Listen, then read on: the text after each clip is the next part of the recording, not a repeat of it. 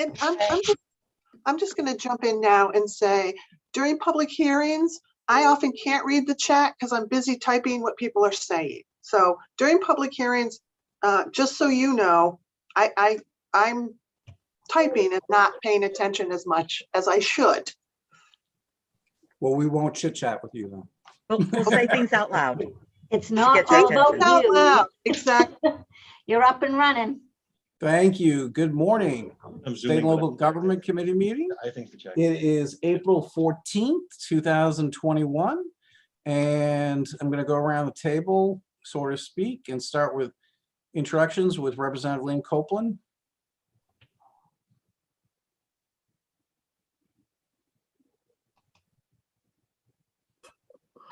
Thank you, Mr. Chair. My name is Lynn Copeland. I represent House District 14, which is coastal and downtown Saco, and I'm honored to represent the fine folks of Saco. Great. Representative Randall Greenwood. Thank you, Mr. Chair. My name is Randall Greenwood. I represent House District 82, which are the towns of Litchfield, Monmouth, and my hometown of Wales in both Androscoggin and Kennebec counties. Great. Representative Kathy Downs. Good morning. Thank you, Mr. Chair. My name is Kathy Downs. I represent District 130, which is Bucksport and Orrington. Thank you. Great. Senator Kimberly Rosen. Thank you, Mr. Chair. I'm Kimberly Rosen, Senate District 8. I have a lot of towns in Hancock County and a lot in Penobscot County, and it goes from Castine through Brewer all the way up to Lincoln, and I live in Bucksport. Great. Representative Donna Dorr. Good morning. I represent District 85, which is a portion of Augusta, which is on both sides of the Kennebec. Thank you. And my co-chair, Representative Ann Matlack. Good morning. I'm Ann Matlack. I represent House District 92, which includes the communities of Cushing, Thomaston, South Thomaston, St. George, Matinicus, Creehaven, and the Muscle Ridge Islands. Great. And I'm Joe Baldacci. I represent Senate District 9, which is the city of Bangor and the town of Herman. And it looks like we have another member. Representative Mark Bryant, you want to introduce yourself? Thank you, Mr. Chair. I'm Representative Mark Bryant. I represent House District 24, part of the town of Wyndham. Welcome all. Welcome. So the first item is going to be LD 755, a public hearing. And then the next item, which will go relatively quickly, I think, and LD 1034 will be the next item. The matter is currently being live streamed by the committee's YouTube channel. That means that anyone who is a participant in the meeting via Zoom can be seen and also heard if their microphone is unmuted. People on the Zoom meeting waiting to testify cannot be seen or heard until they are called upon to speak. This meeting will be recorded and available to view on the committee's YouTube channel soon after this meeting has concluded. If your name on a Zoom square is not the name used to register to testify, it may be a bit of a challenge for us to identify you. The format is new to all of us, and we expect that there will be unforeseen glitches and mistakes, but please be patient. We are doing our best, and we all learn as we go along and hopefully improve along the way. A reminder to members of the committee about the use of the Zoom chat function. This function is not to be used for substantive discussions. You should know that the chat window can be viewed by any person taking part in this meeting as a participant. Participants include members of the committee, staff, and any members of the public during the time they have been promoted to participant for the purpose of providing testimony to the committee. All questions of persons testifying will be made through the chair. For each bill being heard today, I or my co-chair will call on sponsors and co-sponsors to speak first. When called upon, you will be promoted from attendee to participant. After presentation by sponsors and co-sponsors, we will call on members of the public based on how they're registered to testify, for the bill, against the bill, or neither for nor against the bill, but wishing to provide information. When you are called upon, I will ask you to state your name, your place of residence, and the organization you represent, if any. After you are done speaking and there are no more questions from the members, I or my co-chairs will return you to attendee and call upon the next person registered to testify. When you are called upon, please make sure your microphone is not on mute. It would be greatly appreciated if when you are done offering testimony to this committee on the bills scheduled for today, that you exit the Zoom meeting. You may continue to watch the hearing on the committee's YouTube channel. If you need to exit the meeting before being called upon to testify, please be aware that you may submit written testimony at any time by accessing the legislature's testimony submission page. Some final reminders: this meeting is being broadcast and recorded on YouTube. Can also be heard over the legislature's audio broadcast system. Any testimony you submit is public and may be posted on the legislature's website. Other than the sponsors, we've generally limited other speakers to 3 minutes apiece in the interest of time. Again, please keep your microphone muted until you are called upon to speak. Now I will open the hearing on LD 755, an act regarding Monhegan Plantation, presented by Representative Lydia Crafts of Newcastle, Maine. Is Representative Crafts here? She's on her way in. Oh, great.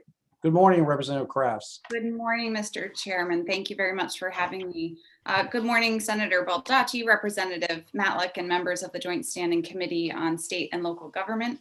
I'm Representative Lydia Crafts and live in Newcastle and represent Bremen, Bristol, Damascotta, Louds, and Monhegan Islands, as well as parts of Noblesboro and South Bristol. I'm here today regarding LD 755, an act regarding Monhegan Plantation. This was drafted as a concept bill. The island community no longer identifies a need for this legislative action. So I would request gratefully that the committee vote ought not to pass and perhaps move directly into a work session. I'm happy to answer any questions. Any questions for Representative Crafts? Okay. Representative Matlack? No questions, but I move that we proceed into work session on this bill. Is there a second? Seconded. It's been moved and seconded. Okay, any further discussion? Seeing none, I would ask Cheryl to call the roll. We need a Motion. we need a motion I'm sorry, with regard yeah, to this okay. bill. Okay, now we're in work session. Thank you. Right. Now, do we have a motion in the work session as to disposition of the bill? I move ought not to pass. Okay, is there a second? Second. There we go. Thank you. It's been moved. Now it's been moved and seconded. And Cheryl, you can call the roll.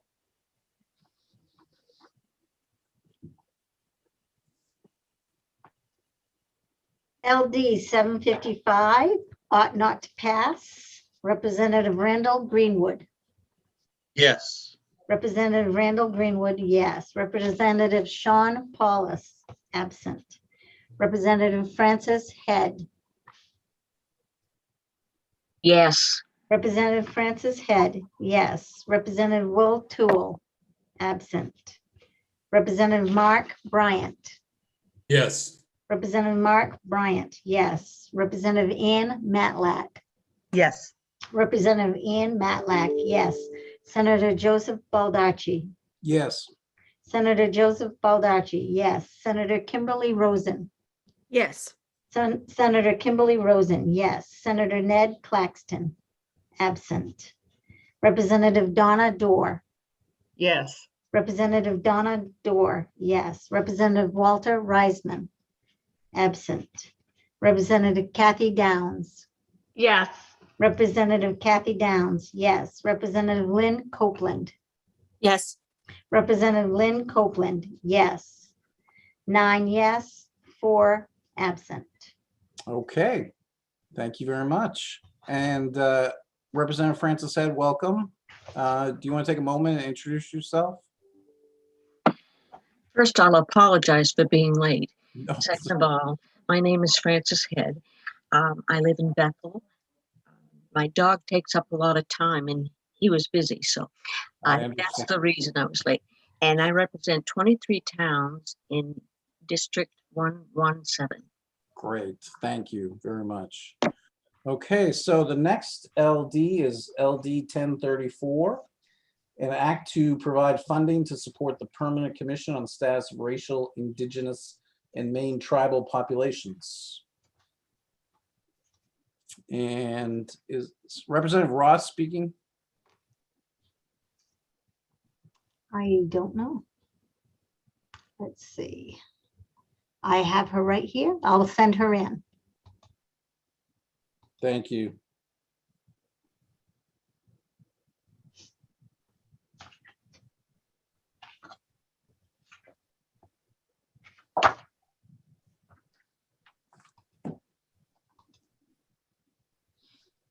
Representative Ross, good morning. Good morning. Go right Thank you ahead. all. Okay, thank you all. Senator Baldacci and Representative Matlack and distinguished members of the Joint Standing Committee on State and Local Government. My name is Rachel Talbot Ross, and I represent House District 40, which serves the neighborhoods on the Portland Peninsula. I come before you today, however, in my role as chair of the Permanent Commission on the Status of Racial, Indigenous, and Maine Tribal Populations. Thank you for the opportunity to testify in favor of LD 1034. The Permanent Commission on the Status of Racial, Indigenous, and Maine Tribal Populations, known as the Permanent Commission, was created by Maine legislature as an independent entity and signed into law in 2019. It is charged with promoting, implementing, and coordinating programs that create and improve opportunities and incorporate the goal of eliminating disparities for historically disadvantaged racial, indigenous, and tribal populations. Simply put, our work is focused on dismantling these structural manifestations of race, racism, and racial injustice for the betterment of our state and for all Mainers. The Permanent Commission is comprised of 15 volunteer members who serve 2-year terms. Members may serve multiple terms. Our specific duties are to carry out research necessary to determine the status of historically disadvantaged racial, indigenous, and tribal populations, including the examination of quantitative and qualitative data regarding employment, housing, education, healthcare, and access to wealth, capital, and benefits. We seek public input by conducting public hearings, forums, conferences, workshops, and other such meetings to obtain information about the needs of and solutions to the problems faced by these populations. We are tasked with informing the public about the presence or absence of opportunities for these populations. We are tasked with promoting and coordinating activities on the state and local levels designed to address the needs of and solutions to the problems faced by these populations. We advise and consult the Chief Justice of the Supreme Judicial Court and other officials of the state and federal government with respect to state and federal policies, programs, and other activities affecting or relating to these historically disadvantaged populations. We are tasked with advising and consulting with the governor and the legislature about and assist them in improving opportunities for these named populations. And finally, we are tasked with submitting to the legislature at the start of each regular session such legislation as the commission determines appropriate for improving opportunities and eliminating disparities for these populations in our state. This work is supported with limited administrative assistance provided by the Maine Department of Labor, along with a research associate sponsored by the Volunteers of America of Northern New England, and most recently, student interns from the University of Southern Maine. The Permanent Commission operates without funding, but is authorized to accept funds from the federal government, the state, and or a political subdivision of the state, individuals, foundations, or corporations. To date, we have issued one report of which you all should have received a copy of, which analyzed legislation that remained active in the 129th legislature for possible impacts on eliminating racial disparities. It was conducted in part in collaboration with 55 Maine state legislators from across political parties. I have attached the report, as I said, to this testimony for your review. This effort took place over several months, with the commission members meeting multiple times each week. You will see that out of 454 bills, a mere 46 were determined, if passed, to have a positive impact. Our key recommendations included the restoration of tribal sovereignty, criminal justice reform, improving access to affordable housing, and educational opportunities, and the adoption of tools to combat public policies that either maintain or continue to perpetuate disparities, just to name a few. Without these tools and investments, we would simply pass the fight for equity and justice on to another generation. Throughout the life of the Permanent Commission, it has become clear to all involved that this is critically necessary work as our nation continues to see African Americans lose their lives to preventable police violence. And the rise in anti-Asian hate crimes has increased by nearly 150%, with anti-immigrant xenophobia rising to levels not seen in the United States since the 1920s. The unnamed, invisible epidemic of missing, murdered, and sexually assaulted Native American women and girls, with rates as high as 10 times the average in certain counties in this country, only adds to the American legacy of white supremacy. With the proliferation of extreme nativist and vigilante, the work of the Permanent Commission is unprecedented. It is both long overdue and timely. And while you will hear from other commissioners this morning about the enormous sense of pride that we share in being part of a diverse group of Mainers that are leading and working together in the fight to dismantle systems of racial oppression, you will also learn how completely overwhelming the experience has been for each of us at times. Given the severe lack of financial and human resources, this can feel like a recipe for failure. While Maine has had one of the lowest rates of COVID-19 in the nation, over the summer, it had the largest racial disparity in cases. Black and African Americans contracted COVID-19 at a rate of more than 20 times that of white Mainers. According to the report, The State of Poverty in Maine 2021, released by Maine Equal Justice.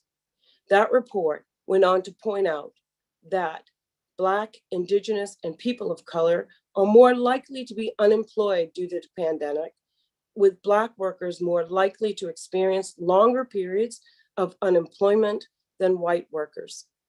At the same time, workers of color are less likely than white workers to receive unemployment benefits for which they qualify. Other data shows in 2018, 37% of Black or African American Mainers lived below the poverty line as compared to 11.6% of white Mainers. So 37% versus 11.6. That figure is 34% for Native Americans and 21% for Hispanics or Latinos.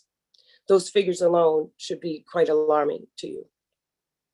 And while approximately 15% of white children in Maine live in poverty, that rate is 44%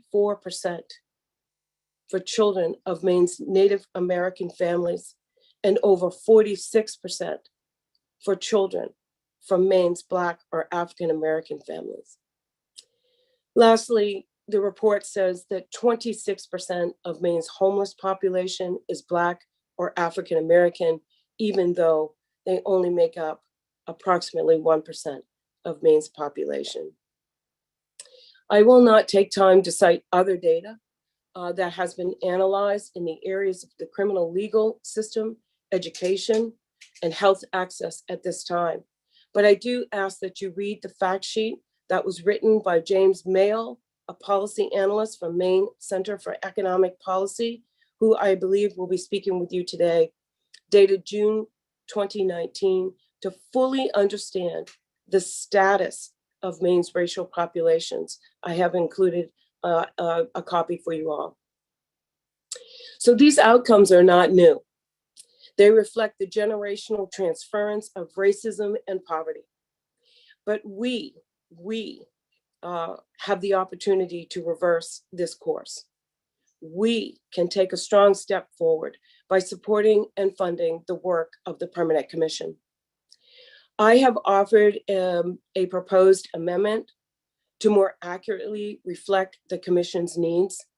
I can walk you through it as it reflects a significant increase in funding, while I point out that our initial request was prepared prior to creating an organizational work plan or understanding the totality of the socio and economic and healthcare impact of the pandemic and the lack of federal funds that went specifically to these communities to directly address racial disparities.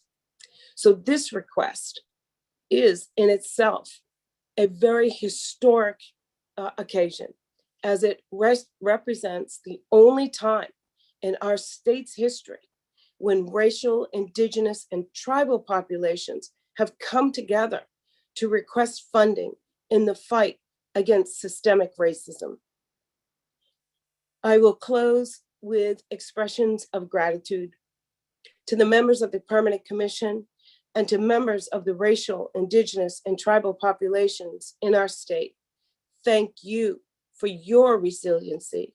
Thank you for your unwavering dedication to the pursuit of freedom, self-determination, and justice for all.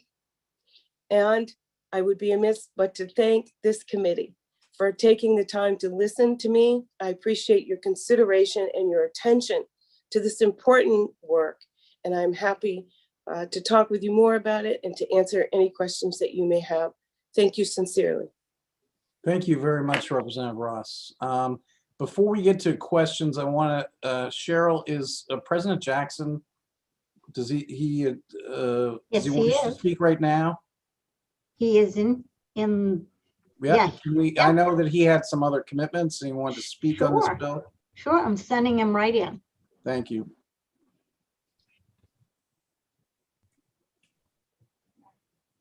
Mr. President, thank you for joining us. Thank you, Senator Baldacci. I appreciate that, and to the committee, and I certainly want to thank Representative Talbot Ross. Obviously, your questions to her are obviously very important.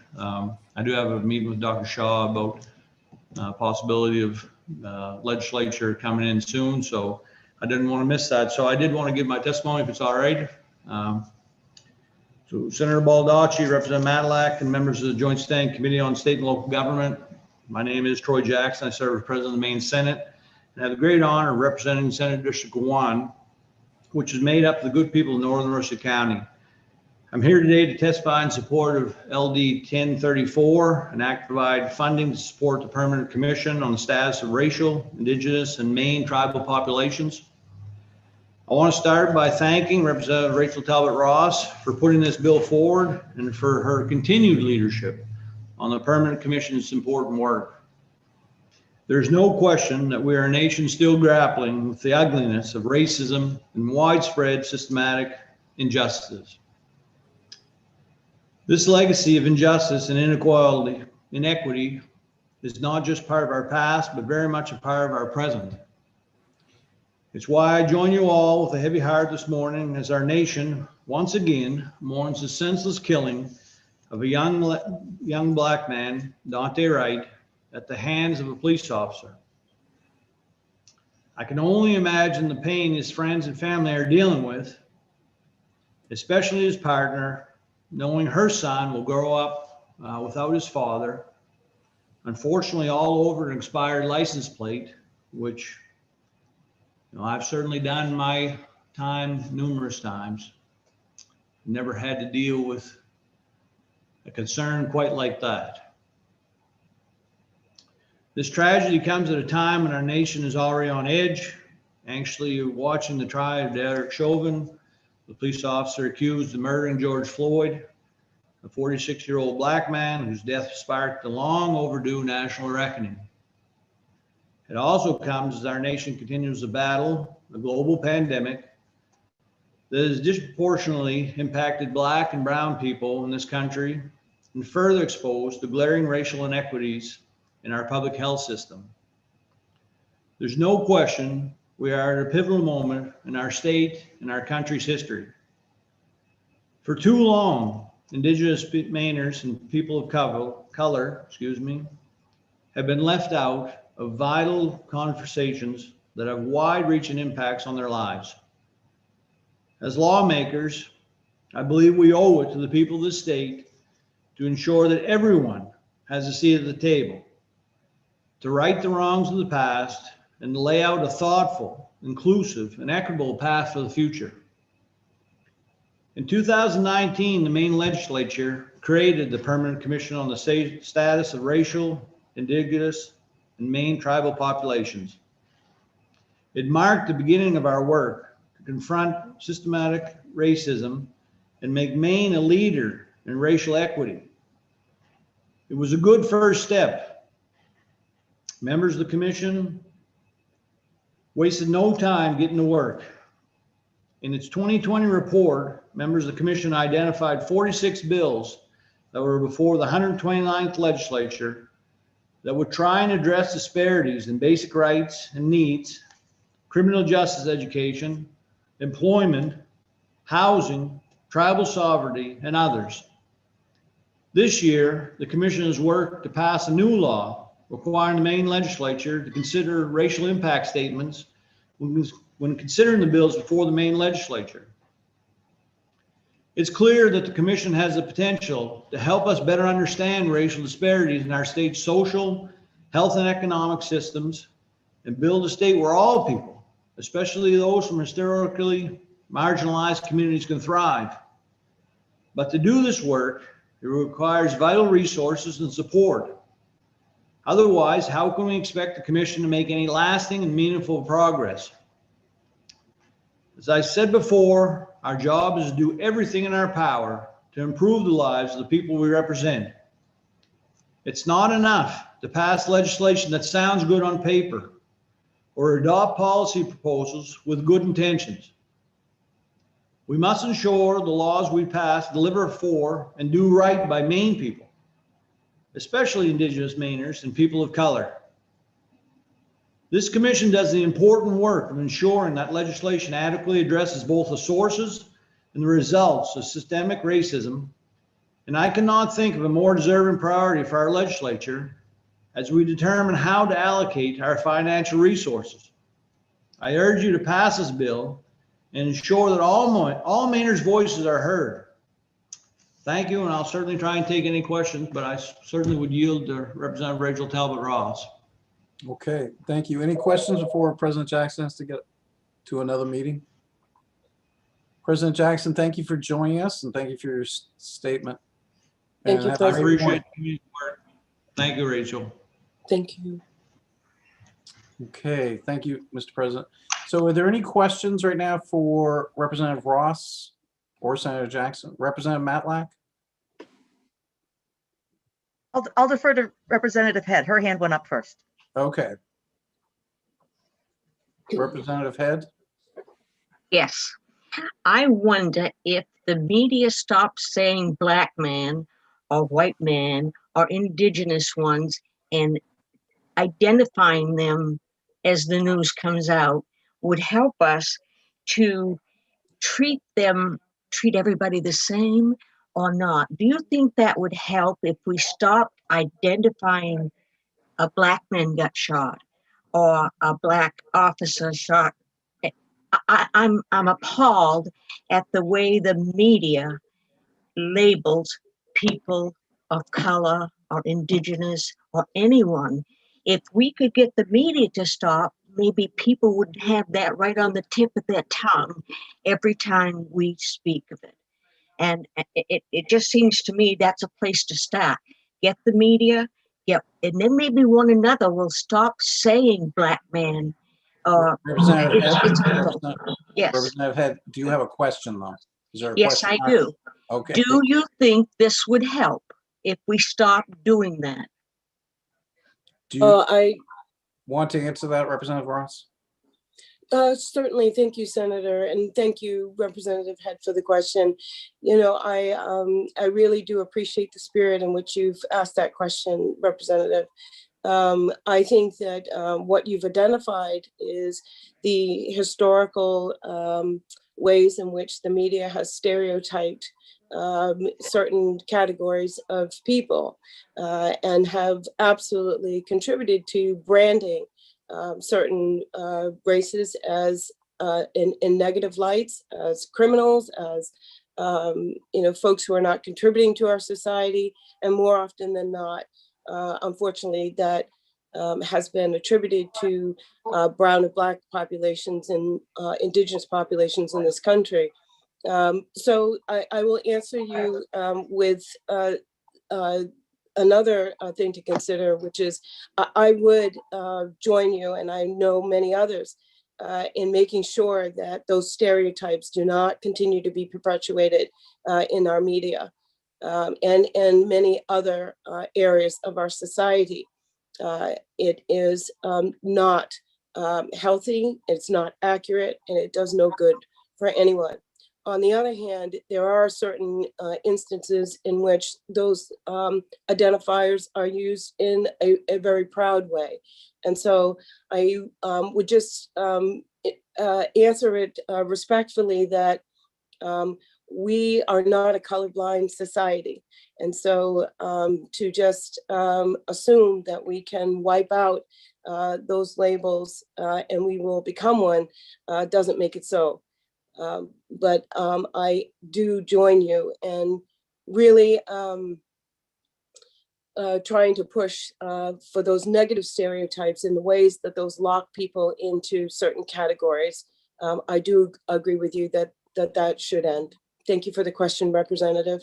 Thank you for your answer. And I do understand that the freedom of speech would come into play here. But I still think that the media plays such a big part in these issues that it just, they should stop, period. I agree, Representative. Thank you. Representative Matlack, you have your hand up. Yes, sir. Thank you, Mr. Chair. And welcome back to State and Local Government, Representative Talbot Ross. Thank you. To get to the nuts and bolts, I understand there's an amendment to this bill. Would you like to bring that, discuss that with us this morning, or would you prefer to wait for a work session? Representative, thank you so much for the question. I will defer to the committee. It is a rather long amendment. I'm not sure how many folks you have testifying today. I can present it or wait for the work session, give you your committee some time to look it over. But I respectfully defer to the committee. Yeah, I think that I appreciate that. We do have a number of people that wish to speak, so I think we should. I think you've sent us the amendment to review, and we can review it, and then we will discuss it in detail at the work session. But I think today I just want to let everybody say their piece, if that's okay. Oh, I totally agree. I would love to have other folks be able to weigh in on this issue. Thank you. So I also thank you, Representative Ross. Representative Paulus, you're joining us. Do you want to introduce yourself? Thank you, Mr. Chair. Representative Sean Paulus, represent House District 52, which is all the city of Bath. It's great to see everyone here today. Thank you. Okay, so Cheryl, do you want to bring in the first three people in favor? Want to bring them three at a time? Yes, I will. Do you want me just to, as 3 go by, bring in 3 more? Would you like me Yeah. to do that way? Okay. Yeah. I will do that.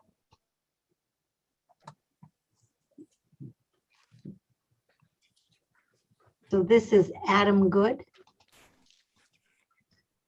Anna Brewer,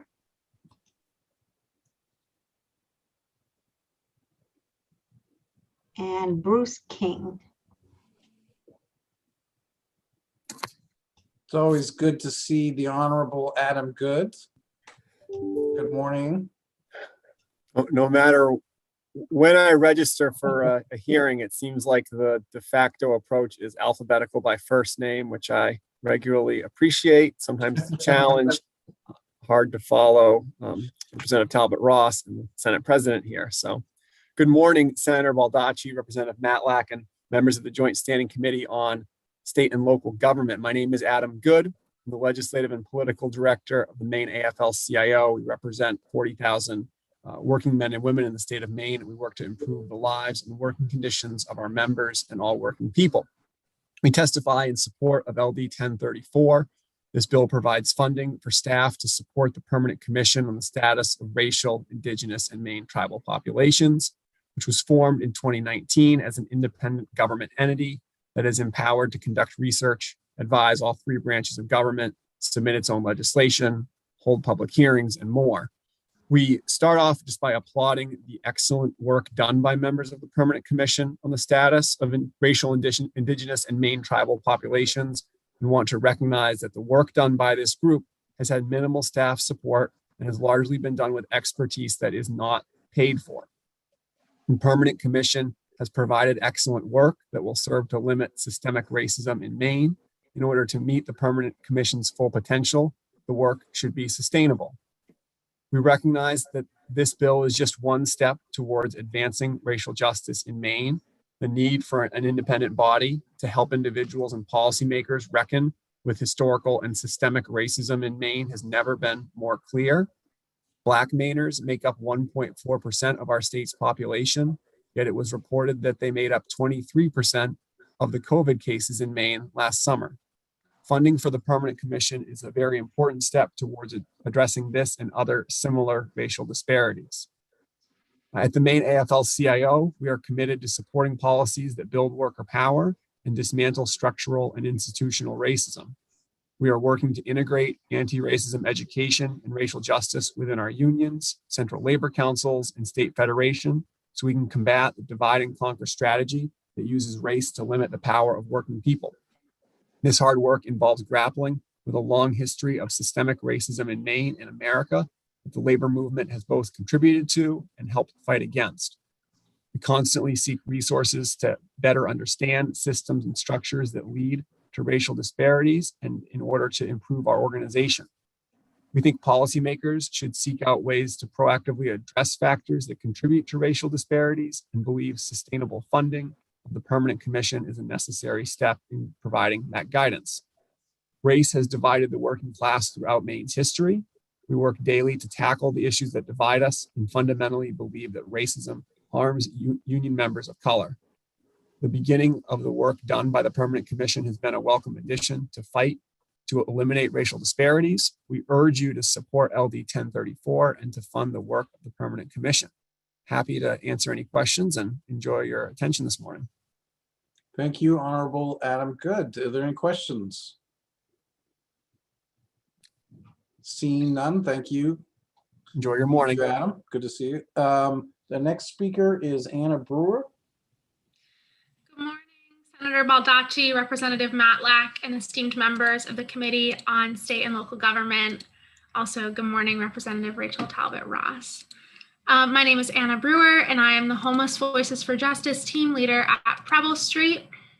I am here to testify on behalf of Preble Street in support of LD 1034, an act to provide funding to support the Permanent Commission on the Status of Racial, Indigenous, and Maine Tribal Populations. For those of you who don't know, Preble Street is a human services organization that operates programs throughout the state of Maine. We provide low barrier services that empower people experiencing problems with homelessness, housing, hunger, and poverty, and we advocate for solutions to these problems. At Preble Street, we know that we cannot be doing anti-poverty work if we are not also engaged in anti-racism work. Housing insecurity and homelessness exist today in part due to our country's legacy of racist housing policies. In every state, African Americans are more likely to experience homelessness than white people. And while Maine is one of the whitest states in the nation, we are not exempt from the disproportionate racial impacts on homelessness. Recent demographic data from 10 Preble Street programs corroborate this inequity and show that a high percentage of people of color access Preble Street services. On average, 22% of individuals needing to access Preble Street programs are Black, Indigenous, or people of color, a large percentage compared with the actual percentage of Black, Indigenous, and people of color in Maine. 38% of people who use Preble Street's quarantine shelter, people who are COVID positive or awaiting results of a COVID test, are Black, Indigenous, and people of color. At Preble Street's small specialized youth shelter, 37% of the people using the shelter identify as people of color. Lastly, in one of our casework programs, anti-trafficking services, 25% of the clients we serve are people of color. I'm sharing these statistics because they are one example of why the Permanent Commission on the Status of Racial, Indigenous, and Maine tribal populations is so vitally important. The need for an independent government entity such as this has never been clearer. The Permanent Commission has the potential to assist policymakers and the public in better understanding and proactively addressing the underlying factors that contribute to racial disparities such as these. However, without funding, the Permanent Commission's important work of addressing racism in Maine will be severely limited due to capacity. This will harm all Mainers, but it will harm Mainers of color disproportionately. We know that budgets speak. Budgets communicate what we believe has value. Our state must use the power of funding to affirm the vital importance of the Permanent Commission on the Status of Racial, Indigenous, and Maine tribal populations. This legislation will provide the Permanent Commission with the funding necessary to secure the dedicated staffing and administrative support needed to continue this work and pursue its imperative mission. If we are serious about dismantling racism in our state, we must vote to pass this bill and support the work of the Permanent Commission. Thank you. Thank you very much, Anna. Any questions for Ms. Brewer? Seeing none, I go to Bruce King, be our next speaker. Hi, good morning, Senator Baldacci, Representative Matlick, and the honorable members of the Joint Standing Commission on State and Local Government. My name is Bruce King, and I have the honor of serving as a commissioner on the Permanent Commission for the Status of Racial, Indigenous, Tribal Populations, and I am testifying in support of LD 1034 on behalf, essentially representing an impacted, disproportionately impacted minority community. I'm a second-generation Mexican-American who has experienced incarceration, and I feel honored to have the position that I do. I serve as a member of our committee around public engagement. And, you know, I didn't write anything because the majority of people that I represent do not write their testimony. Very few testify, very few have access to these sorts of, you know, forums. They can they can participate as they so desire, but there is a learning curve. And those are many of the people that we represent who are disproportionately impacted by the policies or lack thereof by state and local government. And what we've been tasked with as a committee is to bring forward those voices, make space for those voices, and bring them forward to the legislature as well as other components of government in order to pursue better outcomes. And those outcomes really do impact people in ways that aren't always communicated. So we are trying to seek the best information that we can possibly get. And that information is qualitative and quantitative, and it requires staffing. It requires it requires public engagement. It requires promotion of our forums. It requires a great deal of planning, time, and effort. And we have been working, you know, we've been working pro bono, as you know, as we are honored to do. But in order to fully meet our goal, we do need to develop an infrastructure that's going to be able to reach out to communities that have historically not been heard from adequately and engaged adequately, and have disproportionately been impacted, as has been pointed out, by policing, but also, as was also mentioned, by COVID, as well as economic disparities that we see across racial and tribal indigenous lines. We're also seeing huge employment barriers, barriers to engaging housing, and generally harmful results due to not being properly heard. And so that's what we're tasked with. And we do require a budget in order to do that adequately. So I will just simply close by saying, I do hope that you choose to fund this, fund our commission. We are trying to change the way government interacts with various communities. And it's not a light lift. And we put in a lot of time and effort, and we hope that we can have the support of the legislature in doing so. Thank you. Thank you, Mr. King. Any questions for Mr. King? Seeing none, thank you, Mr. King, for your service. Our next speaker is Dee Clark. Good morning, Ms. Clark. Morning, Senator Baldacci, Representative Matlack, and honorable members of the Joint Standing Committee on State and Local Government. My name is Dee Clark in Portland, Maine. I am testifying in support of LD 1034 on behalf of the Permanent Commission as an Indigenous African-American woman who has lived experience with homelessness and housing insecurity. I've submitted written testimony. I would just like to say the work we do at the Permanent Commission is the first real purposeful effort the state of Maine has had that includes the lived experience of Indigenous Black people and of color and African Americans and our tribal sisters and brothers. In guiding policy, in guiding you policymakers to create policy that actually has a positive effect for the state and all the people. I hope you will vote ought to pass on LD 1034. Thank you for your opportunity to speak. Thank you very much. Any questions for Ms. Clark? Seeing none, thank you. And our next speaker is Desti Holman Sprague. Good morning, Ms. Sprague. Nice to see you. Good morning, Senator Baldacci, Representative Matlack, and members of the Joint Standing Committee. I join you today from the Maine Women's Lobby. For over 40 years, the Women's Lobby has advocated for public policy increasing the health, wellness, safety, and economic security of Maine women and girls, with a focus on the most marginalized populations and communities. We're here today in support of 1034 and thank Representative Talbot Ross for sponsoring this important bill. Our organization prioritizes gender equitable public policy, and we know that gender equity is inextricably linked with racial equity. Black, brown, Indigenous, or any other women of color experience more harmful outcomes from a range of public policies than white women or the population as a whole. Just one example from our 2020 roadmap shows that Black women in Maine make on average 66 cents for every dollar that a white man makes, while white women make 83 cents.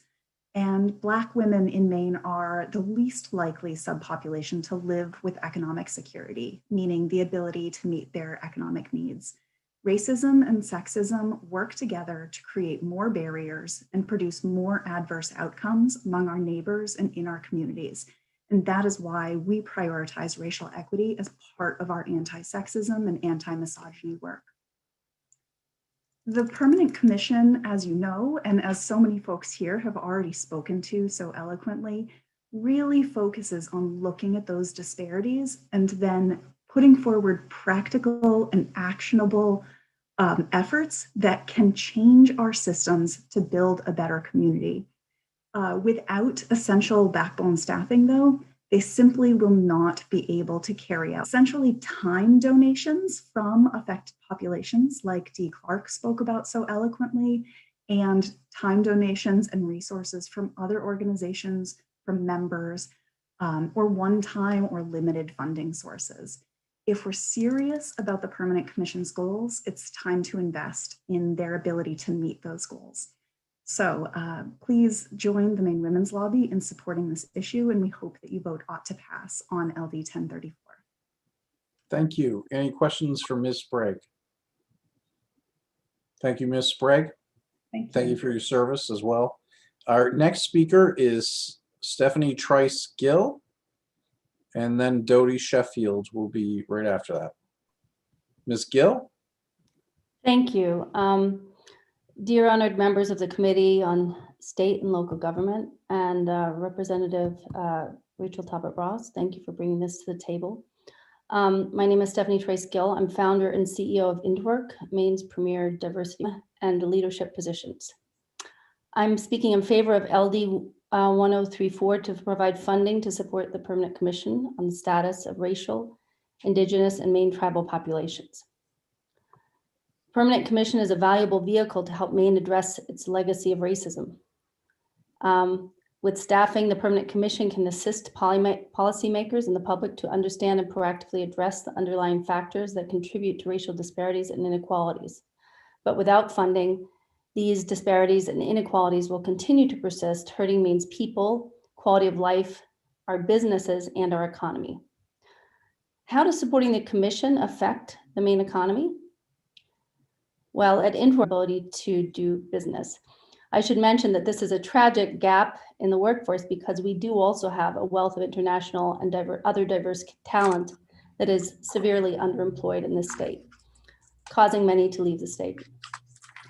One prominent barrier to attracting talent and keeping talent in Maine is our state's longtime practice of labeling newcomers as from away. This does indeed push people away, particularly people who are of color and religious minorities who, even after years of living and paying taxes here, are still seen as from away. The Maine expression is rooted in a deep xenophobic tradition that drives many potential businesses and potential residents away, indeed. Nationally, there is a shortage of openings. So when Maine employers try to compete with other states of work and many years of efforts, one very real barrier is that particularly people of color than other states are. In trying to help employers recruit and retain talent, I've witnessed how this hurts Mainers and hurts the Maine economy time and time again. A fully funded commission would provide recommendations to inform current and future legislators on how to develop legislation that will combat and eliminate racial disparities in Maine and help build new traditions of equity, welcoming, and inclusion. Therefore, I ask you to support LD 1034 that will fund the Permanent Commission and help Maine for them to be able to call this state their own. Thank you very much. Thank you. Any questions for Ms. Gill? Seeing none. Thank you, Ms. Gill. And our next speaker is Ms. Sheffield. Good morning. Good morning, and honorable members of the Joint Standing Committee on State and Local Government. My name is Dodie Sheffield. I'm a retired today to share a testimony submitted by Carter Friend to this committee on behalf of the Anti-Racist Policy Committee of the Hope Gateway Church in Portland. The Permanent Commission on the Status of Racial, Indigenous, and Maine tribal population, state and local communities. The events of the past year have brought national focus on the deep and long-standing systemic racism that exists in of oppression has created deep disparities in the lives of racial, Indigenous, and tribal populations compared to their white counterparts. A recent and vivid example of this is the disproportionate rate at which Black people have experienced COVID in Maine during the pandemic. To eliminate systemic racism, we must understand policies and practices to change them. The commission has been created to do temporary staffing. The commission analyzed hundreds of bills that remained before the 129th legislature, and in 2020 issued its first that report are being considered by the current legislature. It is imperative that this essential work receive the resources it needs to be successful. The work is complex and requires resources to support, as well as staff support and stipends for commissioners. In other words, the resources that are necessary for the commission to carry out its mandate of examining racial disparities across all systems and working at improving the status and outcomes for the historically disadvantaged racial, indigenous, and tribal, and take this important step to eliminate systemic racism. Thank you. Thank you very much. Any questions for Ms. Sheffield? Okay, thank you, Ms. Sheffield. Our next speaker is Joby Thoy. You're gonna have to help me a little bit, Joby, with the pronunciation. I don't want to Thoyel. It's Thoyle. Thoyle. Okay. Well, welcome to State and Local Government, and you have the floor. Thank you very much. Good morning, Senator Baldacci, Representative Matlack, and members of the Joint Standing Committee on State and Local Government. My name is Joby Thoyle, and I am a senior policy advocate with Maine Equal Justice, a nonprofit legal aid organization working to increase economic security, opportunity, and equity for people in Maine. I also have the honor of serving as a commissioner on the Permanent Commission. I am representing an organization with expertise in legal and policy matters related to public assistance that assists individuals with low incomes. I also serve on the Commission's legislative subcommittee, and I help to coordinate the Maine Coalition. The Permanent Commission is an independent government entity that is made up of a diverse group of 15 Mainers, each of whom brings a combination of expertise through their lived experience, their professional backgrounds, or a combination of both. Commissioners are appointed by the governor, the president of the Maine Senate, and the Speaker of the Maine House. The work of the commission can be divided into three pillars: advisory to the three branches of government, furthering research, data, collection, and analysis, and public education and engagement. The Permanent Commission received a very small $500 allocation for 2020, and it receives very limited administrative support from the Department of Labor. Since it first got that first allocation, Governor Mills provided the commission with a one-time amount of $50,000 from her discretionary fund, and the commission has received a small philanthropic grant. We also as well as support from a graduate intern. In the summer of 2020, we had temporary support from legislative caucus staff. While we are grateful for all of these resources, they have frankly not been sufficient in supporting the work of the commission. And they represent a patchwork of mostly one-time or temporary resources that came together in an unpredictable manner. That is why the commission submitted this bill requesting sustainable funding to hire staff and to fully fund the vitally important work that falls within the scope of this commission. And indeed, the scope of voices which have created a system that disadvantages people of color and ultimately holds us all back. Centuries of discrimination can't be undone overnight. That is precisely why the commission was established as a permanent commission. But the potential scope of what we're authorized to do is much, much larger. For example, statute allows us to be responsive to new needs as they arise. Take the events of 2020, both the COVID-19 pandemic and the protests over police killings of Black people like George Floyd, Breonna Taylor, and Ahmaud Arbery, which opened the eyes of many in Maine to just how pervasive and harmful systemic racism is in our society. In response to this, as you've heard the commission respond, you've heard enough about that process and what we were able to produce. The report we produced recommended a list of bills, many of which have been reintroduced and modified based on recommendations within the report. Since that work, we've utilized some of our limited funds to engage in the work planning process, which you've also heard about. And that process has only revealed to us just how much more we should be doing as a commission, how we can better advise the legislative branch, the executive branch, the judicial branch. We just realized we have a lot more that we really should be doing to do this work justice. We've been excited to see that on top of that, legislators have proposed bills directing the commission to investigate certain topics. And we are eager to take on some of that work, but we also know from experience that we will not be able to do so without significantly more resources. The volunteer members of the commission have been able to accomplish a lot in a short time, but our time only made possible through the temporary assistance of legislative staff. The governor and the legislature have referenced the work of the commission and pointed to it as an important tool in addressing racial disparities in our state. Disparities across systems in Maine, and that the state has not previously invested in more equitable Maine.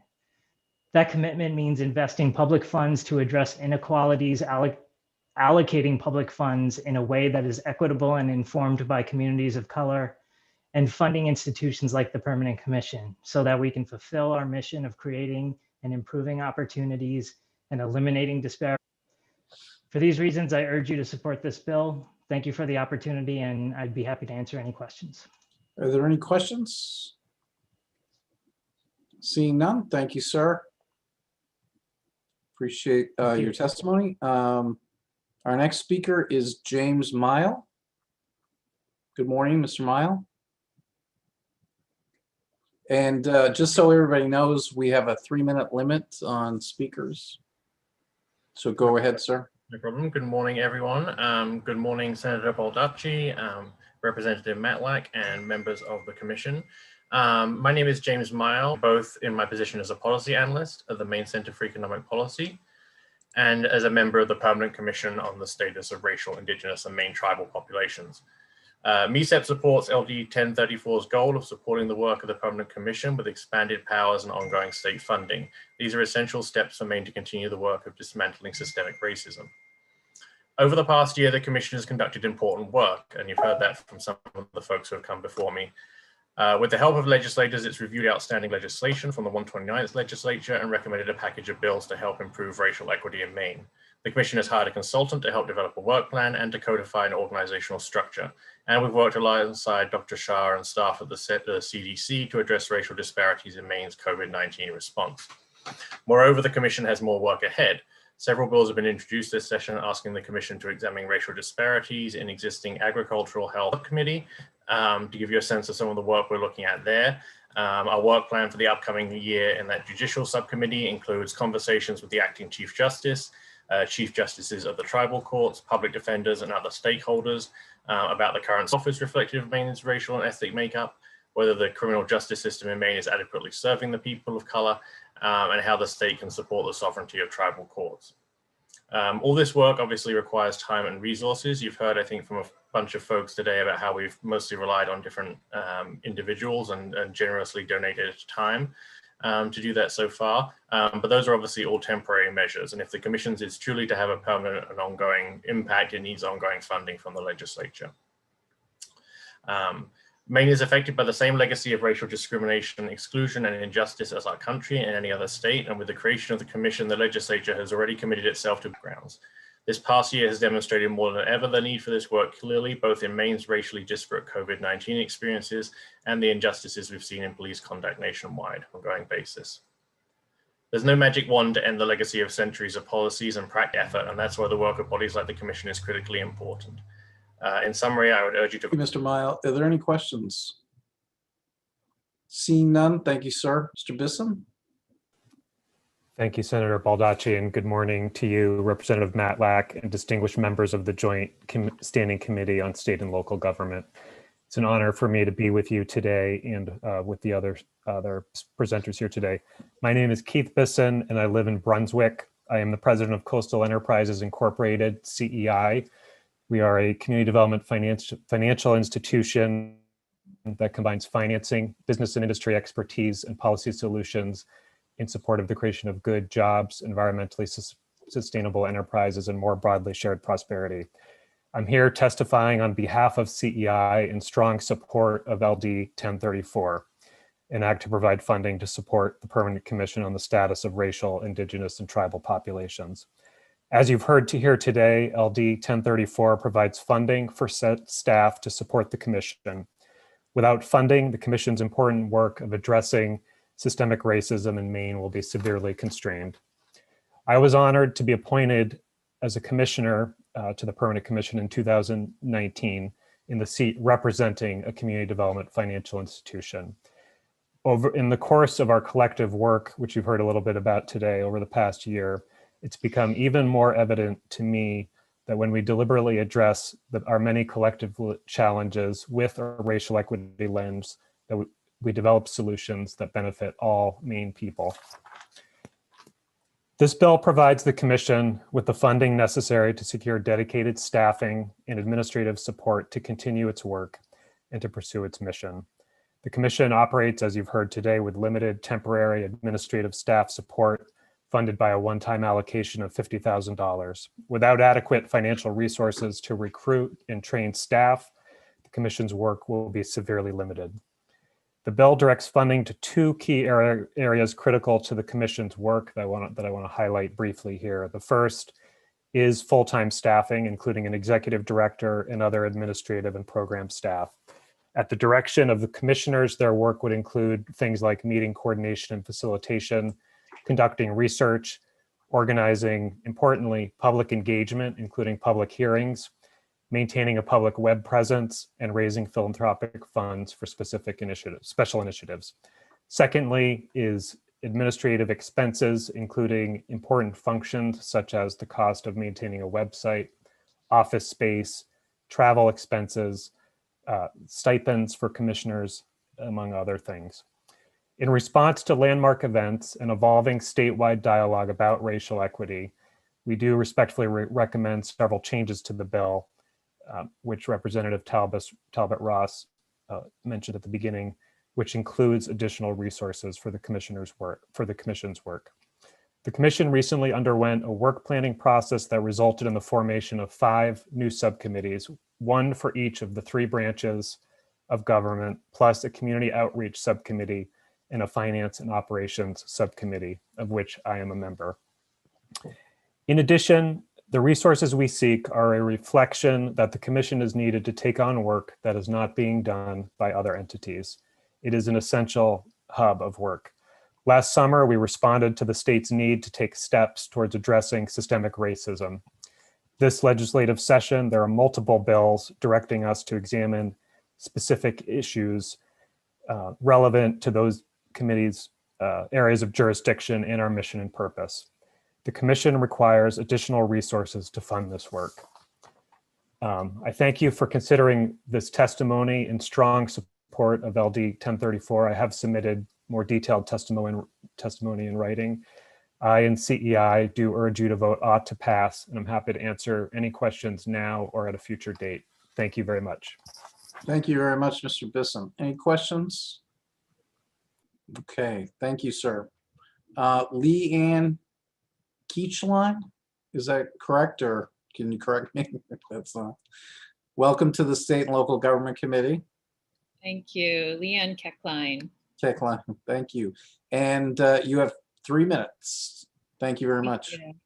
Thank you, Senator Baldacci, Representative Matlock, and members of the committee. I'm Leanne Keckline of the Restorative Justice Project, Maine. I live in Wiscasset, and I thank you for the opportunity to voice my support today for LD 1034. We can build houses of cards, or we can build permanent structures with strength, digging down first, unearthing our history, and then from there, building a solid foundation. It's on that firmer foundation that we can confidently begin to build. And in Maine, we believe in building things to last. Establishing the Permanent Commission was a vital step in building that foundation and building a house we can be proud of. This commission needs funding to support evidence-based work. It needs both breadth of viewpoint and depth over time, thoughtful work by experts in a variety of fields and by those with lived experience as Indigenous, Black, and people of color here in Maine. This commission is valuable both in its independence from branches of government and from political party. The funding for this commission will pay for full-time staffing and administrative expenses, which are the very basics of any administrative body or organization. The Permanent Commission has worked hard in its first year and has had some success, notably the passage of LD2 requiring racial impact statements.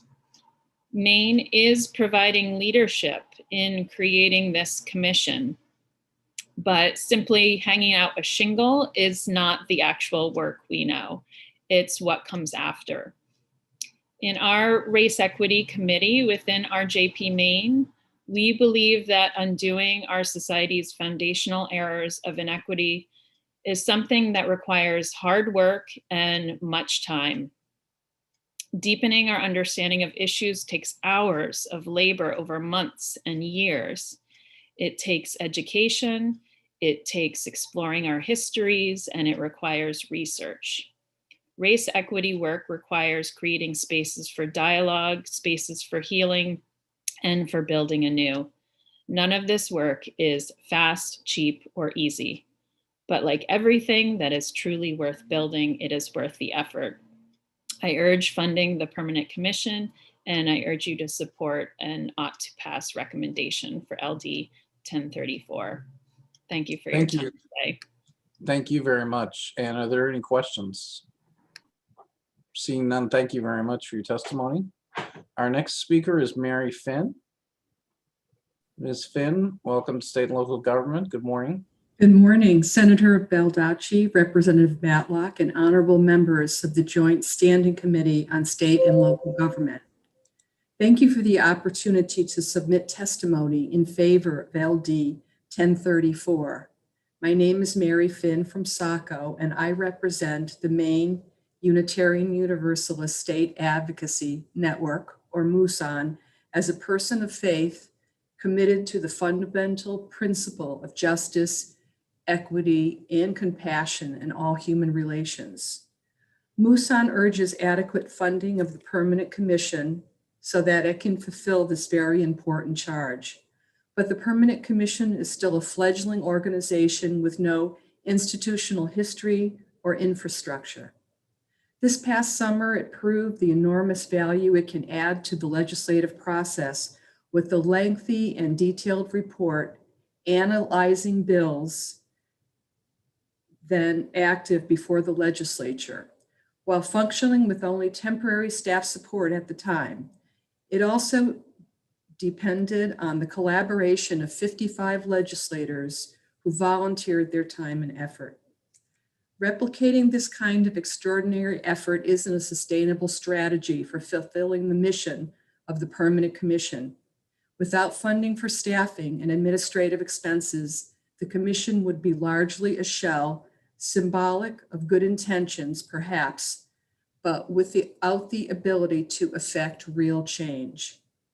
In bills pending before this legislature, the Permanent Commission is already being asked to study policies on agriculture, land access, and financing as they impact our African American and Indigenous farmers, to study and propose solutions for disparities in access to prenatal care in the state, and to examine restorative justice.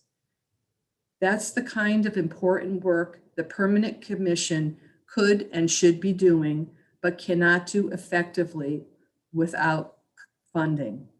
If we are serious about dismantling racism and other oppressions that have harmed racial, indigenous, and tribal populations in our state, we must properly fund this commission. Thank you, Mary Finn.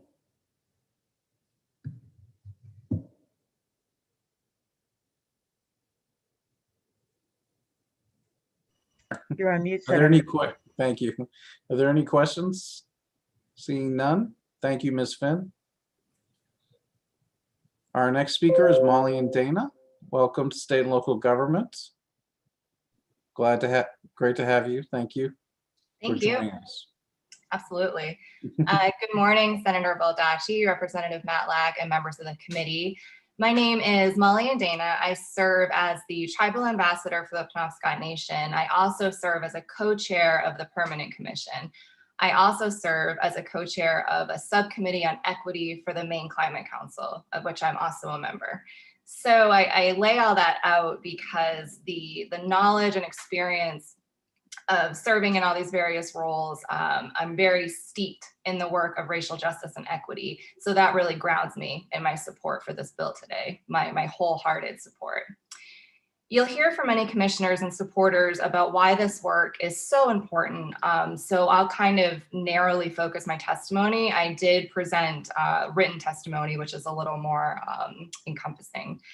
So I will focus on the tribal sovereignty aspects of the work of the Permanent Commission.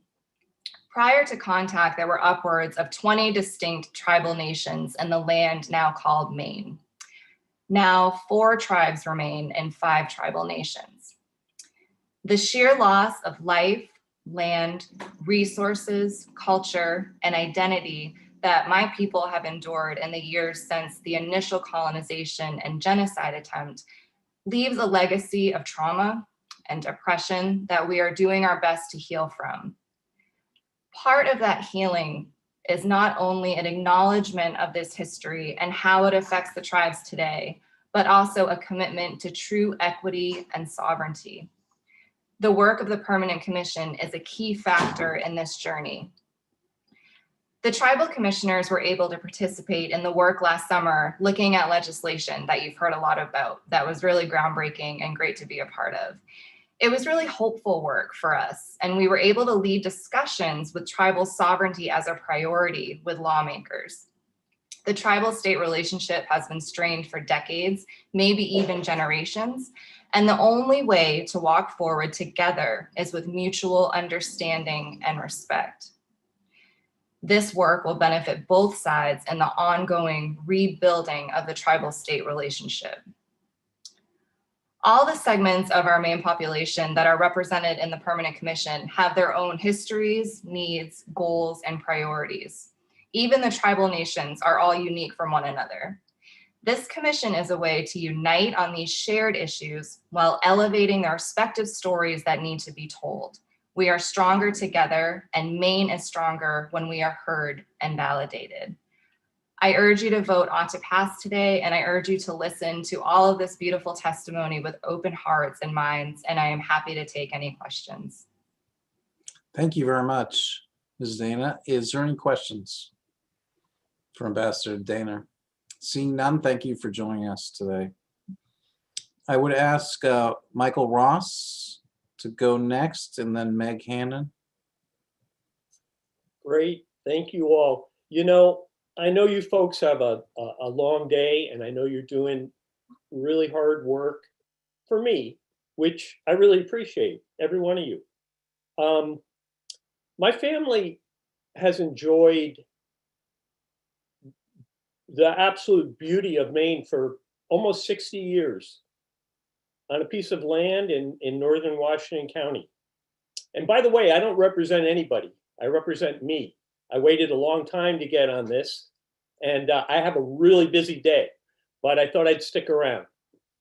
My family has enjoyed that land, and that land hasn't changed very much in the 60 years.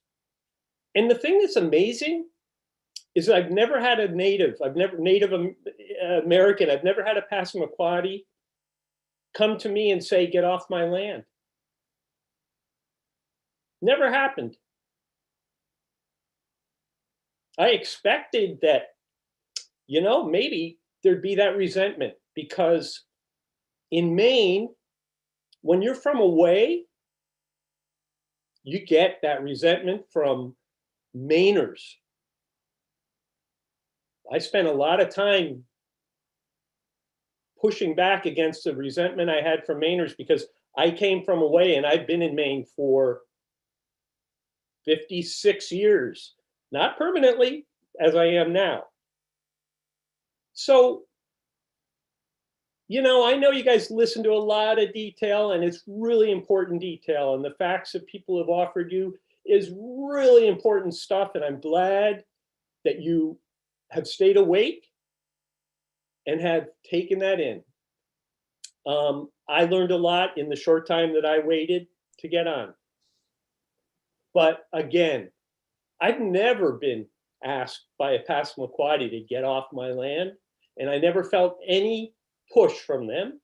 But I've watched in 60 years to see that the tribe has been in the same state of poverty in Princeton, next to Princeton, for all those years.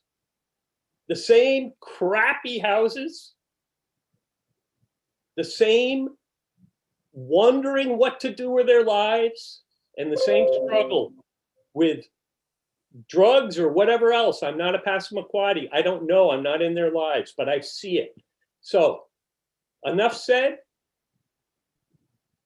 Give some consideration. We aren't asking that much. You know, support LD 1034. I have to look at the numbers because I don't even know them. I don't need to. You need to support this work. It's not going to kill anybody. And it actually might make somebody's lives better. So thank you very, very, very much. I really and truly respect what you guys do and that I could give my feelings to you. And I urge you, as the previous speaker just said, keep your hearts and keep your ears and keep your eyes open, because this is real stuff and it really matters to people. Thank you so much. Thank you very much, Mr. Ross. Any questions for Mr. Ross? Seeing none, thank you, sir, for your time. Thank you. And our next speaker is Meg Hannon. Welcome. Good morning. Good morning, Senator Baldacci, Representative Matlack, ladies and gentlemen of the Joint Committee on State and Local Government. I am Megan Hannon. I'm the Executive Director of Maine Community Action Partnership, and we support LD 1034. For more than 50 years, community action has served as a dynamic and community-based force in addressing the causes and conditions of poverty throughout Maine and the country. Our 10 community action agencies deliver programs and services for people with low and moderate income, including the Home Energy Assistance Program, commonly known as HEAP or LIHEAP, Workforce Development, the Current Rental Relief Program, Head Start, and more. Larger community action agencies can provide up to 200 separate programs. Smaller generally are able to provide 25 to 30. Equity in health, education, and economic opportunity is a keystone of our mission and work. We are focused on ending the systems and policies that allow or even encourage racist outcomes. This bill allots about $1 million to staff the Permanent Commission, which we fully support as far as it goes. Just noticing the number of bills in this session requiring the commission to study something so soon after the creation of the commission shows that the staff and commissioners have a good job ahead of them. Making real, lasting, and necessary change is not easy. It's not fast, and it's not for the faint of heart. Systemic racism did not happen quickly, and it cannot be dismantled quickly. The coronavirus pandemic did not cause racial and ethnic disparities in health, economic opportunities, or social structure in our state. But for many people, it was the first time the issue came to light. The Commission's duties and powers, which include carrying out research to determine the status of historically disadvantaged racial, indigenous, and tribal populations, including the study of income levels and opportunities available to historically disadvantaged populations, and the examination of qualitative and quantitative data associated with those populations regarding business ownership, household assets, debts and income, housing, employment, education, healthcare, access to wealth, capital, and benefits. All of these are things that community action agencies help Mainers to attain. And seeking public input. This is a lot of work, and that's only a piece of it. We cannot expect the commissioners or their staff to do what we are asking them to do without appropriate funding. Please support LD 1034 to ensure they are able to carry out their work. I'm happy to answer any questions that you have. Thank you, Ms. Hannon, and thank you for your service. Are there any questions for Ms. Hannon? Seeing none, thank you. Our next speaker is Megan Sway. Good morning, Ms. Sway. You have the floor for 3 minutes. Thank you. Thank you. Senator Baldacci, Representative Matlack, and members of the committee, good morning. My name is Megan Sway, and I'm Policy Director for the ACLU of Maine. On behalf of the ACLU, I'm here to urge you to support this legislation. I submitted testimony, but a lot of what I've said has already been said, and I don't want to waste your time. And so what I will say is that I really appreciated Ambassador Dana's history of her people. And for me, what I can speak to is the history of the legislative work on this issue. The ACLU is really proud to be part of a large coalition of folks who supported the creation of the Permanent Commission 2 years ago. And we did this because there was no governmental body that was tasked with looking at all of the different ways in which historically disadvantaged racial and ethnic populations in the state have been affected by our policies. And so we were very proud to support that work. And then we were proud to support LD2, which this committee took a giant step forward in racial equity this year in supporting that legislation and making sure it got to the floor. And now we're here to urge you to take another step, because this work, as others have said, is never done. It is long, it is arduous, and it requires constant commitment. And so what I have appreciated about this committee is its commitment to doing the work. And I urge you to continue that commitment by supporting this legislation. Thank you so much. Have a great day. Thank you, Ms. Sway. Are there any questions for Ms. Sway? Seeing none, thank you very much for your time and your testimony. Our next speaker is Nicole Clegg. Good morning, Ms. Clegg. Good morning. Welcome to State and Local Government, and you have 3 minutes. Thank you. And this is the second time, I think, in a week that I've followed Megan, who has done a very nice job of capturing all of the points that I wanted to make. So again, good morning, Senator Baldacci, Representative Matlack, and members of the Joint Standing Committee on State and Local Government. My name is Nicole Clegg, and I serve as the Senior Vice President of Public Affairs at Planned Parenthood Northern New England. And I'm pleased to submit testimony in support of LD 1034. I'll try to just quickly summarize the points that I make in my testimony, because you've heard much of what I've written from other people. But we are a mission-driven healthcare provider, and we fundamentally believe everyone should be able to get affordable, high-quality sexual and reproductive healthcare in their communities, no matter where they live or how much money they make. And we advocate for policies that help make that vision a reality.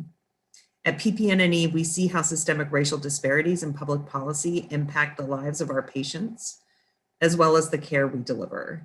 We have witnessed firsthand how policies can disproportionately impact communities of color, leading to starkly different health outcomes.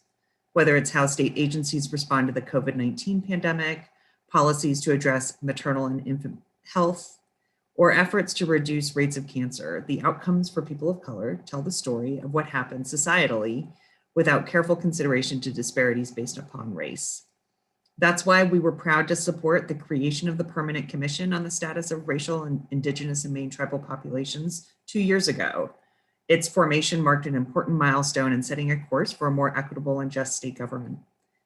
Yet, for the commission to fully realize its purpose, it needs to be adequately staffed and resourced to conduct the important work it has been charged to execute.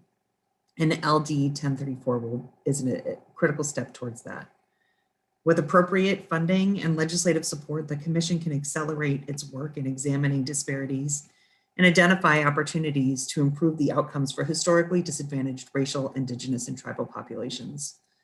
Work that is important to the people of Maine and fundamental to the mission of the commission. Racial disparities are the result of complex sets of factors, including socioeconomic disadvantages, resource allocation, and biased decision-making. That's why this legislation is so key. Now is the time for us to take the next step and provide sustained funding for the commission. This bill will enable it to fulfill its purview. And like many before me, that's why we support LD 1034 and urge the committee to join us in that support.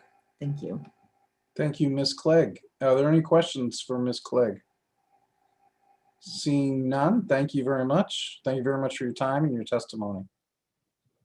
And our next speaker is Richard Hooks Wayman.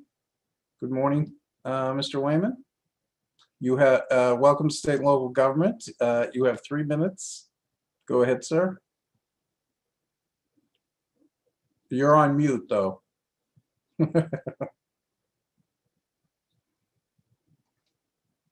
There we go. Now you have 3 minutes. Go ahead.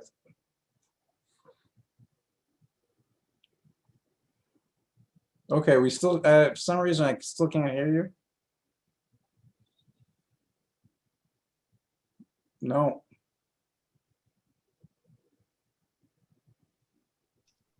I have you on the telephone if you want to use your phone while we can see your face. Yeah, that would be, can you use your phone while we, you have to take it off mute.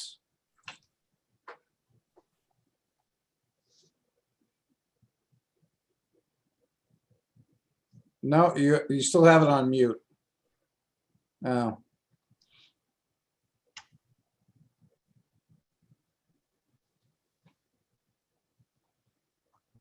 Oh, he disappeared. Maybe he's going to try to get back on. I'll bring somebody else in if that's okay. Yeah, yeah, we only have a couple more speakers anyway. You might as well bring in Whitney Parrish and Sarah Maddox if they're here. And then, Richard, yeah, and I have a Richard couple more Phillips. after that too. Okay, great. Yeah.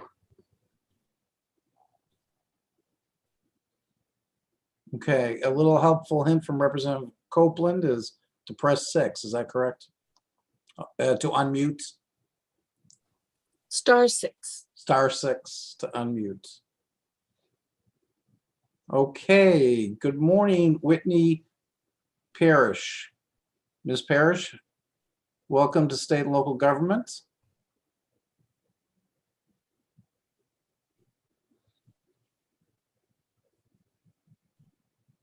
Okay, Ms. Parrish, are you there? Okay, hold on. Mr. Wayman, can you hear me? Yes, can you hear me? Now I can. Okay, why don't we start with Good morning. Ms. Parrish, we're gonna, as soon as Mr. Wayman's done, you'll be the next speaker. Mr. Wayman, welcome to State and Local Government. You have 3 minutes. Thank you. Good morning, Senator Baldacci, Representative Matlack, and the esteemed members of the State and Local Government Committee. Thanks, and I'm so sorry for this technology hiccup. I appreciate the time. My name is Richard Wayman, and I am testifying in support of LD 1034 on behalf of Volunteers of America, Northern New England. VOA is a statewide nonprofit and faith-based organization dedicated to serving those in need. I serve as the president and CEO of VOA. Our administrative offices are in Brunswick. VOA is proud to offer high-quality housing and services to help older Mainers and persons with disabilities in their communities. We are also well known for our work in supporting U.S. veterans experiencing homelessness and for improving the public safety through our community justice reentry services. As the mission-driven organization, VOA was founded on the principles of the sacred worth and dignity of all people. However, VOA is aware of its failure to not always be a voice for inclusion, equity in society, and to acknowledge our historical white privilege. Due to our ministry of services to others, we are committed to advancing racial, social, and economic justice to ensure that all members of our communities have the resources they need to lead lives of self-determination. In response to our desire to contribute to a deeper understanding of the modern outcomes of systemic racism and colonization in Maine, VOA secured a national award from Volunteers of America for $50,000. In 2020, we decided to contribute this fund to the Permanent Commission. We hired and assigned a full-time research associate to the Permanent Commission to bolster their work to identify data, research, and best practices in ameliorating structural racism across public systems. We were also heartened to hear that Governor Mills also contributed funding to the work of the Permanent Commission. The Permanent Commission is uniquely structured to conduct research, advise all 3 branches of government, submit its own legislation, and hold public hearings. However, the Commission lacks adequate funding to properly function. The Commission has produced initial findings and policy recommendations, but consistent and sustained funding is necessary to identify policy reforms and assist our state in achieving better health, economic, and educational outcomes for communities of color. As a housing and social service organization with nearly 30 programs in Maine, we witness the impact of racial disparities on the people that we serve. Disparities in access and outcomes exist across multiple state systems, including healthcare, housing, criminal justice, employment, wealth, child welfare, juvenile justice, behavioral health, public education, and higher education. Addressing racial disparities is complicated, and volunteers alone cannot sustain the necessary work. The commission, as it's currently structured, runs on the goodwill and donated time of its volunteer commissioners, all of whom who have other jobs. Professional and dedicated staff is required, and our state should contribute long-term funding to this work in the interest of achieving improved outcomes for the lives of our citizens. VOA, my organization, has financially contributed to the work of the Permanent Commission over the past year, but unfortunately our national award was only for 1 year and cannot be renewed. While the commission could explore other philanthropic funding opportunities, VOA is not aware of any state or regional foundations that could adequately sustain the work of the commission without public support.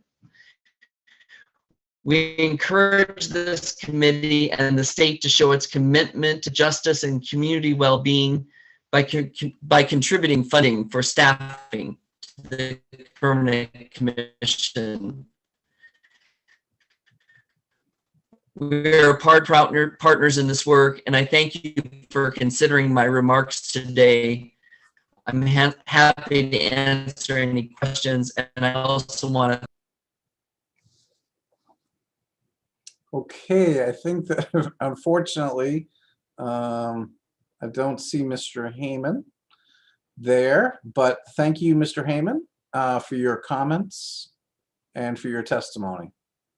Our next speaker is, let's see, Richard Syllaboy. Oh, I'm sorry, Whitney Parrish. You're the next speaker, and then Mr. Syllaboy. And then Cheryl, do we have a couple other people waiting? One more, yes. Okay, you might as well bring that person in as well. Actually, two more, sorry. Why don't you just bring them in and All right. we'll go. Ms. Parrish, welcome to State and Local Government. Good morning. You have 3 minutes. Good morning, Senator Baldacci, Representative Matlack, and distinguished members of the committee. My name is Whitney Parrish. I'm the Advocacy and Communications Director of Health Equity Alliance. We are a nonpartisan, nonprofit public health and harm reduction organization that envisions and works toward a world where all people are valued and celebrated, and health justice is realized for everyone, regardless of who they are, where they come from, or what their lives look like. As you've heard from other testifiers today, racism in Maine is real, persistent, and too often unaddressed. We see these disparities across the board, and we see it play out aggressively in our criminal legal system, where racial disproportionality is especially pronounced, especially in drug offense arrest. I mention this because of HEAL's work with people in Maine who use or are impacted by drugs. As Ambassador Dana mentioned, we see it in what began as a legacy of forceful displacement and brutalization of indigenous residents by European colonizers, eventually becoming a system of institutionalized oppression and second-class citizenship for the very people, the Wabanaki people whose land we stand upon today. And the racism we see in the state has direct impact on people's health, their livelihoods, and well-being. And we believe we must take meaningful, consequential action to address this issue. I'm going to skip through my testimony. As my colleagues have said, you've heard many of these remarks, but as an organization working to support Mainers in realizing health justice, we know that health justice is not achievable without racial justice. They're one and the same. Without the work of the Commission and without additional funding, the Commission's work will remain incomplete, and it deserves all the support it can get. It will be yet another unfulfilled promise by well-intentioned lawmakers and others to address the artifice of racism without providing the critical means by which to do the real, hard, consequential work. We believe the time has come to do more than just talk about racism in Maine. As my colleagues have mentioned, your committee has shown great leadership in taking tremendous steps toward racial equity and justice in our policymaking. And we believe you and the legislature have the opportunity to do something very tangible and meaningful here, and to back up your stated commitments with the resources necessary to see that promise through to fruition. We respectfully urge the committee to vote ought to pass on LD 1034. Thank you for your time and consideration, and I'm happy to take any questions.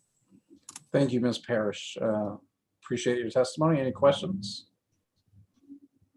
Seeing none, thank you for your time. Their next speaker is Richard Syllaboy. Good morning, Mr. Syllaboy. Welcome to State and Local Government, sir. My name is Richard Syllaboy. I live in Littleton, Maine, up in Aroostook County. And good morning, Senator Baldacci, Representative Matlock, and honorable members of the Joint Standing Committee on State and Local Governments. My name is Richard Syllaboy, and I am the Vice Chief of the Aroostook Band of Micmac. I have the honor of serving as a commissioner on the Permanent Commission on the Status of Racial, Indigenous, and Maine Tribal Population. And I am testifying in support of LD 1034. On the Permanent Commission, I represent my people and I provide expertise as a leader of the Micmac tribe. Through my work as a commissioner, I hope to help improve the relationship between my people and the state of Maine. On the commission, my time is not paid for because of the significant work needed to be done in 2020. We met frequently throughout 2020 without being reimbursed. We are providing expertise and time that is not being paid for. This level of work is necessary, but it is not sustainable, which puts a commission itself at risk. In order to continue the essential work of the Permanent Commission, our work must be funded. Funding the Permanent Commission will advance crucial racial equity work in the state of Maine.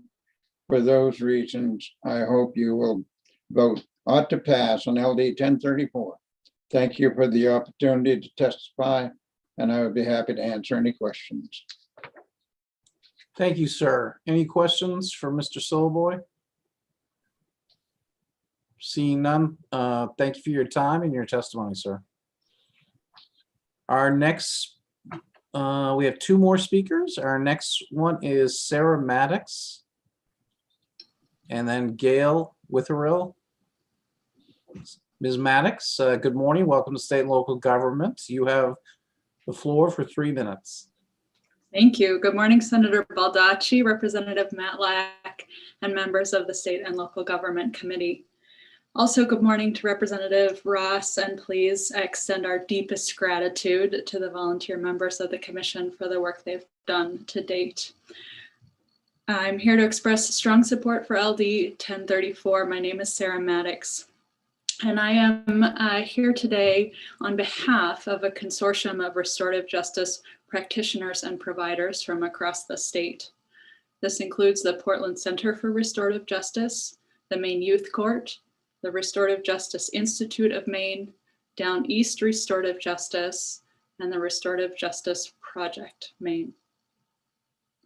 Collectively, we seek to forward a justice rooted in this set of questions. What has happened? Who's been affected and how? And what can be done to make things as right as possible? What can be done to make things as right as possible? LD 1034 is a crucial step recognizing and addressing systemic racism in this state as a key component to reparation that honors all that the Indigenous, tribal, people of color in the state have endured. On behalf of the restorative justice practitioners from across the state, we'd also like to let you know that we've worked with Representative Ross to articulate LD 1226, wherein we've requested that members of the Permanent Commission study restorative justice legislation across the country and make recommendations to further the work of restorative justice in the state of Maine for consideration in the upcoming legislative session. Without funding the Permanent Commission, this work of raising up equity, dignity, and voice and choice for all Mainers will not be possible. A core value of restorative work is equity, and we believe that justice is best served when it is based in community, when it calls in the qualities of all of our citizens to consider the harm done and the way forward. Thank you for your consideration, and please, we urge this committee to support this legislation by voting ought to pass on LD 1034. Thank you very much, Ms. Maddox. Any questions? Seeing none, thank you for your time and for your testimony. Ms. Witherill, good morning. Welcome to State and Local Government. Thank you for being here, and you have the floor for 3 minutes. Okay, thank you very much. Senator Baldacci, Representative Matlack, and distinguished members of the Joint Committee on State and Local Government, and also to Representative Talbot Ross, and any of the Permanent Commission members that might be listening. My name is Gail Witherill. I'm of Cumberland, Maine. I'm an ordinary citizen. I'm a mom, I'm a grandma, and I'm a member of a social justice team of the Congregational Church in Cumberland, Maine. And I thank you for this opportunity to testify. I would like to encourage the committee's support for LD 1034. The formation of the Permanent Commission through legislation in 2019 was a pivotal move to begin our state's examination of the disparities in treatment and access to opportunities across all our government systems for people, Mainers of color, and those from our Indigenous and tribal populations. From socioeconomic disparities to criminal justice and public health disparities, there is some documentation, but so much more needs to be done to establish the extent of the disparities and to formulate effective approaches with legislation to assure fair and equitable treatment for these Mainers. Many of us are going through a reckoning with our history, details left out, not covered fairly or glossed over, preferential treatment of some over others, uneven access to opportunities of some opportunities, whether through lack of communication, effects of the legislation, or administration of programs, the use of power of representation for some, but not all. All of you are investing your time and energies to make sure Maine government and its resources are as fair and equitable as possible. I want, as you do, a Maine whose government and administrative offices and departments treat all residents fairly, no matter where they live, who they are, what power they wield, the color of their skin, their income, or their livelihood. Funding LD 1034 is an investment in the effort to fund the work that needs to be done to fully understand and address the disparities across all our systems and to mitigate those disparities. Maine can be a leader on this long-standing issue. I urge and ought to pass on LD 1034, and I thank you all for your time and your public service, and I'm sure you're ready for lunch. Thank you. Thank you very much, Ms. Witherill. Is there any questions? Yes, we did have a gentleman that signed up for the wrong bill. Would you like me to let him in? This is the bill he really wanted to talk for. Oh, okay. Yes, absolutely. Thank you. Thank you, Ms. Witherill. Mr. Newell? Yes, good morning. Good morning. Hello? Yes, can you hear me? Yes. Can you have the floor, sir, for 3 minutes? Yes, thank you. Committee chairs and committee members of the Honorable Joint Standing Committee on State and Local Government. My name is Darrell Newell, and I am Vice Chief of the Passamaquoddy Tribe at Indian Township.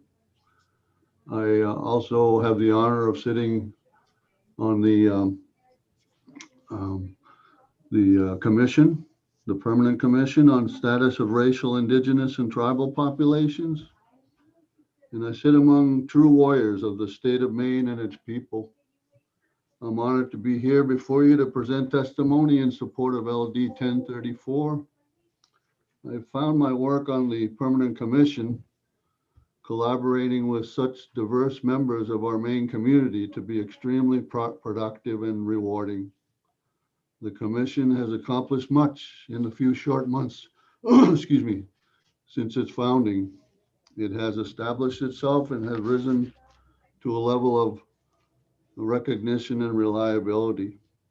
It is now capable to assist the state government in identifying its shortfalls and inadequacies, in addressing systemically imposed disparities among the most disadvantaged and vulnerable populations of our state.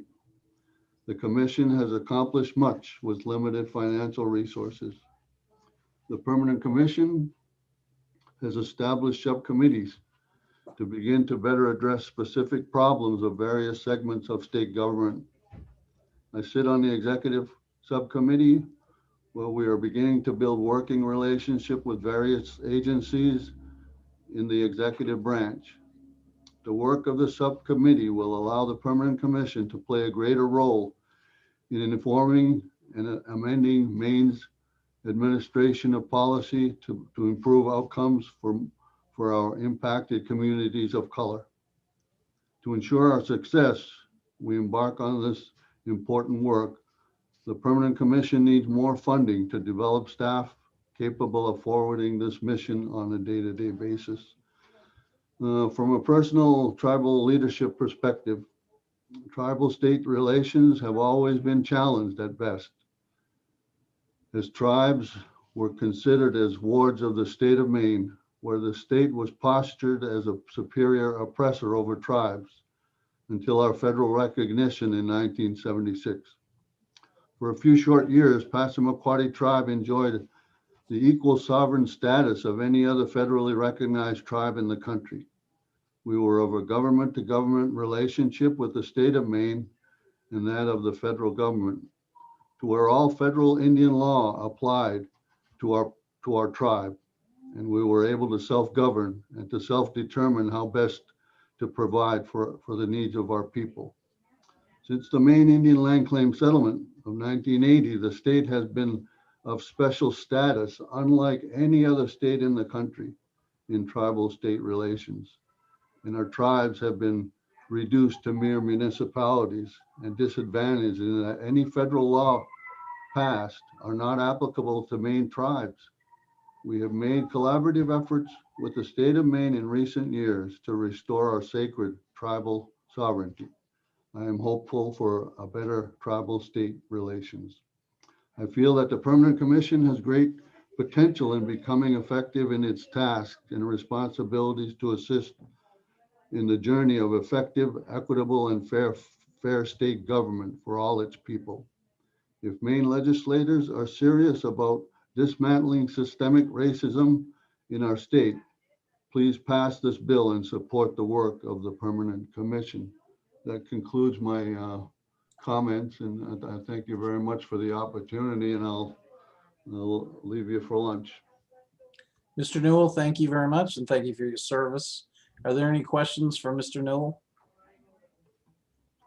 Seeing none, are there any? I would propose, because break from now until 1 o'clock. And at some point before that, I'd like to have a Democratic caucus before the work sessions. Mr. Representative Greenwood? I guess my question is, on the next two, do we have a lot of people signed up to speak? Maybe we could continue, push on, finish the public hearings, and then break, and then do our partisan caucus before the work sessions later this afternoon. I had thought that, but there's about 15 people that are going to speak, and that will take another hour. I think that there's probably about 15 people that want to speak, so that will take at least close to an hour. I probably prefer we're going to have to do it this afternoon. I'm happy to wait until 1 o'clock and do all the public hearings take a break, and then we come back for work session. That way we, the Okay. people who have signed up and have been waiting since 10 o'clock this morning, I think if it's all right with everybody else, I would just like to proceed with these public hearings and With the then take our public time hearing? with the work sessions later on today. Okay, that's fine. Lynn? Ms. Caswell, you had your hand up? Oh, I'm sorry. I must have pushed the wrong button. Okay, Representative Copeland, you have your hand up. Thank you, Mr. Chair. I would propose a 15-minute break. If you need to step away, that will be fine. But I think we should be moving forward. You can just put your Okay. So your do screen on people just dark. want And, to? Oh, sorry. Good. Do people just want to go forward and just take a short break, or do you want? Is that what the consensus of the committee is, or take a lunch break? I prefer to go. I prefer to move forward. I'm not sure about the others. Yeah, I prefer to move forward. Okay. So we will take a 15-minute break. And No, will we're going to take- move. We're going to move forward. If folks need to step away, they can put their screen. They can stop the video on their screens and step away. Okay, But the committee hearings will proceed for the next two hearings. Okay, that's the will of the committee. That's fine with me. Okay, so the next item is HP 0438. Lynn, do you want to? Okay, who's going to be presenting this? I think it's Representative Wadsworth. Okay, is Representative Wadsworth here? And yes, he is. He's right there. Good afternoon, Representative Wadsworth. You have the floor as the sponsor of this resolution, I believe. Yeah, good afternoon, State and Local Government Committee. Thank you for pushing through. Senator Baldacci, Representative Matlack, distinguished members of the SLG Committee. I have introduced HP 438 because term limits for Congress is a needed reform that has the support of 84% of the American people. And that level of support crosses all of our parties. For far too long, Congress has demonstrated that it is either unwilling or unable to work together to solve many of the critical issues facing us today. Those that have been there for decades seem to care more about maintaining their power and protecting their party than making the right decisions for our country. As Congressman Ken Buck stated in an interview exposing this problem, the game here is not to take a tough vote. Democrats and Republicans, there is a quiet conspiracy going on that if you don't make me take a tough vote, I won't make you take a tough vote. And the result is the ability to cut any federal programs or reduce spending in some ways or get our tax structure under control is a very, very difficult, and that results in higher spending. In a report by 60 Minutes, they exposed how both parties use phone banks where members spend up to 30 hours a week raising money for their party and their reelection instead of doing what they were elected to do. The name of the game in Congress is pay your dues, which is how members earn key positions of leadership. The House and Senate calendars work around their phone banking time in order to accommodate this dereliction of duty. We all know Congress is broken and elections cannot fix this dysfunction because you cannot change human nature at the ballot box. We need to change the very structure of this system if we ever expect to improve it, and term limits are the only way to accomplish that. Limiting the amount of time someone can serve in office will greatly reduce the need for fundraising because members will no longer be able to turn their seat into a lifelong career. Knowing that they have limited time in office will free members to do a job they were sent there to do, and then return home to live under the laws that they passed. Instead of listening to their funders, members will begin listening to their constituents. This reform will help to restore Congress to a body of citizen legislatures instead of being controlled by entrenched lifelong career politicians. Congressional term limits will bring both sides together, which is what our country needs right now. In order for an amendment to be proposed and ratified, it requires a supermajority support from the American people, and only the term limits for Congress amendment has that kind of overwhelming support today. This is nonpartisan, single subject amendment is not only simple to understand, but our country has done it before by imposing term limits on the president with the 22nd Amendment. The time has arrived for us to limit the terms of office for members of the House and the U.S. Senate. I encourage you to please vote ought to pass on HP 438. Thank you. Thank you, Representative Wadsworth. Representative Matlack? I do not have a question for Representative Wadsworth. Good to see you again, sir. He and I sat very close together for 2 years. Okay. But my question is, we have two HPs this afternoon. Are they similar enough that we should ask Senator Bennett to present his right now and then just hear from everybody about the same topic? It's fine. Is Senator Bennett here?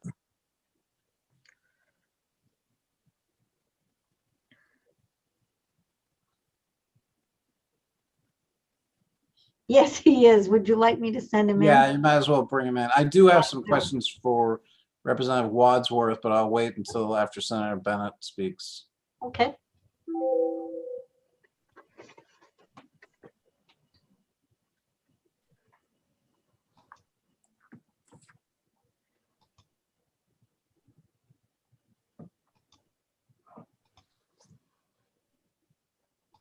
Senator Bennett? You're on mute. Oh, there you go. Thank you very much. I am actually the lead Senate sponsor for Representative Wadsworth's paper. Would you like me to testify now or defer until? Well, I think what we would like is for you to Representative Greenwood, you have your hand up? Yes, I think Representative Harrington would be the sponsor of HP 467. And if that was your intent to bring them both to the same time, Representative Harrington would probably go next. Is Representative Harrington here? He is. He's on his way. Great. Senator Bennett, we will get to you. Thank you, sir. I'll retreat to the netherworld. That's all right. You can stay right where you are. Representative Harrington, you are the sponsor of HP 0467. Is that correct, sir? I am, yep. Okay, you have the floor. Why don't you present All right. that and then we'll bring on some co-sponsors. Sure. Senator Baldacci, Representative Matlack, members of the committee on state and local government. I am Representative Matt Harrington. I represent part of the city of Sanford in House District 19. I'm here today to present House Paper 467, the joint resolution making application to Congress of the United States calling for an Article 5 constitutional convention to propose amendments to the U.S. Constitution to impose fiscal restraints on the federal government, limit the power and jurisdiction of the federal government, and limit the terms of office for federal officials and members of Congress. I believe that the federal government has overreached its authority in many areas that belong to the states, and Article 5 is the proper mechanism for restoring the balance of power between the state government and the federal government. I have a unique perspective on this issue because several years ago, I participated in the first ever Article 5 simulated convention that was held in Williamsburg, Virginia. I, along with former Senator Garrett Mason and Representative Randy Greenwood, we were their commissioners. Former Senator Garrett Mason and Representative Randy Greenwood were commissioners representing the state of Maine. 137 commissioners, including 115 sitting state legislators and 22 non-legislator citizens, representing a broad diverse range of state and regional concerns, participated in this event, which was a complete success and a great experience. As a participant, I can tell you the process works. The commissioners all approached the event as though they were actually drafting and debating real amendments that would be sent to the states for ratification. It takes 34 states to call the convention and 38 states to ratify amendments. That means if only 13 states were to vote no on ratification, the answer is no. This is a safe process and one that the state of Maine should be eager to participate in to help our nation and the people of Maine. So far, 15 states have passed this resolution. Hopefully Maine can become the 16th. Thank you.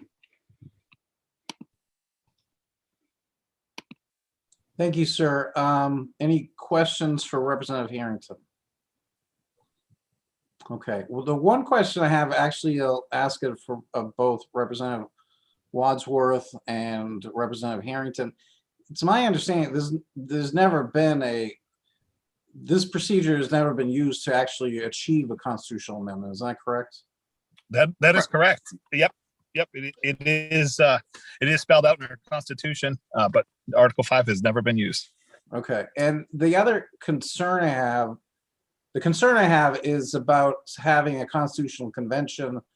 I understand that the language of the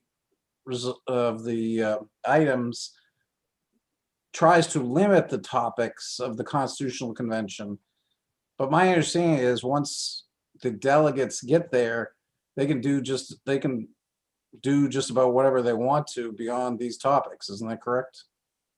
It's limited to the call of the resolution. Well, I So understand it has that. to be spelled out. Yeah, you don't think that could be changed by the delegates who go there?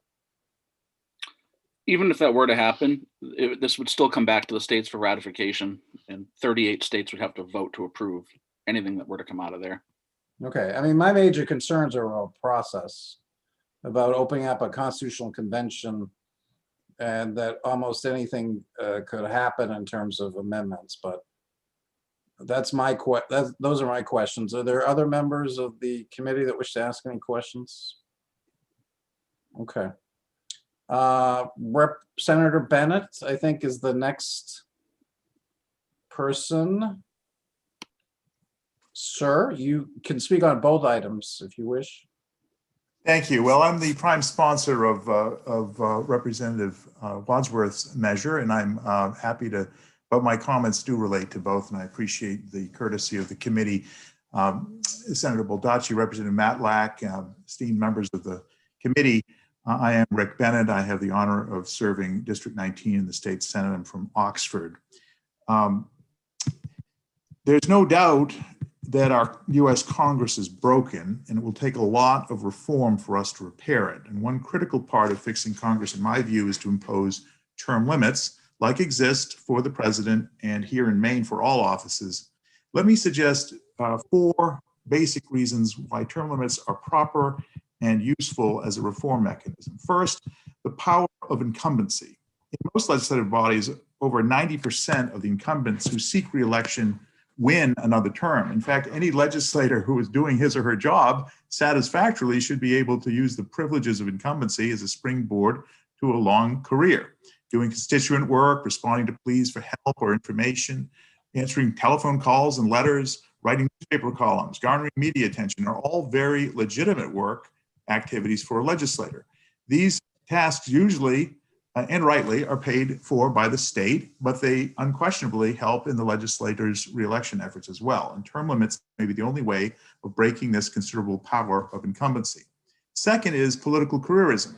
In Maine, prior to the imposition of term limits, we had a healthy 40% turnover of the legislature every 2 years. Opponents to the reform argued that this demonstrated that term limits were unneeded. The statistics don't tell the whole story. We also need to consider those who were leaving office. Many talented legislators, frustrated by an internal power structure controlled by the longest serving members, leaving after 1 or 2 terms. Powerful leadership posts and chairmanships were held year after year by a handful of career legislators, denying equal representation for the people who, like them, to turn over their legislators every few years. Now, important questions within the legislature change hands every 2 or 4 years, ensuring fresh that strengthen the legislature institutionally. I'm sorry, there was some noise there. That strengthen the legislature institutionally by empowering its rank and file members. I think the same is true in Congress if we win this reform.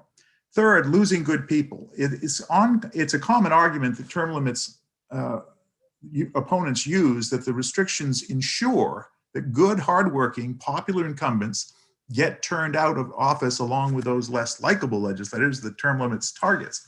In truth, however, we cannot measure the number of good, talented people who never run for office and never have the opportunity to serve because they are locked out by the power of incumbency. However, we have seen several cases of term limited members trying to stage a comeback here in Maine by running against their replacements.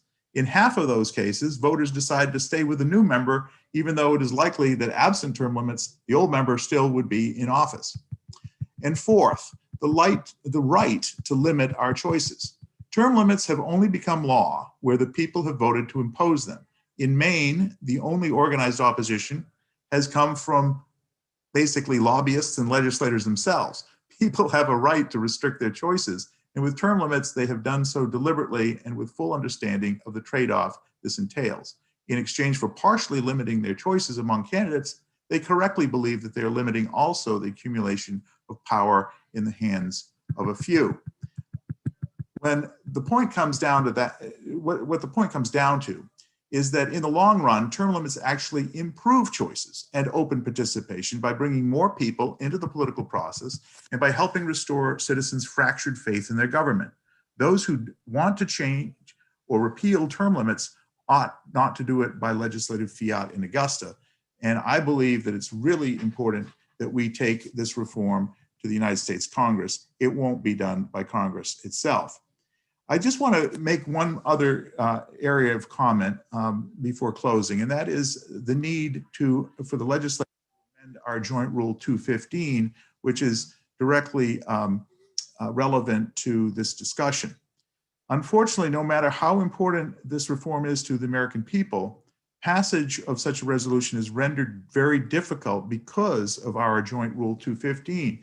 That requires a 2/3 vote by both the Maine House and the Maine Senate.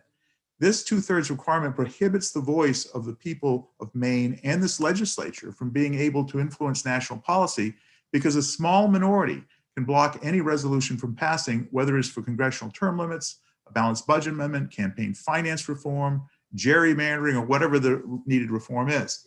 This obstacle of a 2/3 vote effectively prevents the Maine legislature from ever joining with other states to exercise their constitutional authority under Article 5 of the Constitution. We have limited our ability to check the abuses of power by the federal government, which is the very reason the framers placed the convention mode in Article 5. Joint Rule 215 needs to return to how it used to be, of requiring a simple majority vote. Previously, these resolutions were passed by a simple majority. As an example, Senator Baldacci asked about the use of this in the past. Well, this is interesting. In 1911, the Maine legislature joined 28 states in passing an Article 5 application for the direct election of senators, US senators, which came only 2 states shy of calling for the convention. The pressure from the state legislatures actually prodded Congress to propose the amendment instead, and that is how the 17th Amendment was proposed and passed. Also, this rule allows the legislature to completely ratify an amendment by a simple majority vote, but to apply to Congress to allow us to meet to simply propose an amendment requires a 2/3 vote. This doesn't really make a lot of sense, and we ought to correct it. I encourage you to please vote ought to pass on these joint resolutions, or at least one of them, and to allow for fair and open seat elections for Congress. I appreciate the opportunity. I'd be pleased to take your questions. Thank you, Senator Bennett. Any questions for Senator Bennett? Okay, thank you, sir. And that was a very instructive history. I appreciate it. Thank you. And who is next, Cheryl? Have Ken Quinn on here. Okay, Mr. Quinn, you have the floor for 3 minutes. Can you hear me? Yes. Good afternoon, Senator Baldacci, Representative Matlack, and distinguished committee members. My name is Ken Quinn. I live in Bridgeton, Maine, and I am the regional director with U.S. Term Limits. And I'm here to testify on behalf of actually 84% of the American people that support term limits for Congress. And as it was already mentioned, this issue crosses wide support, high support across party lines. You may recall back in the 1990s, 23 states passed laws to put term limits on their own state delegations, congressional delegations. Maine was one of them. Maine voted for it twice at the ballot box, but unfortunately it was challenged by one of the states, and it went to the US Supreme Court. And the US Supreme Court, in the case against our organization, US Term Limits versus Thornton, overruled all of those state laws and determined that the only way term limits could be imposed on members of Congress was through an amendment to the US Constitution. Now, Article 5 is our amending provision, And there's only two ways amendments can be proposed, either by 2/3 of both houses of Congress or upon application by 2/3 of the state legislatures.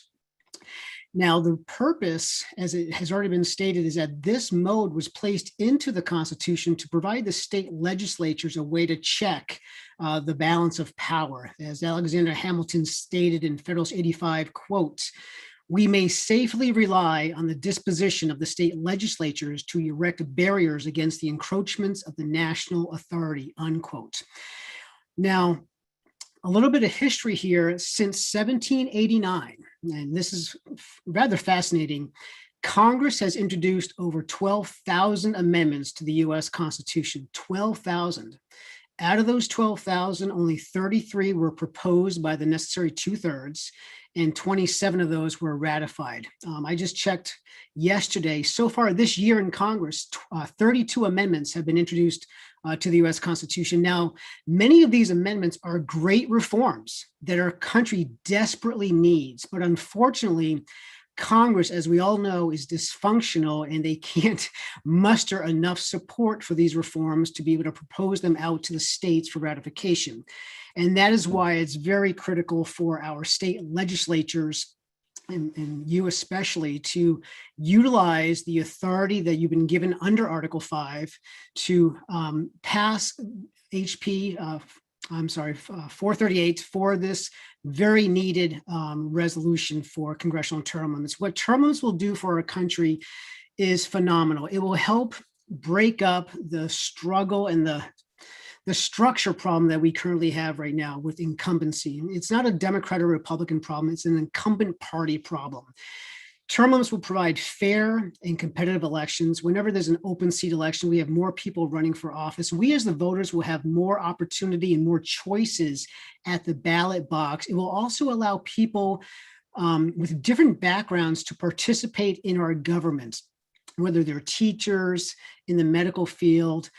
This is desperately needed right now in Washington, D.C., because we need fresh people, new people with fresh ideas to introduce needed reforms and to break up this gridlock. Now, one of the issues that I feel is very promising with term limits is it's a form of campaign finance where right now, currently 97% of corporate PAC money goes to the incumbents. And this will greatly reduce the amount of money that is spent on elections.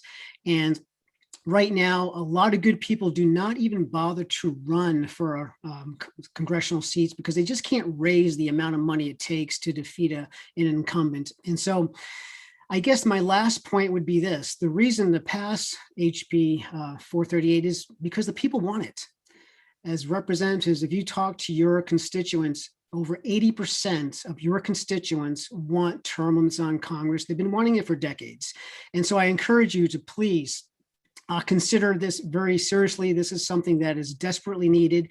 And in regard to this being a constitutional convention, it's not a constitutional convention. I hope I can speak a little bit more, maybe on the next application. This is simply a convention to propose an amendment. It's completely different than a constitutional convention, and there are rules. It cannot open up the Constitution. It's limited.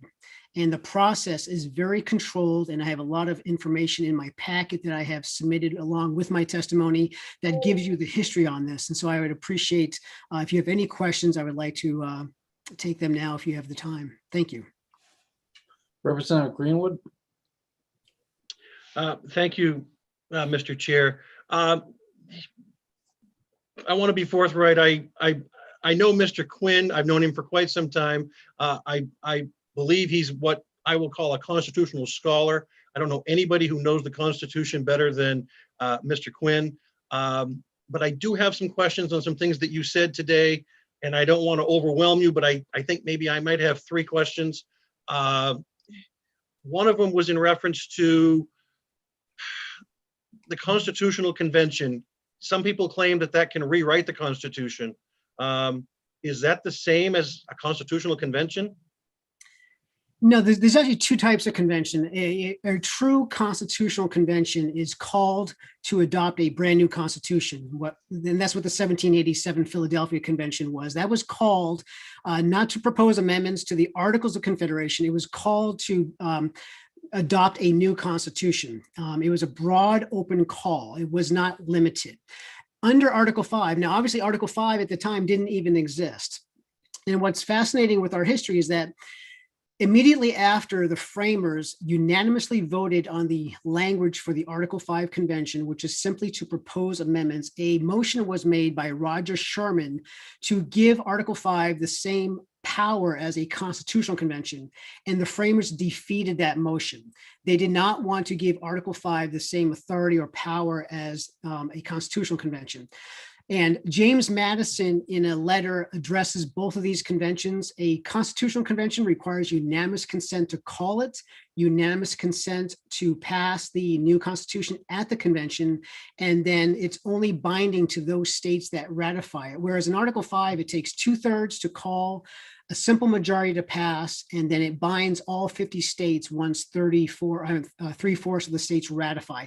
Completely different conventions. And in Federalist 85, Alexander Hamilton also specifies the different types of conventions. So what we're talking about here today for both of these resolutions is simply a convention, a limited convention that can only propose the amendment or can discuss the subject that 34 state legislatures have agreed upon in their applications. And HB 438 would be a limited convention only for one amendment, term limits for Congress. I hope that answers your question, Representative. All right, it answers that one. I guess my next question is there evidence to support the claim that an Article 5 is really limited? Yes, there's actually a lot. In fact, a little bit of my background, I used to believe in the Runaway Convention that this could not be controlled or limited. And that's because I was getting my information from an organization that has been opposing Article 5 resolutions for decades. What it did was it forced me to actually do my own research. And what I found was I provided this in my document there. I highlighted every substantive discussion at the 1787 Philadelphia Convention during the votes, during the amending provision crafting of the language. From day one, on May 29th, Charles Pinckney introduced the convention mode, and it was very specific that it was intended for a single amendment that 2/3 of the states concurred in. That understanding was throughout the entire convention. One of the best proofs of this is that the very first Article 5 application that was submitted by the state of Virginia was in 1789, right after the Constitution was ratified and the new government began.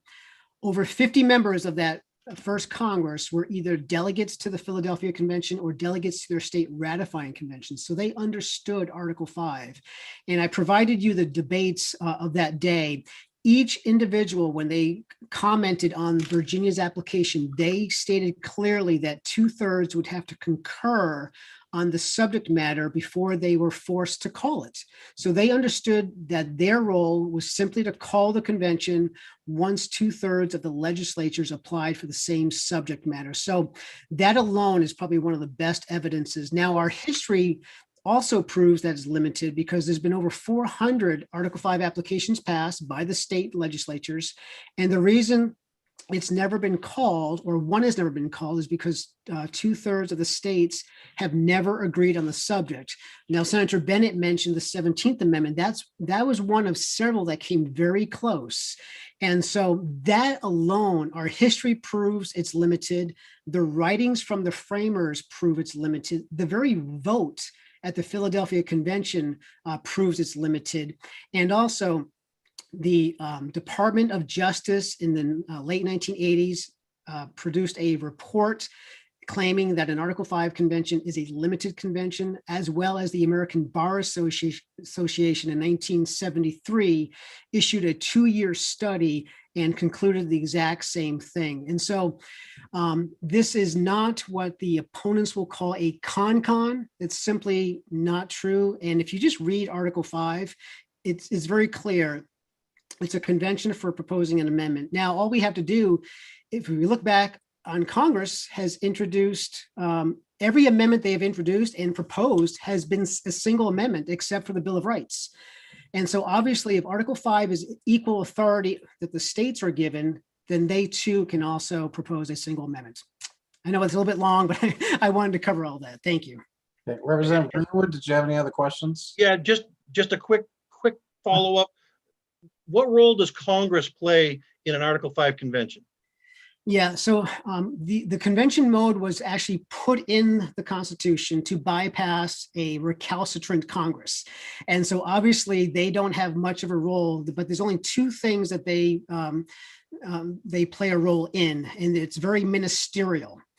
Number one is they have to count the applications. And so they have to actually weigh them to, once they determine that 2/3 of the states have applied for the same subject, then that is the trigger that they have to call the convention. And the calling is simply date, time, and place, and the subject matter. That's it. They do not pick the delegates, as some people are claiming.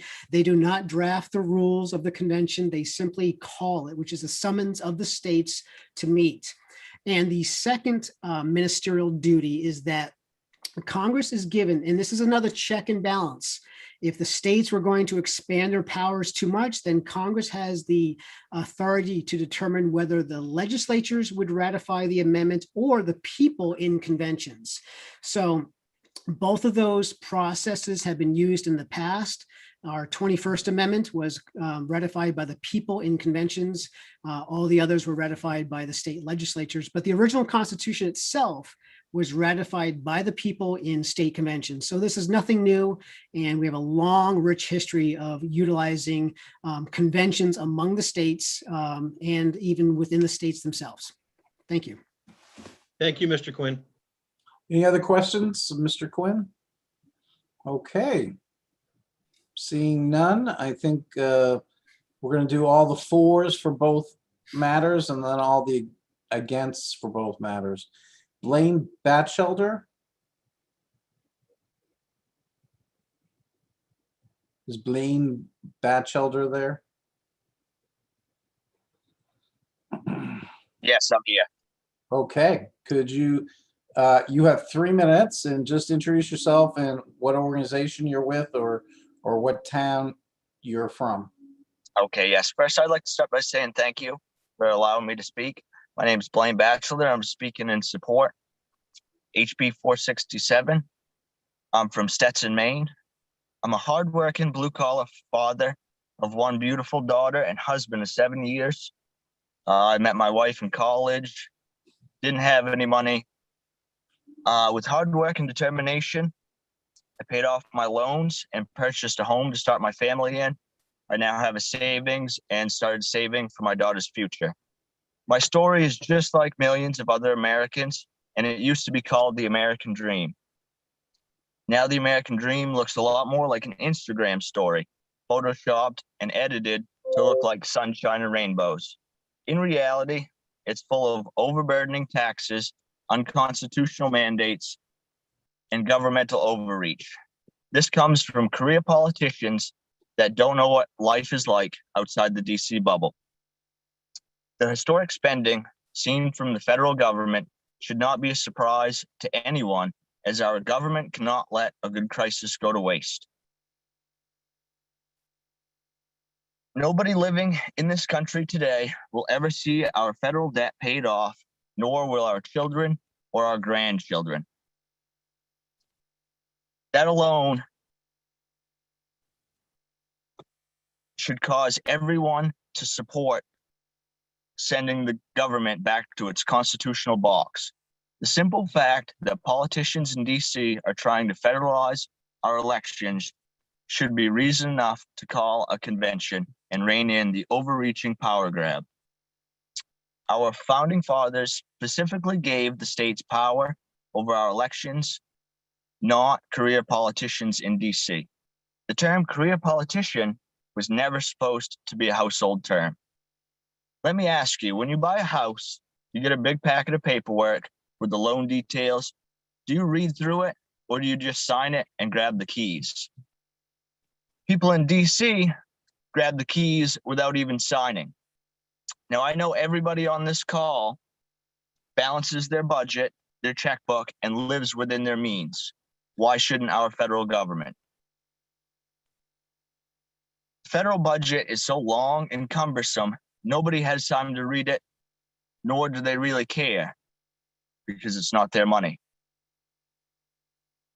Republics have failed all throughout history because of their inability to pay off their debt.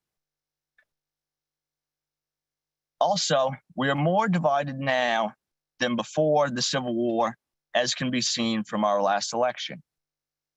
Calling a convention of states to propose amendments and return the power to the people is exactly what we need. Our founding fathers knew that even though at the time of the signing of the Constitution, freedom was ringing louder than ever, that evil people would try to pervert our Constitution, so they voted unanimously on Article 5 to secure the states a way to preserve our great Constitution. Before I found Convention of States, my outlook on America was bleak at best. After doing my research and found that it was a safe, reliable way to alter our Constitution, I started volunteering all my time, which is not much, and I ask that you do the same. If you have any concerns, simply look and read what Article 5 has to say and what the great James Madison had to say about it. I'll leave you with one question before I go, that if the great George Washington were alive today, would he vote yay or nay on this resolution? And I thank you, and that is all. Thank you, sir. Any questions for Mr. Batchelder? Thank you, Mr. Batchelder, for your time and your testimony. Our next speaker is David Simmons. Mr. Simmons, you have the floor for 3 minutes. Thank you very much. Senator Baldacci, Representative Matlack, and the members of the State and Local Government Committee. Good morning, or excuse me, good afternoon now. Been a long morning. My name is David Simmons. I'm a resident of Bangor, and I'm here in strong support of HB 467, and I thank you for that opportunity. Why am I so passionate about the Constitution? In February of 1975, as a high school senior, I raised my right hand and enlisted in the United States Army.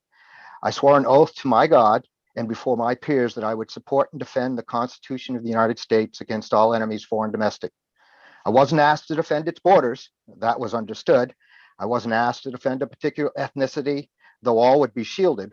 I was asked to defend an idea, a concept. That idea, unlike other nations, is passed down from generation to generation. We teach it to our children. We try to impress upon them the gift that we have. This idea, this gift, this blessing is liberty through self-governance. When I swore that oath, it was a covenant oath, which one gives his entire being into a family bond tighter than any contract. I served in the United States Army for 42 years. Today, 4 years since my retirement, that oath is still in effect, still just as strong, and still in my blood. I take this very seriously. Today, our federal government is out of control. It has become an enormous bureaucracy. It spends way too much and is intent on encroaching into our day-to-day lives through regulation and other controls. Thomas Jefferson once said, as government grows, liberty decreases. There is no indication that Washington wants to or is capable of repairing these problems. But I don't believe that this is a people problem in Washington. I don't agree with the majority of politicians or bureaucrats in Washington, but I want to believe that they're doing their best. I see it as a structural problem within the government. The founders knew man's nature, his and her ambition. They knew the dangers of majority faction. They structured our Constitution to limit the effects of these failings. They gave us the separation of powers, legislative balances and checks, an independent judiciary, and representative legislatures. In recent years, these structures have been ignored, bent, broken, and only observed when they're working when it was to their benefit. The different branches of government are provided various powers through the consent of the governed. A government protects the life and property of its citizens. It must control the passions of its citizens and also must control its own passions. The way this is done is through legislation by reason and deliberation, providing a filter for the passions of our nation.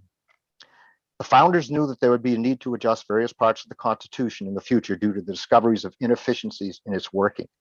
But a Constitution by its very nature is supposed to be solid, concrete, to stand the test of time. So they understood that there would have to be a way of adjustments. So the US Constitution's Article 5 gives we the people the charge to apply through state legislatures for the establishment of a convention of states for the purpose of proposing amendments. The founders, in their joint wisdom, wanted the amendment process to be difficult, but not impossible. Notice also that there's no test given for this. You don't have to come up with specifics why you want to have a constitution convention of states. When the convention of states is convened and the various committees deliver through deliberation, proposed amendments centered on the three areas of our resolution: limiting the federal government, fiscal restraints, Maine has a balanced budget, its power and jurisdiction. I'm sure that some of you must have had some people come up to you from time to time and talk about their problem with regulatory controls, too many regulations. And 3, term limits for officials and members of Congress, and has already been mentioned. We have those term limits. After the proposed amendments are debated, changed if need be, and then voted on and accepted, our representative democracy will not have changed. The Bill of Rights will still be there. The making of legislation and adjudicating laws or execution of them will remain unchanged. All that will have changed is that those that consent to be governed will have strengthened the existing structure of the US Constitution of our government by minimizing individual and group ambition. This will return much needed power to the states, where most of the domestic power should be exercised, and give the states its proper place in our federal form of government, exerting some balance to Washington. We must make the United States of America plural again. Senator Baldacci, Representative Matlack, and members of the state and local government, I thank you for your time and the opportunity to speak. I ask that you consider the problems in Washington, the necessity of HB 467, and give it your support by voting on it to pass. Thank you. Okay, thank you very much, Mr. Simmons. Our next speaker is, are there any questions for Mr. Simmons? Seeing none, our next speaker is John Bennett. Mr. Bennett, you have 3 minutes. Good afternoon. Good afternoon. Mr. Baldacci, Ms. Matlack, and other members of the committee. My name is John Bennett. I'm the State Director for Convention of State Project. I'm supporting Article 5 through HB 467, and I live in the town of Milo. I'm a husband, father, corrections officer, and entrepreneur. All the things I am today, I can identify myself as, were made possible by virtue of the freedoms granted to me by the United States Constitution. For the past several years, I have watched our Constitution be watered down and picked apart by career politicians in Washington, D.C. Politicians who most of the time don't seem to care about the people of Maine until they need a vote or a seat in one chamber or the other. Every election season, they stand on their soapbox and preach about issues that we face as a state and as a nation, making promises to change things for the better, and ultimately go back to work preserving their power and taking more and more rights away from me and my family. Washington has grown too powerful and too entrenched by special interest money. Members of Congress have become beholden to corporations and big money lobby groups, and less beholden to we the people, whom they are supposed to derive their power from. My high school history teacher emphasized that if we remember nothing else from his class, remember this, and he would point to a wall with a poster of Winston Churchill and the famous quote, "Absolute power corrupts absolutely." In the past 4 years, Washington has turned into a soap opera rather than a place of governance. Our elected officials have become celebrities rather than representatives of the people. They preach to us from the bully pulpit on what to think, what to do, how to feel, and how to speak. Seems to me at times they want to control every aspect of our lives and only view us little folk as a source of revenue for their big agendas. If you want evidence of this, look no further than our sitting president. On April 7th, 2021, the President of the United States came on national television and made the following statement: "No amendment to the Constitution is absolute." Let that sink in for a minute. That should concern everybody. Those words had meaning to me. It had meaning that the foundation that our country was built on, the very building blocks of our nation, are precariously positioned to be toppled over. The amendments, the Bill of Rights, are not arbitrary guidelines, nor are they designed to control the people. They are written to limit the power of the federal government. These limitations of power are absolute, and they have been solidified by the blood of patriots throughout the years of this country whom have died to preserve that sacred document. I support Article 5 Convention of States, HP 467. This remedy provided by our founders was put into place for this very moment in history. Washington, D.C. and the federal government have become too big. We need to return them back to a place where they are serving the people, not themselves. Thank you for your time and for your willingness to listen.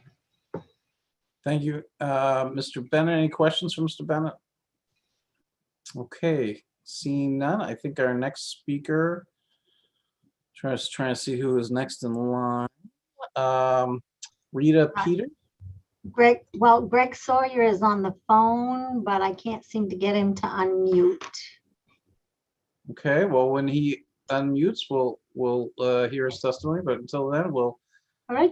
Peters, welcome to state and local government. You have each speaker other than the sponsors are allowed 3 minutes. So you have the floor for 3 minutes. Thank you. Good afternoon. I am Rita Peters. I am an attorney and I serve as the Senior Vice President for Legislative Affairs with Convention of States Action. I'm here to testify in support of HP 467, the application for a convention of the states to propose amendments that would do 3 things: impose fiscal restraints on Washington, limit its power and jurisdiction, and set term limits for federal officials. Federal overreach hurts your constituents. For example, overregulation by unelected bureaucrats hurts small local businesses and kills jobs. Centralization of power in DC leads to corruption. It gives special interests undue influence through a relatively small number of power players. And irresponsible, unlimited federal spending is bankrupting our children's futures. We all know the American people are overwhelmingly dissatisfied with the job our federal government is doing. And in this day and age, the feds seem to be doing every job. This is not the way our system was ever designed to operate. The state legislatures, you all, were always meant to do the majority of policymaking. And there are great reasons for that. You are accessible to the hardworking people of your state, whereas the average citizen has no real hope of impacting Congress. But they can talk to you. They can tell you about the real problems they face and have input on how you resolve those problems. By bringing more of the policymaking authority back to you at the state level, we empower ordinary citizens, your constituents. And that's what this resolution is all about. It's not about mandating a certain type of public policy. It's about letting you at the state level make more of the decisions that touch upon your constituents' daily lives. And I'd like to respond just briefly to a couple of questions or concerns Chairman Baldacci brought up earlier. First, it is true that we've never had an Article 5 convention of the states yet, but we know how an Article 5 convention of the states works because we have a rich history of other interstate conventions in America. And all of the basic procedures have always been the same uniformly. A lot of research has been done on that, and it's available in a book called The Law of Article 5 by Professor Rob Nadelson. And second, the concern was expressed about the convention, once it gets together to meet, sort of going astray and doing its own thing rather than sticking to the limited agenda set by the states in their applications for a convention. But the thing is, the delegates to the convention are chosen and instructed by their state legislatures. And when they go to convention, they act as legal agents of the state legislatures that send them and instruct them. So it's sort of like a realtor who acts as an agent for a homeowner who wants to sell a piece of property. That realtor doesn't get authority to sell anything that the homeowner has. They're only given a limited authority to sell exactly what the homeowner has instructed them to sell. And it works the same way with delegates to the convention. They are completely controlled by their state legislatures. So I hope that answers some of the questions and concerns, and I hope you will support HP 467. Thank you for your time today. Thank you, Ms. Peters. Any questions? Okay, I don't see any. Stephen Arnold. Yes, I'm here. Okay. I don't see, start my video. There we go. There we are. Okay. Thank you, Steph. Welcome to State and Local Government, Mr. Arnold. You have 3 minutes. Thank you, Senator Baldacci, Representative Matlock, and committee members. My name is Stephen Arnold. I'm a resident of Gorham, Maine. I'm also a volunteer for the Convention of States. I'm here today to support HP 467 because the Convention of States movement addresses 3 critical issues that the federal level of government that I believe has us on a path of destruction. Number 1, term limits. As every year passes, temptations of lobbyists, large donors, and corporations pull our federal servants away from the will of the people and instead increase their accumulation of power, influence, and wealth. Number 2, fiscal responsibility. The growth of our federal debt is unsustainable, as we have seen in recent days and months, and will burden our children and grandchildren with financial chaos. That will not end well. And number 3, limit the power and jurisdiction of the federal regulation. Federal regulation is suffocating individual and state freedoms to the point of micromanagement of our daily life. I've never been a political activist, so why am I here today? My roots in America run very deep. I'm a 13th generation American. My ancestor, William Arnold, sailed from Ilchester, England to escape the tyranny of the British Crown. He landed in Massachusetts colony and then in 1638 became one of the 13 original settlers of the colony of Rhode Island. In the 1600s, the Atlantic Ocean was a good buffer from Britain's tyranny, but as we all know, Britain's influence grew in the colonies and ultimately led to our war for independence. Since that time, generations of my family have fought to defend our country in every major conflict that threatened our survival, including my father, who served as a B-24 navigator during World War II in the South Pacific. When I turned 18 years old, a few months after the Vietnam War and draft ended, and did not serve in the military. However, I consider my efforts to support Convention of States my personal contribution to preserving our great country. History often repeats itself. Our founding fathers, who had many great talents and wisdom, had one overarching and unifying principle: distrust of power. And as already been said, we know that absolute power corrupts absolutely. Thus, our system of federal checks and balances were carefully crafted to avoid accumulation of too much power in any one branch of government. But what if the federal government itself becomes too powerful? What recourse would the states have to avoid tyranny? That is why Article 5 of the Bill of Rights. If you could, you have 30 seconds. Okay. We, the states, created our federal government with the ratification of the Constitution and Bill of Rights. Originally, the federal government had few powers. You might say the states are the parent and the federal government is the child. Sadly, little by little over the years, the federal government has gained power and state control, including our individual rights. As we say at COS Action, Article 5, Convention of States is the solution as big as the problem. I urge you to support HB 467 so that the state of Maine, along with many other states considering the same resolution, may come together to restore the balance of power in our government and preserve our great nation. Thank you very much for your time. Thank you, Mr. Arnold. Any questions for Mr. Arnold? Okay, thank you, sir.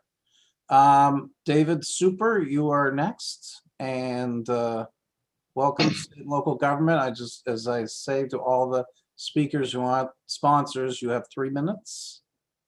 We are now on against. We're now on against. Okay. There's no one else listed for in favor, correct? Greg Sawyer, but he still can't get his phone on. Okay. Thank you. Thank you, Cheryl. We've tried the *6. Okay. Mr. Super, we each speakers the speakers to 3 minutes apiece. Hear me now?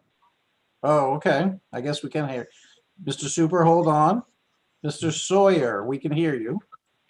You are in favor, is that correct? I am. Okay, so as I said, each speaker is limited to 3 minutes apiece. Okay, thank you very much, and go right ahead, to sir. all the representatives, and I might jump around.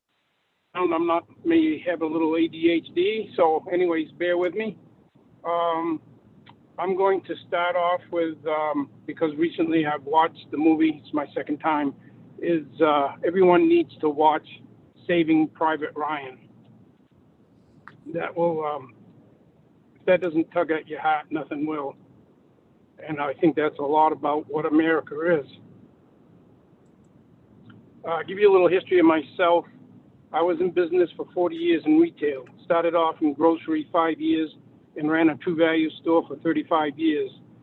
And when you have to be to work every day, 7 days a week, I did have some time off though, but you put the key in the door every day, and it's a lot of work in between when you put the key in the morning and when you leave at night, and then it doesn't end. But anyways, our government needs to be financially responsible. Spending the 1.9 trillion and then another couple $1 trillion, our grandkids and their great grandkids, I mean, the debt is just so huge. Just the first trillion, 2 trillion, it would take, they say every person, citizen in the United States, it would be about $6,000. Well, take away the people that don't work and the people that aren't, you know, they're not of age to work, it would probably be more like $30,000. And you know, I would pay, I'm fortunate, I would pay the $30,000 to get this country back on track if they could do it and work together. Yeah, I bought Goss Hardware way back in 1978. And yep, that's my wife's phone ringing. Just ignore that. And anyways, we're driving. I'm in the passenger. And let's see. Mr. I'm trying to follow my note. Mr. Sawyer, you have 30 seconds, sir. Okay. Let's see. Way back in the days when the blue laws, Sunday used to be one of my best days, and I was only open 4 hours. And when Walmart and Home Depot came, I had to make some huge changes, and it was very difficult to stay in business anyways. And it's just the federal government really needs to work together and get their act together. Anyways, thank you for your time. Thank you, sir. Appreciate that. Any questions? Seeing none, I understand that Ken Quinn wishes to speak, and I will allow him 3 minutes, and then we will go to those. Well, that's what it's all about. I know, but you only talked about your business and your work. Mr. Sawyer, yeah, thank you. Didn't Mr. Quinn already speak earlier? He did, but it was on the other item and No, we're doing the same as we did we're bunching these as we did with the others. Mr. Quinn has spoken. And also Representative Greenwood gave him quite an extensive period of time to expand on his issues. So I believe we should be moving on to the other speakers that we have here rather than reiterating things that have already been said. Okay, your objections are noted, but we're going to listen for 3 minutes to Mr. Quinn. Go ahead, sir. Thank you, Chairman. I'll be very brief. This is I do support HB 467 because of the congressional term of its subject matter, and I'll just want to just briefly address the history of these conventions. I know it's been stated that an Article 5 convention has never been called before, but we have had conventions of the states in the past, and Maine has actually participated in them. In 1861, a convention of the states was called to propose an amendment to the U.S. Constitution to prevent the Civil War from breaking out. And in my package, I have provided you the very commission that was given to our commissioners that represented the state of Maine. And you can clearly see that the commissioners are controlled by the state legislature. So they are bound under agency law to be those agents of the principal, the legislature. Unfortunately, that convention did propose an amendment, but it wasn't called under Article 5 because 2/3 of the states didn't apply ahead of time. So they delivered it to Congress, and Congress sat on it, and it was just too late. The war broke out just a few months after that. Today, however, this process still works today, and all 50 states participate in it. Every week, there's a convention of the states. It's called the National Conference of Commissioners on Uniform State Laws. The next convention will be held in Madison, Wisconsin this year. Maine appoints 3 commissioners. It's a limited convention. The subject matter is determined ahead of time. Now, although they're not proposing amendments to the U.S. Constitution, they are proposing and drafting and debating on uniform state laws. And whatever passes at the convention, it's one state, one vote, just like an Article 5 convention would operate. Those commissioners then bring the Model Act back to the legislature to be considered to be adopted as state law. And this year, Maine is— Mr. Quinn, you have 30 seconds, sir. I just want to wrap it up to just demonstrate that we know how these conventions operate, and we do have the rules. The process works, and I just want to alleviate any fears that folks might have of a runaway. Thank you. Okay, thank you very much. Now we'll go to those against, and our first speaker in that regard is David Super. David, as I've said to others, if they could limit their comments to 3 minutes, and just identify who you are, where you're from, and if you represent an organization. Thank you very much, Chair Baldacci, Chair Matlack, and members of the committee. I know it's been a long day, and I appreciate your time. I'm David Super. I'm a professor of law at Georgetown University in Washington. I'm speaking for myself. The risk of a runaway convention is very real, and I think it is striking how weak the arguments and the evidence that has been supposedly presented against it is. We've heard about a role-playing event down in Williamsburg with no power. We've heard about other meetings of states where they didn't have the power to open up our Constitution. We keep being told there are rules, and yet no one tells us where the rules are.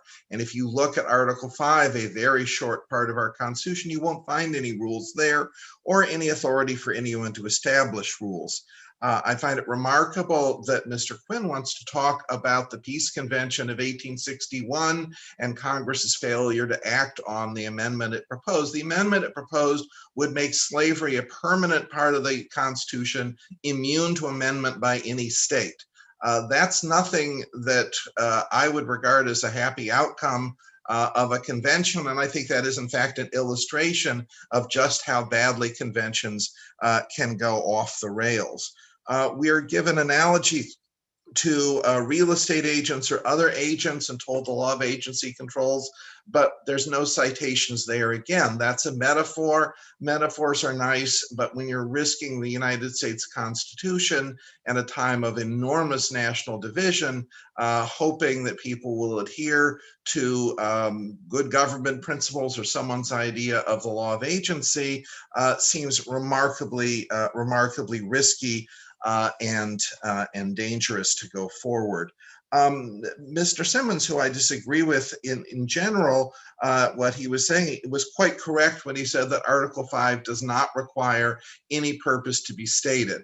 It's very difficult for me to think of any change you could make in the federal Constitution that wouldn't fall within one of the three rubrics that is laid out in the Convention of States resolution. But even if one was to pass a term limits resolution, once the convention convenes, there are no rules anywhere in Article 5 for it. No one has authority to impose such rules on it.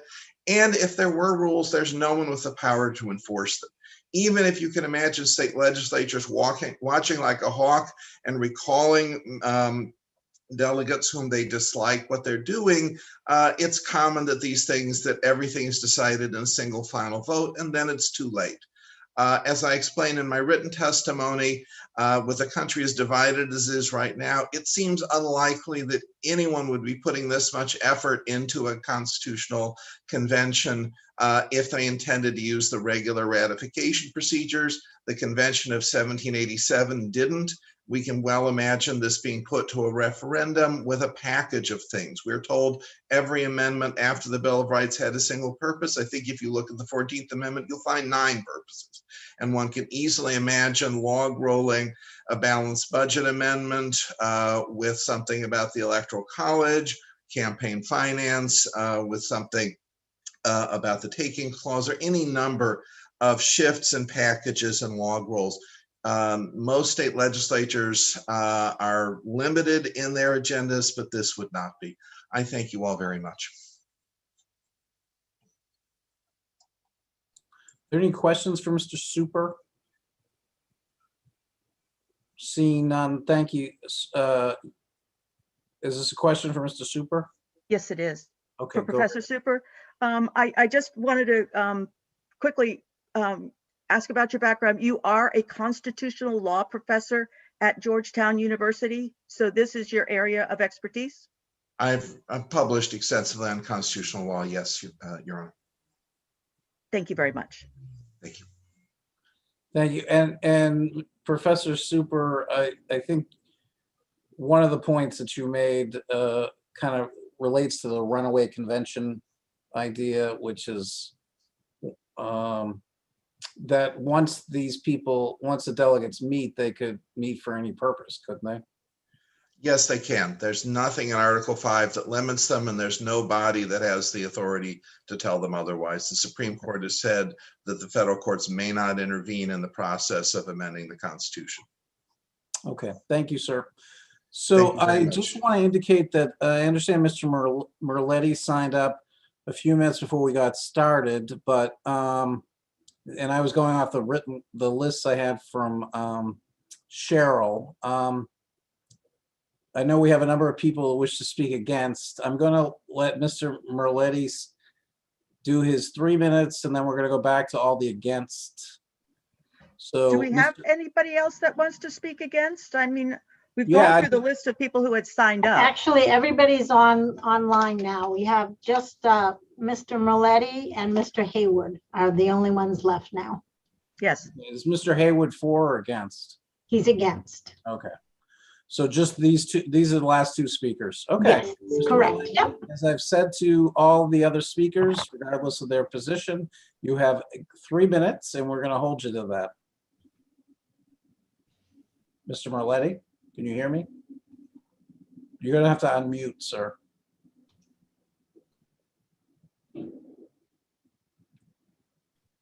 Thank you very much, Senator Baldacci, and Representative Matlock. We met a milestone today. This is the first time Senator Baldacci and I are on the same page. I signed up to be against these two HPs. I'd like to begin by saying I'm really happy to hear all these people speaking either for or against these HPs, because this gives me some indication that people really do care about the Constitution. And they've taken enough time to do some studies. So I thank everyone for doing what they're doing. A rule of mine is to never begin a report with a question. In this case here, I have three of them for you. Why do we even want to open the door to something this dangerous? Number two, why change the US Constitution if the oath of the legislators aren't respected? Why give them the power to continue to be in fraud if they don't read, study, or learn how to use the Constitution? The reason why we have this problem is the legislators don't read either their own state constitution or the federal constitution. Now, this is my third question for everyone listening today. If you support or vote for an Article 5 constitutional convention, and as an end result, the Constitution is weakened or destroyed, could you live with the guilt and the fact that you were partially responsible for the destruction and demise of our precious Constitution? Now, this is not a Democrat versus Republican issue. The socialists and the communists and the fascists have been targeting the US Constitution since they realized that the people in the United States had unalienable protections which are recognized in the US Constitution and also in the main Constitution. In other words, the people in the United States have supreme laws that establish natural, and for those of you who believe in God, God-given rights that would, without question, be protected from the opposing ideologies that would remove these rights. So far, whether we agree or don't agree, the United States is currently the world leader and protector. It is our Constitution that has enabled us to remain free and strong in every aspect. It is our Constitution that our country is revered and they would like to replicate and possess what we have now. If our Constitution is weakened or destroyed, so goes the world's protection. Mr. Maletti, how come I don't get 6 minutes, by the way, Senator Baldacci? What's that? How come I don't get 6 minutes? I've got an 11-page document in front of you. Well, because we only have 24 hours in the day. So yeah, well, how come Ken gets it and I don't?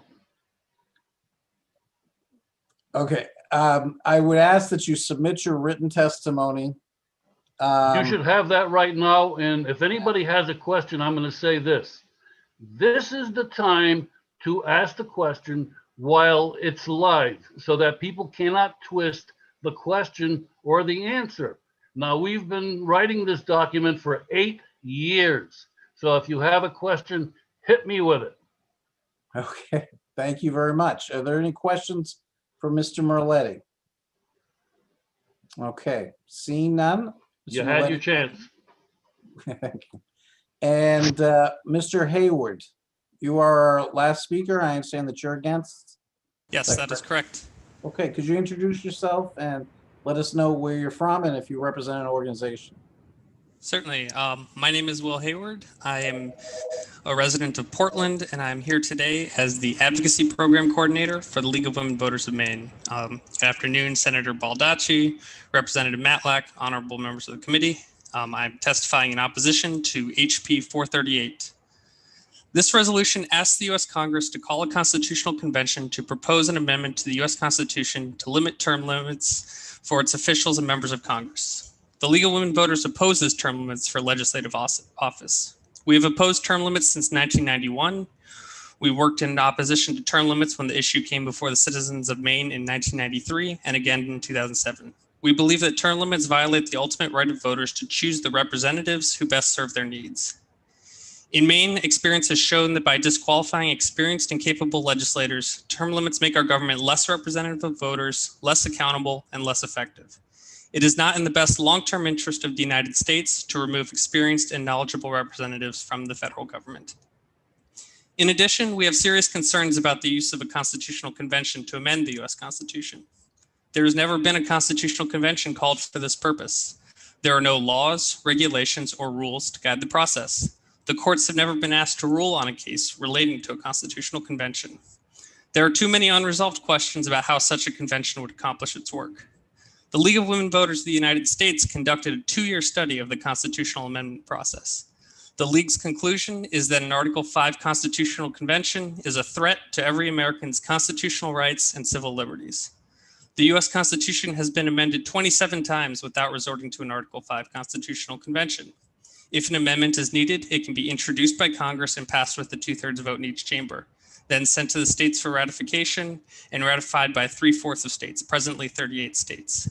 Thus, the process called for in this resolution is unnecessary and problematic to utilize. For the above reasons, we ask the committee to vote not to pass on HB 438. I'd also like to speak very briefly to HB 467 and just note that the League of Women Voters opposes the imposition of fiscal constraints on the federal government through constitutional amendment, also known as a balanced budget amendment.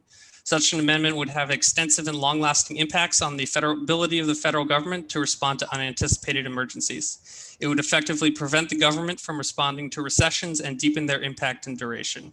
It would most certainly require deep cuts in Social Security, Medicare, Medicaid, and veterans benefits, among other worthy programs.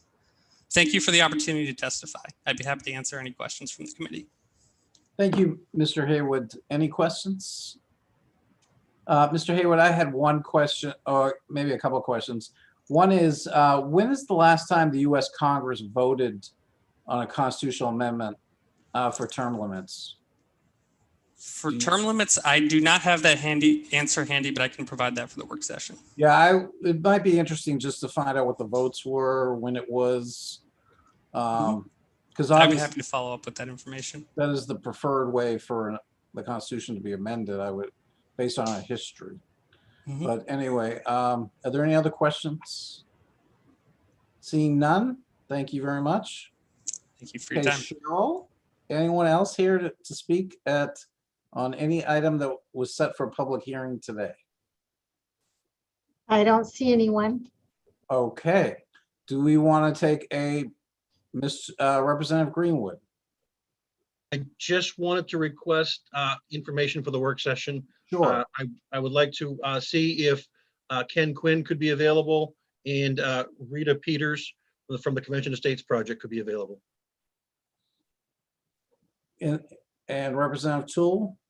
Yes, could we have Mr. Souter, the professor from Georgia, the constitutional professor that just spoke a few minutes ago, available as well? Right. And I would also invite the League of Women Voters to also be at the work session. Is there any other requests by any members of the committee for the work session? Okay. Do we want to take a break right now? Representative Matlack, what do you propose? I'm happy to take a 45-minute break and come back at 2 o'clock and finish up with our work sessions. Great idea. And that's what we'll do. Thank you very much. Have a nice lunch.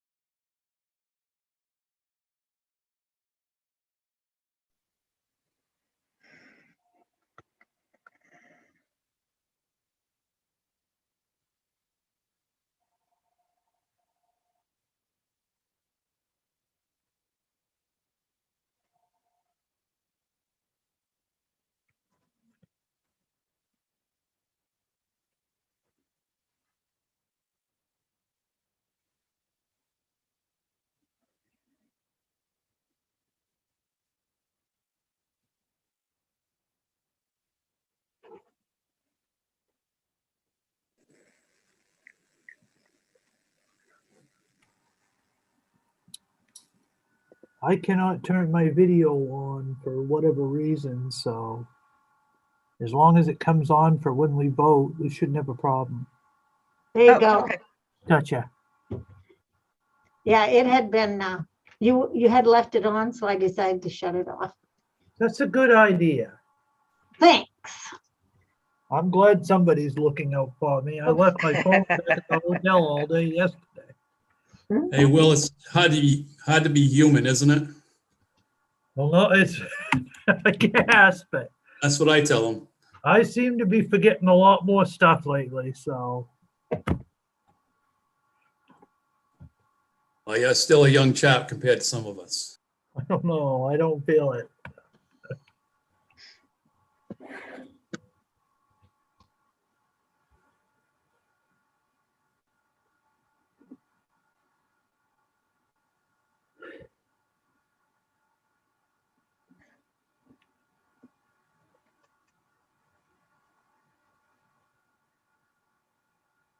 And I'm sorry I missed this morning. I was every which way but lose.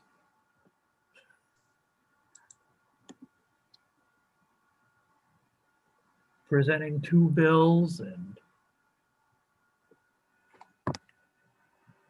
presenting two and trying to bounce between public hearings and get back in, get to this one. It just didn't happen. Well, I don't think there's anybody that ever doubts that you're doing the right thing. So you got to pass. I don't know. I don't know. I know I never have done two public hearings same day on Zoom before and never want to do that again.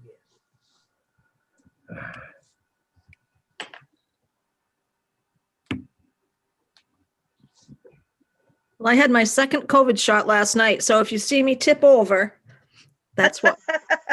Congratulations. That's great. Which one did you get? The Moderna, or do you even know? Pfizer. Pardon me? The Pfizer? Right. Yeah, so I have chills now. I had it last night, so. But You'll be fine by tomorrow. yes. I had mine yesterday at 7:30 in the morning. Oh boy. Pfizer also, but I'm fine. My shoulder is just a little. You know it's there, but it's not harmful at all. First or second? Second. I've had both mine and they were both Pfizer and I had no issue except the sore arm for a little while, but my husband had his second Pfizer, he got 101.4 fever. Oh. Yeah, he felt like he was run over by a truck. It took 2 days, but it was just symptoms, nothing else. So he was fine. Our son and daughter-in-law got the J&J Saturday and they both were just in time. I'm sorry. Kim, what did I'm you due say? for mine tomorrow. My husband had his second Pfizer last week. He seems to be fine. So we'll see whether my Moderna tomorrow is. I have all sorts of confidence in Dolly Parton. That's right. I'm sure Lynn didn't say it was woman power, to her husband. Yeah. So I think we have a quorum back and we have a work session this afternoon. On 4 bills, 3. And if we could go around and each of us introduce ourselves, starting with Representative Donna Dorr.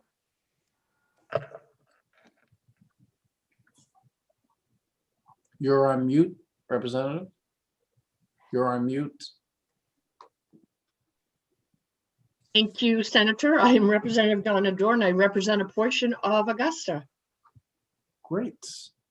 Representative Lynn Copeland. Thank you, Mr. Chair. My name is Lynn Copeland and I proudly represent House District 14, which is downtown and coastal Saco. Okay. And Representative William Toole. Thank you, Mr. Chairman. I'm Will Toole. I represent the Machias area plus Lubec and Eastport, and it's great to be back in state and local this afternoon after being every which way but lose. Representative Mark Bryant. Thank you, Mr. Chair. I'm Representative Mark Bryant. I represent House District 24, part of the town of Wyndham. Welcome all. Okay, Representative Francis Head.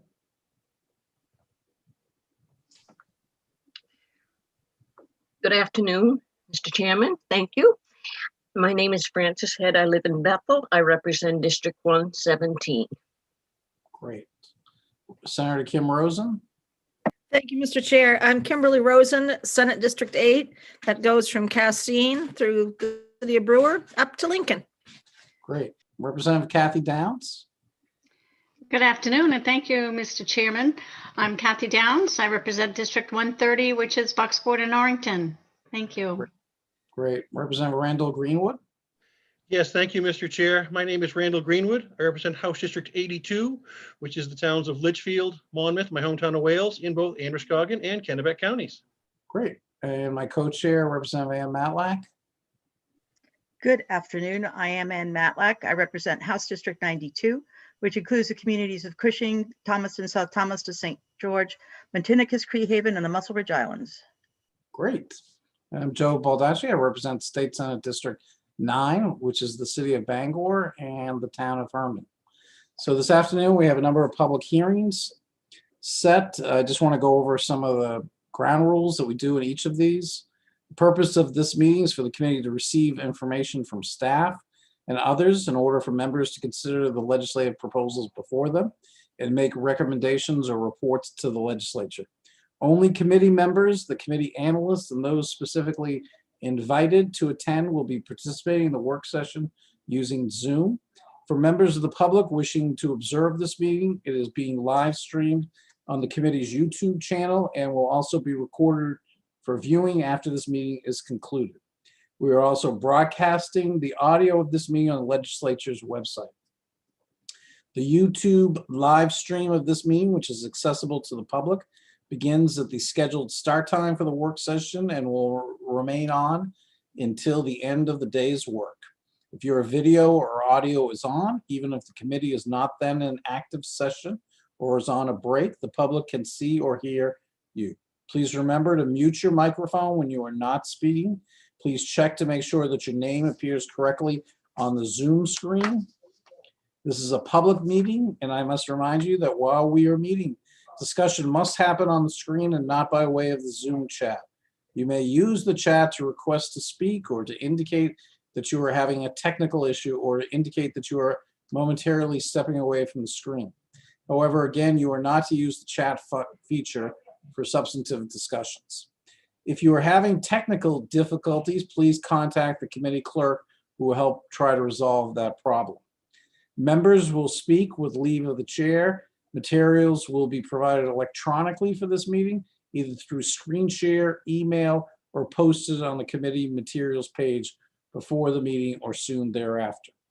When it comes time for the committee to vote, we must have a quorum present, at least 7 members, including a senator. In order to be counted as present, your identity must be visually verifiable on the Zoom screen. We've done the introductions, and now I'll open the work session on LD 753, an act to increase transparency in the legislature by removing certain Freedom of Access Act exemptions. Lynn Caswell, you have the floor. Thank you, Mr. Chair.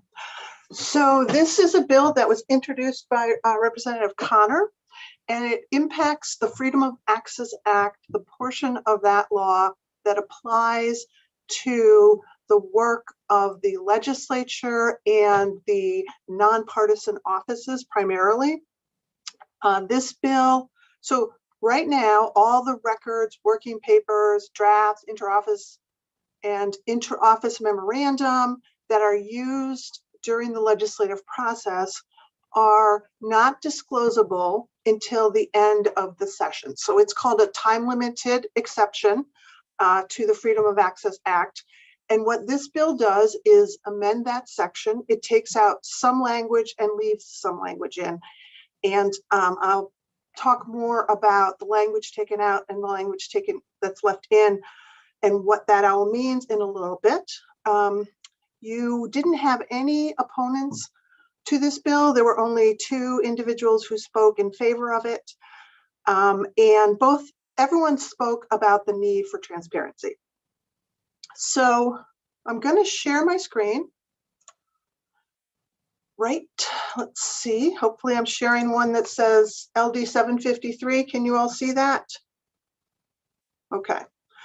So one of the questions, I'm going to start with answering some of the informational questions that were asked before I talk about what the bill does and doesn't do. So one of the questions that was asked was, how do other states treat legislative materials? And in 2005, so it's a little bit old, but the National Council of State Legislatures conducted a survey, which I attached, and there are 36 states, including Maine, that have some form of confidentiality that applies to legislative materials. Many of them are similar to the one we have, in that it's a time-limited exception, and some of them are actually a more extensive exception. But there, as I said, there's 36 of them. So it is common for legislatures to protect from public disclosure the workings of the legislature during a session.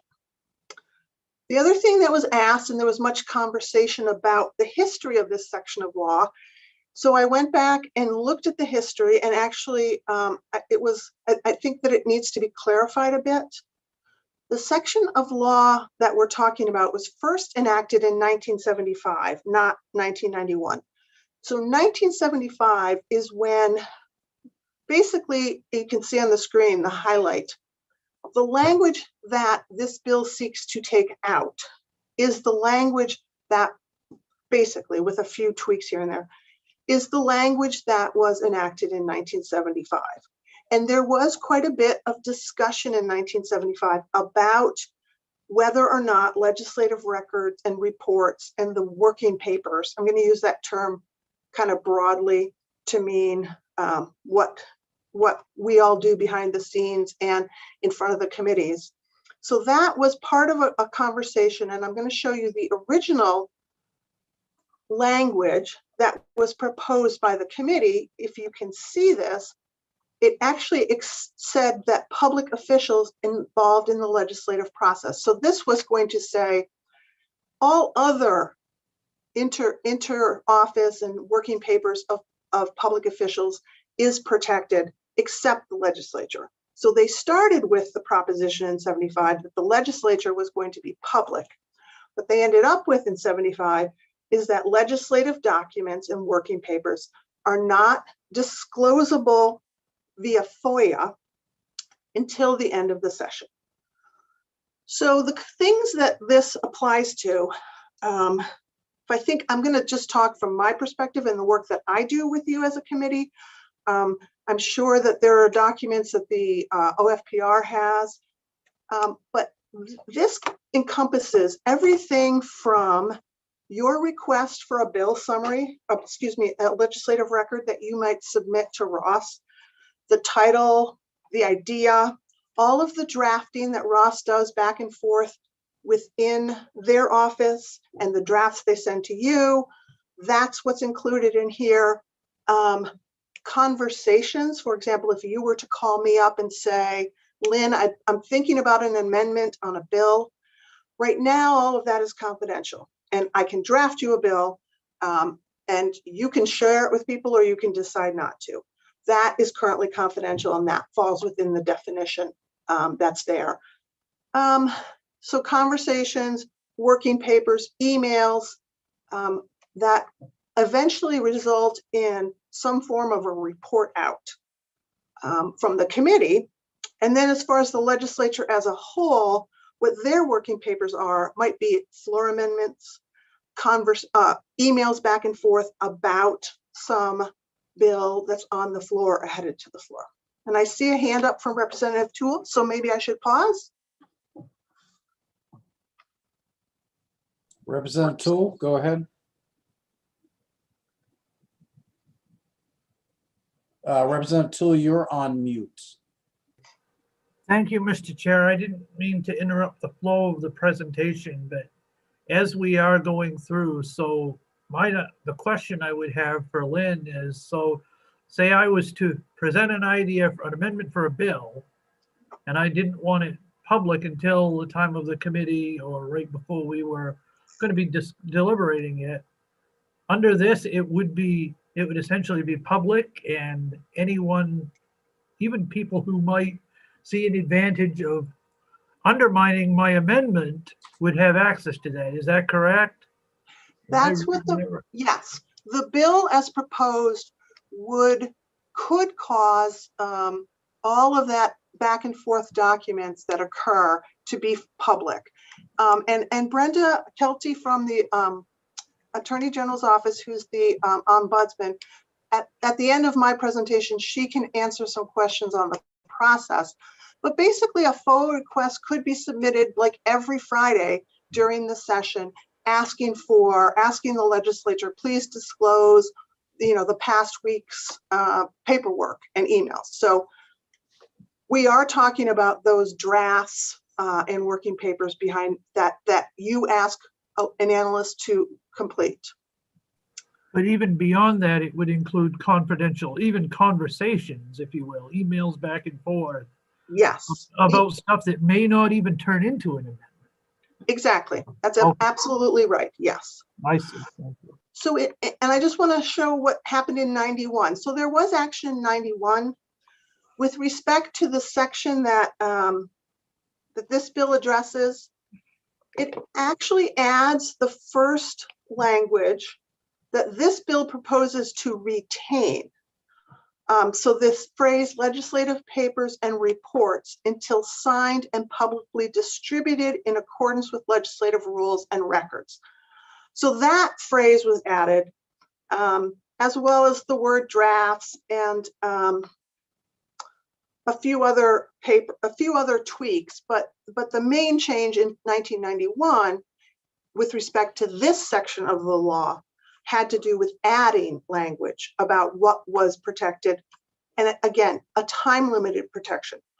All of this information eventually becomes public, and anyone can file a FOA request at the end of the session and say, we want to see all the drafts that were written and considered for, let's say, LD 753. So, the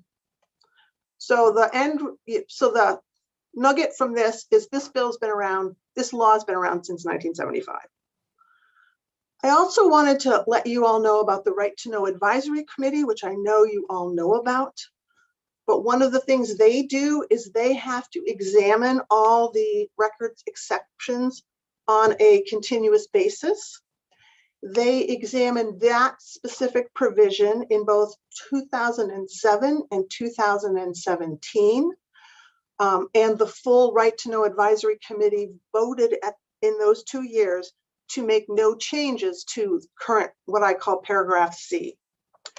I also bring up the Right to Know Advisory Committee because they are oftentimes the go-to group, either for questions or to ask them, please go examine something and see if it's working or not working.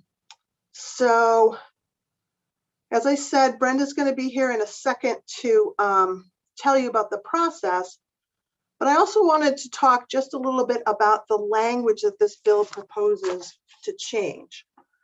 So the language it proposes to keep is the phrase that was added in 95. Legislative records and reports until signed and publicly distributed in accordance with legislative rules. I'm not exactly sure what this means. So if the statute was going to be amended and you were going to change what is covered by this time-limited exception, I would say the committee might want to have a more robust discussion and have a little bit of clearer language drafted. So again, if you're going to move forward, I think the way the bill is drafted is a bit ambiguous at best. And I don't think it necessarily would clearly reflect. I want to make sure it clearly reflects anything that you want to enact. So that's just kind of an overview of how this law came into effect, the fact that it's been examined by the Right to Know Advisory Committee, that there's a little bit of a technical issue, and as I said, you invited the public access ombudsman, who is situated in the Attorney General's office, and she is here. I'm going to stop my share. So I guess before I turn it over, maybe, does anyone have questions for me? Well, I see Representative Tula's hand, but my question is just to clarify that. So what you're telling us is that this information is available. It's just that it has to be requested at the end of the session. There's no prohibition on providing this material. It's just a prohibition of when it's provided. Is that essentially correct? That is exactly right. The workings of the legislature is a public record. It's not until the end of the session in which the bill is considered. So if you carry something over, you have to wait until it's been finally resolved. But yes, it becomes public and people can access it. So just so it's clear, I just want to make it clear that everything that's done here is publicly accessible. Absolutely. Okay. This is a time limited exception. Right. Okay. That's a very important point because it wasn't quite clear from everything that we had heard previously. So Representative Toole? Thank you, Mr. Chairman. And I also agree that is a very important point that needed to come out. I have two questions. One may be for the folks from the Attorney General, one is for Lynn, or for both really. And I guess my first one is the bill is, given the bill's ambiguity, do you feel that it could open the state up to legal challenges or legal issues with determining how to implement it? And the other question along the lines of, I was told today that our law was modeled after the federal FOIA, and that exemption, that this workings of the issues that we're discussing were modeled after that. So we could have some conversation around that. That would be fantastic. So the history of the language, I don't have an answer to that. I don't know if Brenda would know because she deals with FOIA as a whole, so that it's quite a broad range, but perhaps she can be brought in while I answer. So I think the history is something Cheryl, I'm sorry, Lynn. If Cheryl could bring her in, that would be great. Thank you, Lynn. Go right ahead. Yes, I agree. If you're going to amend this statute, this provision, I think you would want to be very, very careful and clear about what you were going to say. I think it would need, you'd want to be very careful because you don't want to cause problems and confusion and potential litigation. Okay. Brenda Kilty, is that correct? That's correct. Welcome to state and local government. Thank you, Senator Baldacci. Thank you for making some time available. Did you want to make any comments or clarifications about the proposed LD 753? Right. Well, first I want to say hello to the committee and thank you for having me today. I'm the Public Access Ombudsman for the state of Maine, and you may remember me. I did your FOA training in the pre-legislative conference so long ago. And of course, that training is just a fleeting memory for people. And I appreciated Representative Toole's request for a, what did he say, crash course in FOA. I don't know if I'll succeed in that today. I don't want to take up too much time, but my understanding was, first of all, Lynn did an awesome job sort of laying out what your bill and some of that legislative history, which is really important to understand. My understanding of what you want from me today is sort of how does that fit into the FOA framework in general? And what potential problems do you see there? So I can give a really quick sort of picture there and then try to address the questions that you might specifically have. As with any public entity, it's really important right from the start to differentiate the kinds of records and information, not only that you possess, but that you are usually on a regular basis conveying to the public. And certainly the legislature is sharing a lot of information in the regular course of business about your operations that has nothing to do with the Freedom of Access Act. Just look at the amount of information that's posted online to enable people to understand what work your committee is doing, for instance. Look at what gets put into the committee file, all of those sorts of things. That kind of information doesn't implicate FOA at all. And there's we're always working to try to do that better. And so we're not touching on any of that today. With FOA in the legislature, I think Lynn started to try to identify exactly what kinds of records are we talking about here. And I just want to give a disclaimer right at the start that I do not have firsthand knowledge of the sorts of records that your analysts are producing, for instance, and what goes on that might be considered, working papers. I don't have firsthand knowledge of that. So it's really important, I think, to try to flesh out what those records are exactly. And I don't think that that's been done. Like I said, like Lynn said, there's some ambiguity about what records this covers. But certainly it doesn't address all the information that's already being disseminated and is out in the public sphere already.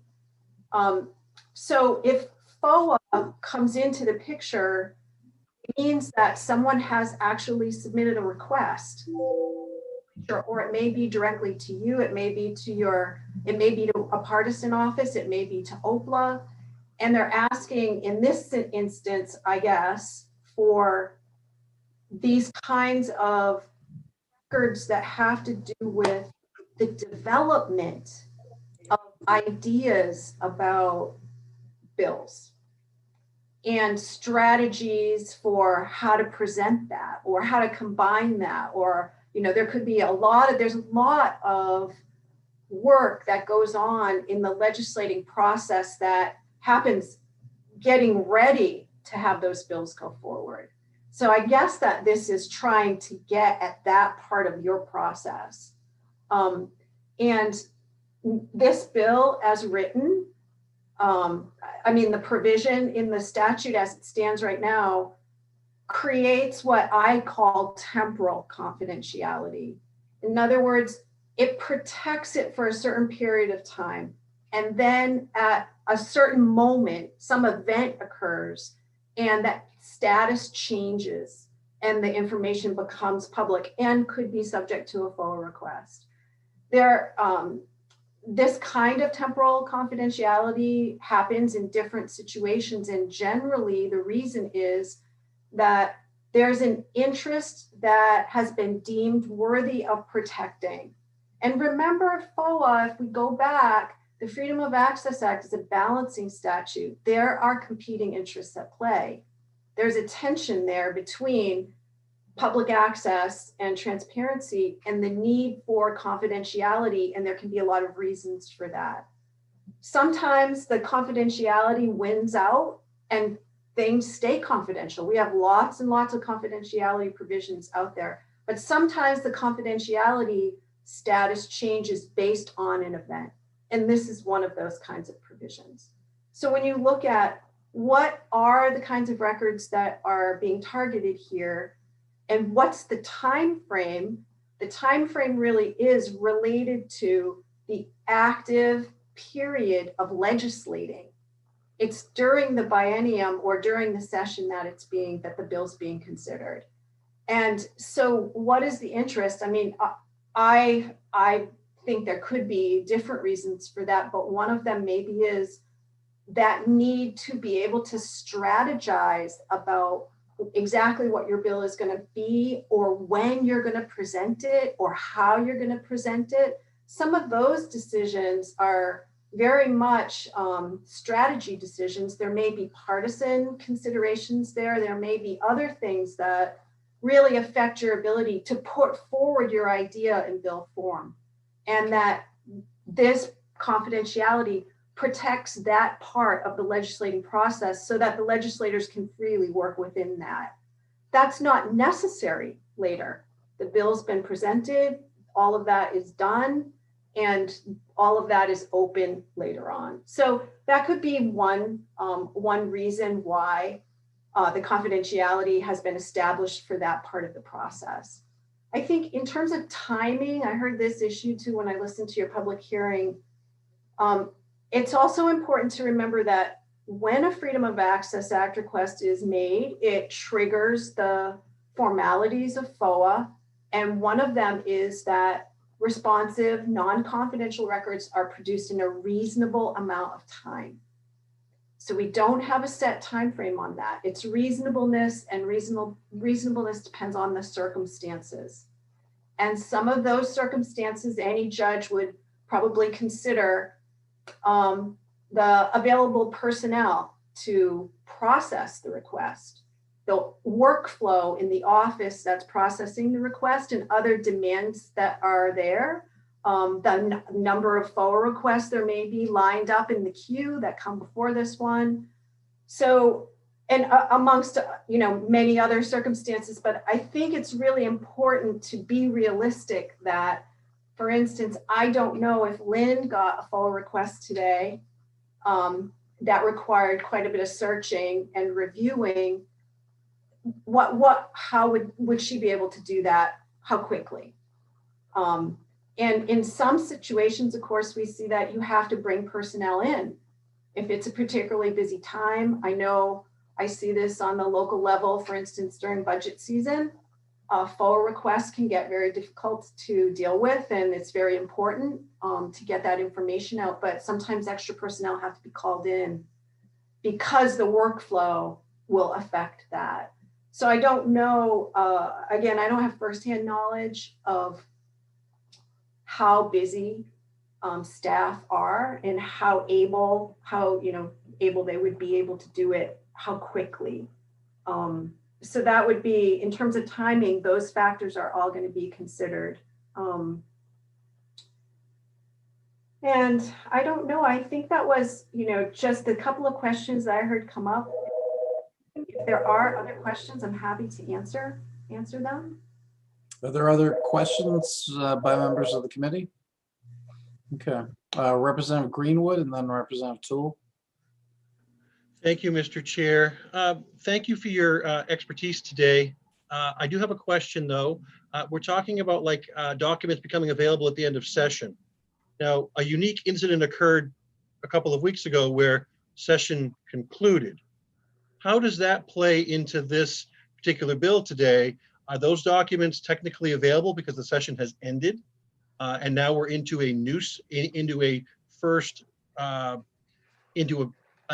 special session. Can you elaborate on that?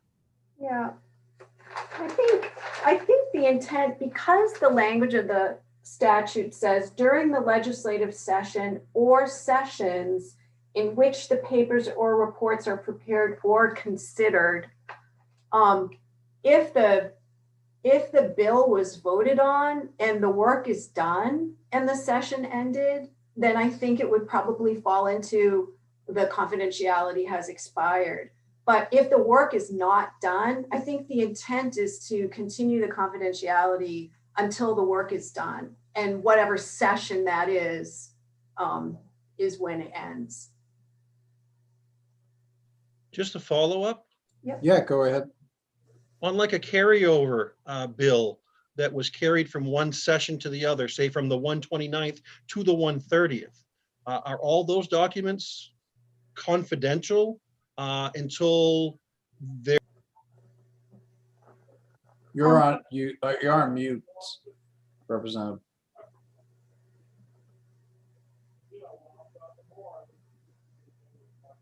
You gotta unmute yourself. Okay, I'm sorry. I thought I had. Could you elaborate on, are the documents confidential going from one session to the other on, like, say, a carryover bill? So say there was a bill from the 129th that was carried over to the 130th. Are those documents shielded until they're disposed of in the next session? The language, I'm going to ask Lynn to also talk to this one, but the language is about the biennium. It doesn't extend beyond the biennium, and I would tend to think that at the end of the biennium, it's all done. Even if you're going to revive that bill later, it only talks, so it only goes as far as the biennium. Lynn, I don't know if you want to add something to that. Yes, thank you. So the bills are not carried over from the 129th to the 130th. They're carried over within. So if it's not, so it can go from a first session, it's carried over to special, it's carried over to second. But when the adjournment of the 129th, nothing is carried over into the 130th. So for example, the 129th is over, nothing gets carried over from one legislative biennium to the next. So everything in the 129th is public record. The first regular, there's no law. If it wasn't carried over into this special session, it's now accessible, and someone could make a FOA request. Thank you. So any of the bills that were signed or any that were finally acted on before the adjournment last month are subject to FOA, is that correct? That's correct, yes. Okay. And Representative Toole? Thank you, Mr. Chair. And thank you, Ms. Kelty, for your presentation today. I certainly think you did give us a very good crash course in FOA. The question I had from earlier was, I had been told today, and I don't know how accurate it is, I haven't had a chance to actually explore it further, but that our current law, which you've been talking about, is modeled after federal FOIA law with this sort of exemption for legislative working papers. Is that true? Could you kind of fill in the gray area there? I'm afraid you caught me on that, Representative Toole. I'd have to go back and take a look at the language exactly. I'm not sure. In the FOIA is a little bit different in that, we have applied the Freedom of Access Act in the state of Maine to the legislature, but FOIA actually doesn't apply to Congress, but they have open meetings anyway in terms of their meetings. In terms of the working papers, I'm not really sure. I'd be happy to follow up with you with an email if you want me to take a look at that, though.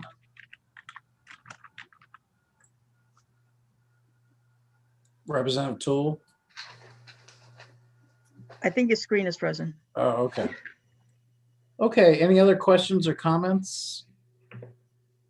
Is there anyone else here that we invited for the work session? I think we're okay.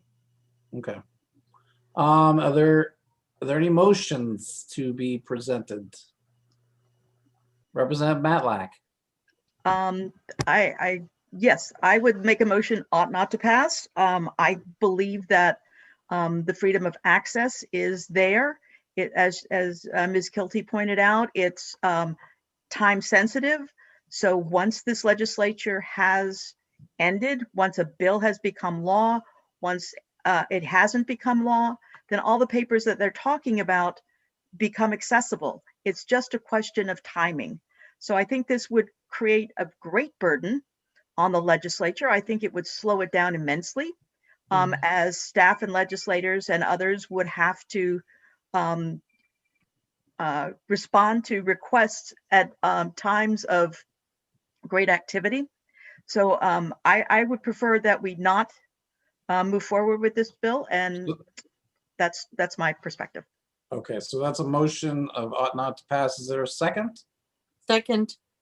It's been moved and seconded. Representative Toole, did you have a question or comment? Yes, thank you, Mr. Chair. And I would agree with Representative Matlack. I think while the intention behind this bill is certainly noble, in the right place, I think it's vague. I think there are a lot of issues with it, some of which have been mentioned. we also are not aware of all of the unintended consequences of passing it. And it has not, my understanding from Lynn is it has not been vetted by the Right to Know advisory folks. Maybe if it has, and she please correct that, I apologize, but there's just so much unknown. So I'll be voting ought not to pass as well. Okay, any other, thank you, Representative Toole. Any other questions before we go to a debate or comments? I mean, before we go to a vote? Seeing none, I'd ask Cheryl to call the roll. LD 753, an act to increase transparency in the legislature by removing certain Freedom of Access Act exemptions. Ought not to pass. Representative Randall Greenwood. No. Representative Randall Greenwood, no. Representative Sean Paulus, absent. Oh, I'm here. okay. Yes, ought not to pass. Representative Sean Paulus, yes. Representative Francis Head. No. Representative Francis Head, no. Representative William Toole. Yes, ought not to pass. Representative William Toole, yes. Representative Mark Bryant. Yes. Representative Mark Bryant, yes. Representative Ann Matlack. Yes. Representative Ann Matlack, yes. Senator Joseph Baldacci. Yes. Senator Joseph Baldacci, yes. Senator Kimberly Rosen. Yes. Senator Kimberly Rosen, yes. Senator Ned Claxton, absent. Representative Donna Dorr. Yes. Yes. Representative Donna Dorr, yes. Representative Walter Reisman, absent. Representative Kathy Downs. Yes. Representative Kathy Downs, yes. Representative Lynn Copeland. Yes. Representative Lynn Copeland, yes. Cheryl, I think Yes. that Representative Head wants to correct her vote, I think. Do you want to reconsider, Friend? Yes, I do. I apologize. I meant no, I don't want it to pass, but. So yes on the ought not to pass. Yes, I know. It's screwy. I'm sorry. Thank you. Representative Francis Head, yes. So that is 10 yes, 1 no, and 2 absent. Okay. Thank you. Is there, and there's a minority report. Representative Greenwood, is that correct? Ought to pass. Okay. Okay. So our next item for work session is LD 826. Resolve directing the University of Maine system to study the potential effects of adopting Atlantic Standard Time. Thank you, Mr. Chair. Thank you. So this is a resolve. It directs the University of Maine system to study and analyze the potential effects on the state's economy of adopting what's called Permanent Atlantic Standard Time, otherwise known as Eastern Standard Time without daylight savings, and to determine in the study whether the adoption would serve the convenience of commerce, which is the requirement for the U.S. Department of Transportation should a state wish to switch time zones. The University of Maine under this bill is required to fund the study through private donations and to provide a report to the IDEA committee by the end of this year, 2021, and it allows the IDEA committee to present or to introduce a bill. And I'm going to start sharing my screen. That's not it. I was doing some research, Representative Toole, while you were talking on whether, do you see the summary on your screen? Yes, we do. Okay, thanks. So this was a bill presented by Senator Bennett. Co-sponsor was Representative Kessler. The proponents provided written testimony The opponents were from the broadcasting industry, basically talking about how live programming in the state of Maine is tied to the state, is basically driven by more populated states. So Maine would be out of sync with, for example, New York City. So any live programming would be different. It was pointed out that Massachusetts has already done this study. And so that was available if people were interested. And these two, the broadcast industry talked about the prior bill. And then the University of Southern Maine, University System of Maine, Samantha Warren spoke. I don't see her in the waiting room, but she basically testified that they do have the ability to conduct this study, and she gave two cost estimates, one of $15,000, which she said would not be one to inform public policy, and then $75,000. I'm going to pause because I see Representative Copeland's hand is up. Thank you so much. And I'm looking at what you have on your screen, on my screen, and that link to the Massachusetts report does not work. Would you be able to put something in the chat that works? Probably not while I'm. Well, if you could, well, wait a minute, yeah. And it may be, yeah, I'm not sure I'm that technologically savvy to be able to do that for you. So I have to say, I don't think I can do that. I'm sorry. But anyways, okay, so I'm going to go on. So there was a bill in the 129th. There were actually a couple bills that came about the time zone that Maine was in. And what the committee in the 129th did was they adopted a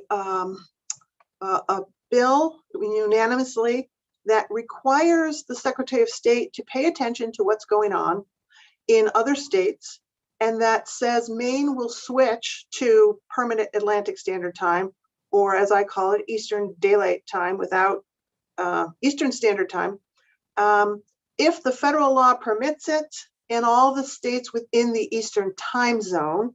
So to Representative Reisman's point, there was a discussion in the 129th, should it be just the Eastern Time Zone, which is huge, or just the East Coast? The committee went with the Eastern Time Zone. So if those conditions are met, then under this bill that was adopted, Maine would switch time zones. But those conditions have not happened yet. There were some questions about how do you actually opt out of daylight savings time should Maine decide to go to this. You're allowed to, under federal law, opt out of daylight savings if you file a petition with the Secretary of Transportation and conduct this study that this bill would is proposing to be done. And the required elements of the study in the bill, the elements of the study in the bill mirror what's required by the U.S. Department of Transportation. And there was also questions about the impact of daylight savings on a whole variety of things.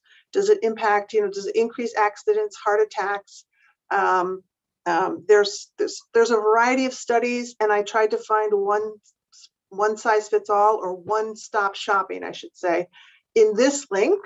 Hopefully that one works, because there have been studies done on both the positive and negative impacts on people and communities.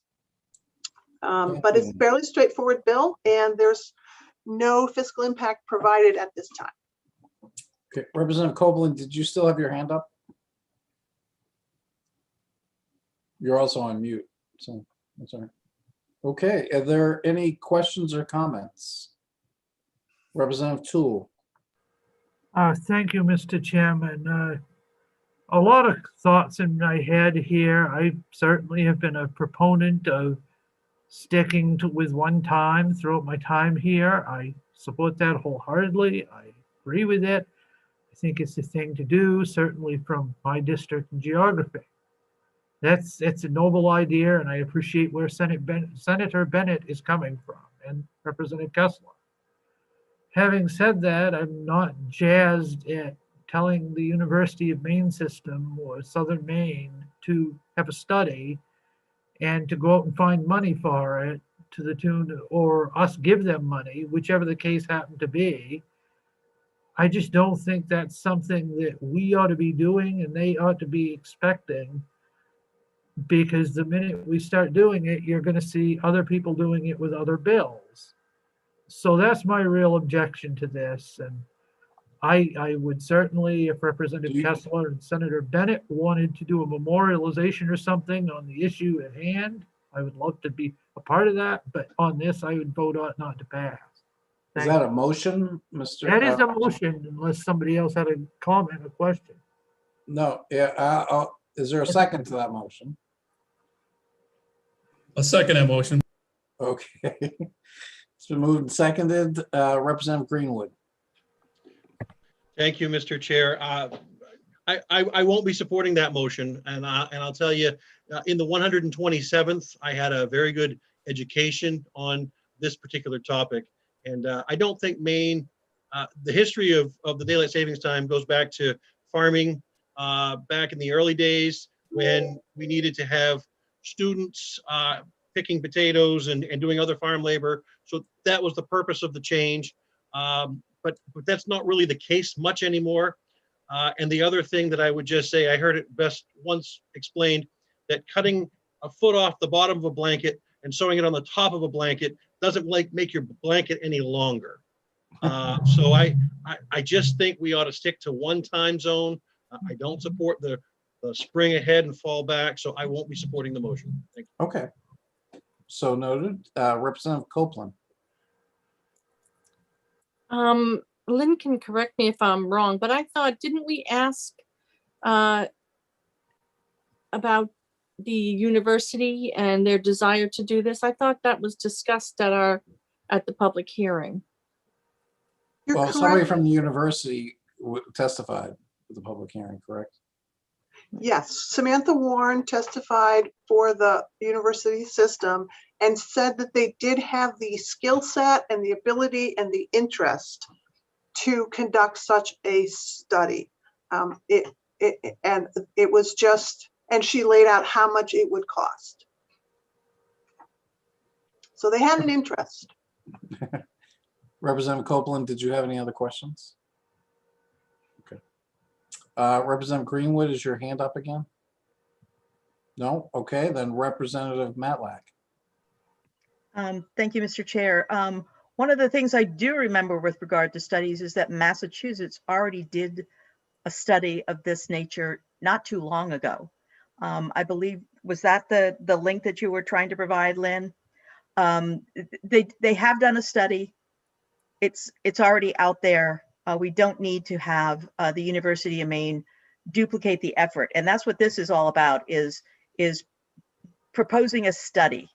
Not even advancing towards a point where we might choose whether or not to go there, but requesting a study of the impact of moving to one time zone, one time.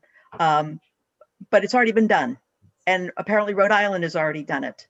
So this would just be another make-work project. And I'm sure some graduate students at the University of Maine would have a grand old time, but I think this has already been studied and we don't need to duplicate the study. Okay. First, Representative Toole, you still have your hand up. Is that? I put it back up, and thank you, Mr. Chairman.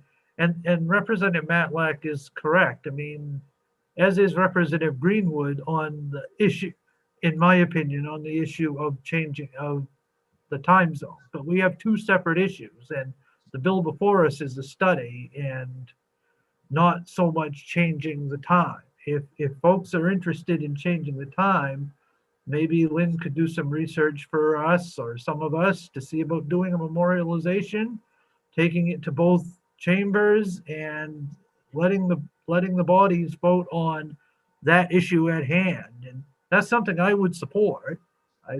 From the sounds, others would as well. But this is more of a bill about a study, and not jazzed up about doing that, and to be quite honest. Okay, Representative Greenwood?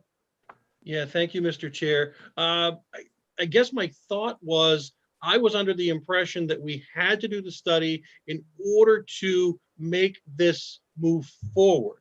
I think that was expressed by Senator Bennett in his testimony. So if we opted not to do the study, this wouldn't move forward because we have to do the study as a stepping stone to the next portion. Can Lynn clarify that? You are correct that if you want to petition the U.S. Department of Transportation, you need to conduct a study. I understand that we have Senator Bennett in the attendee list. Does anybody have a question or, okay, for Representative Head?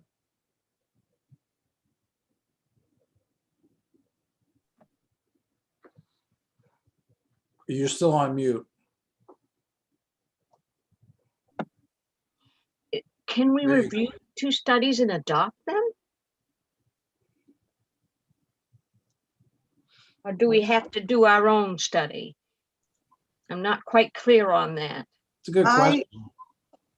I think the state would need to do its own study because it's supposed to be a study of the impact on within the state. Okay. I wasn't quite certain, so I had That's to. a good question. That was a good question. Does anybody have, I know that Senator Bennett is available. Are there any questions or comments in terms of the sponsor, Senator Bennett?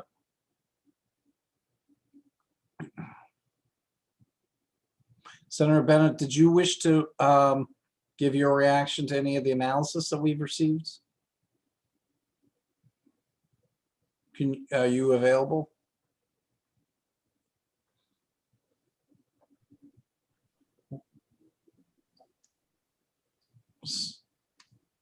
Senator Bennett, did you want to give us any reaction to the analysis? Senator Baldacci, I don't know if you call on me. This is Rick. Yes. Can you hear? Yeah, can you hear me?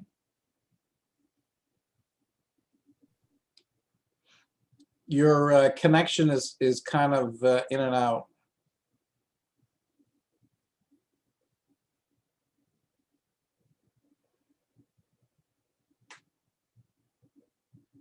Senator Bennett, can you unmute or?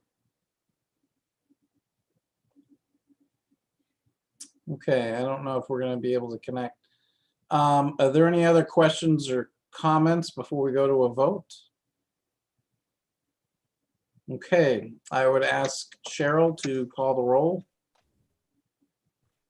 All righty, this is LD 826, resolved directing the University of Maine system to study the potential effects of the state adopting Atlantic Standard Time. Ought not to pass. Senator, this is Rick Bennett. I've found a spot where I can hear you better. Were you asking me a question? I apologize for interrupting. Okay, hold on for a second, Cheryl. Senator Bennett, my question was, what do you have any reaction to the analysis that we were provided by Lynn Caswell? Just that I do believe that we do need to do the study, and I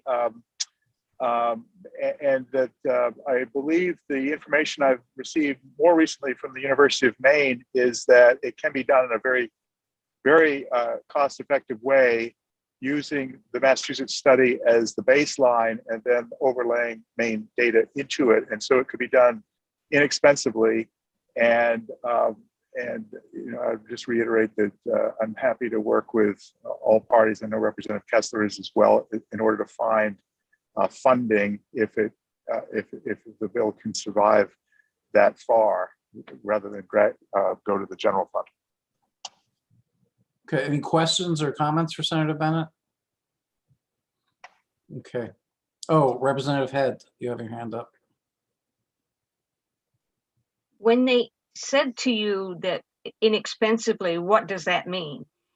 I understand what it means that it would be less than 75,000, but did they give you a ballpark?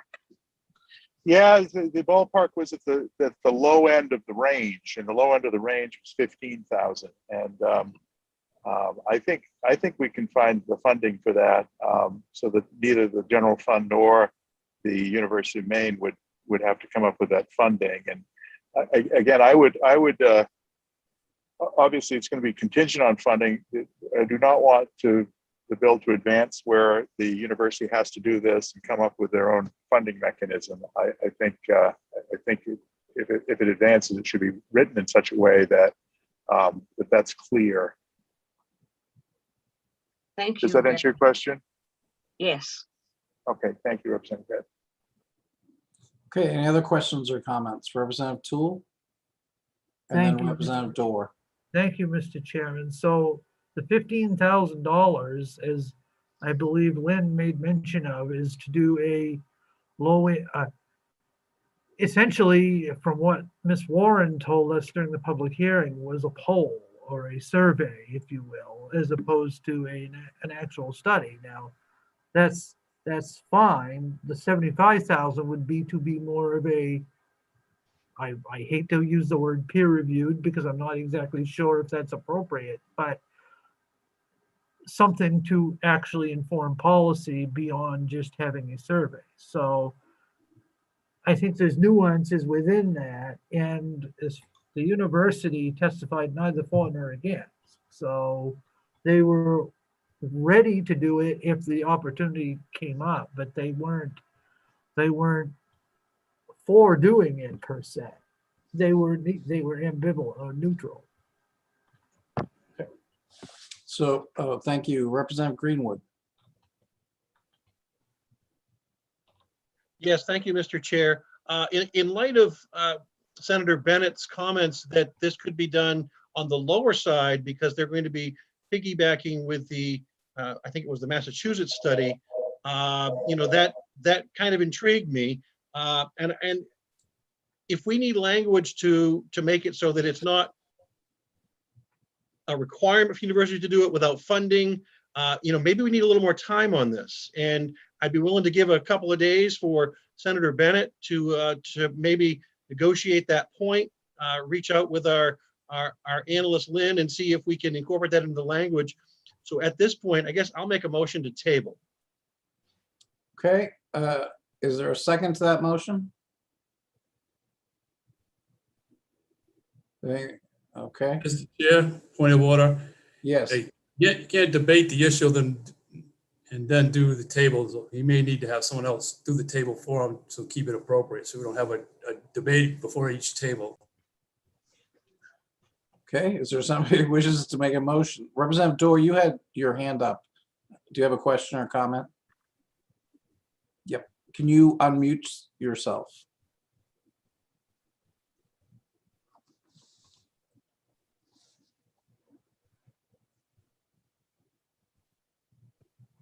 I'm sorry, Senator Baldacci. I'm still reeling from a little chemo yesterday, so I'm sorry. I didn't know you were talking to me. I was trying to say before we recognized Representative Greenwood that we had representatives from Maine broadcasters as well as NBC, CBS, and Fox that warned us not to do this alone, and I just wanted to remind the committee of that. Thank you very much. Thank you. Representative Greenwood. I'd like to make a motion to table this item until later, until Friday. Until Friday? Okay. I don't think it's necessarily, I've learned from previous occasions, I think it's just tabling. And that's in My the motion is to discretion of table. I'll second that motion. Okay, it's been moved and seconded. It's a non-debatable motion. So Cheryl, call the roll. So it was Representative Greenwood And Representative Bryant. Bryant. Yep. And the ought not to pass is off the table. Correct. Okay. Thank you. LD 826, resolve directing the University of Maine system to study the potential effects of the state adopting Atlantic Standard Time to Point be of order. tabled. Point of order. Yes. Mr. Chair, your motion is still on the table. Your motion's still there. It'll be on the table when we come back. Oh, yes. You just wanted to make sure I knew that? Well, because you said it was off the table. It wasn't there. It is still on the. Well, I meant it's, I should have been more precise. I meant it's not in front of Cheryl doing the roll call. Thank you. So, Thank yep. Okay, so it's not gonna, as far as today is concerned, it's not being acted on. But I appreciate your point. Thank you. I'll remember that when we come back. Thank you. We are tabling this vote for the time being. Correct.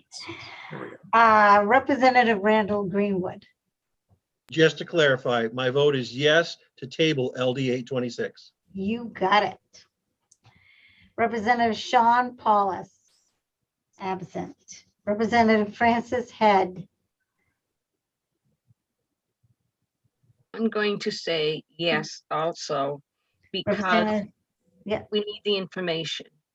Representative Francis Head, yes. Representative Will Toole. No. Representative Will Toole, no. Representative Mark Bryant. Yes. Representative Mark Bryant, yes. Representative Ann Matlack. No.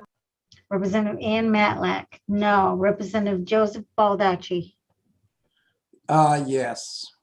Representative Joseph Baldacci, yes. Senator Kimberly Rosen. No. Senator Kimberly Rosen, no. Senator Ned Claxton, absent. Representative Donna Dorr. Yes. Representative Donna Dorr, yes. Representative Walter Reisman, absent. Representative Kathy Downs. No. Representative Kathy Downs, no.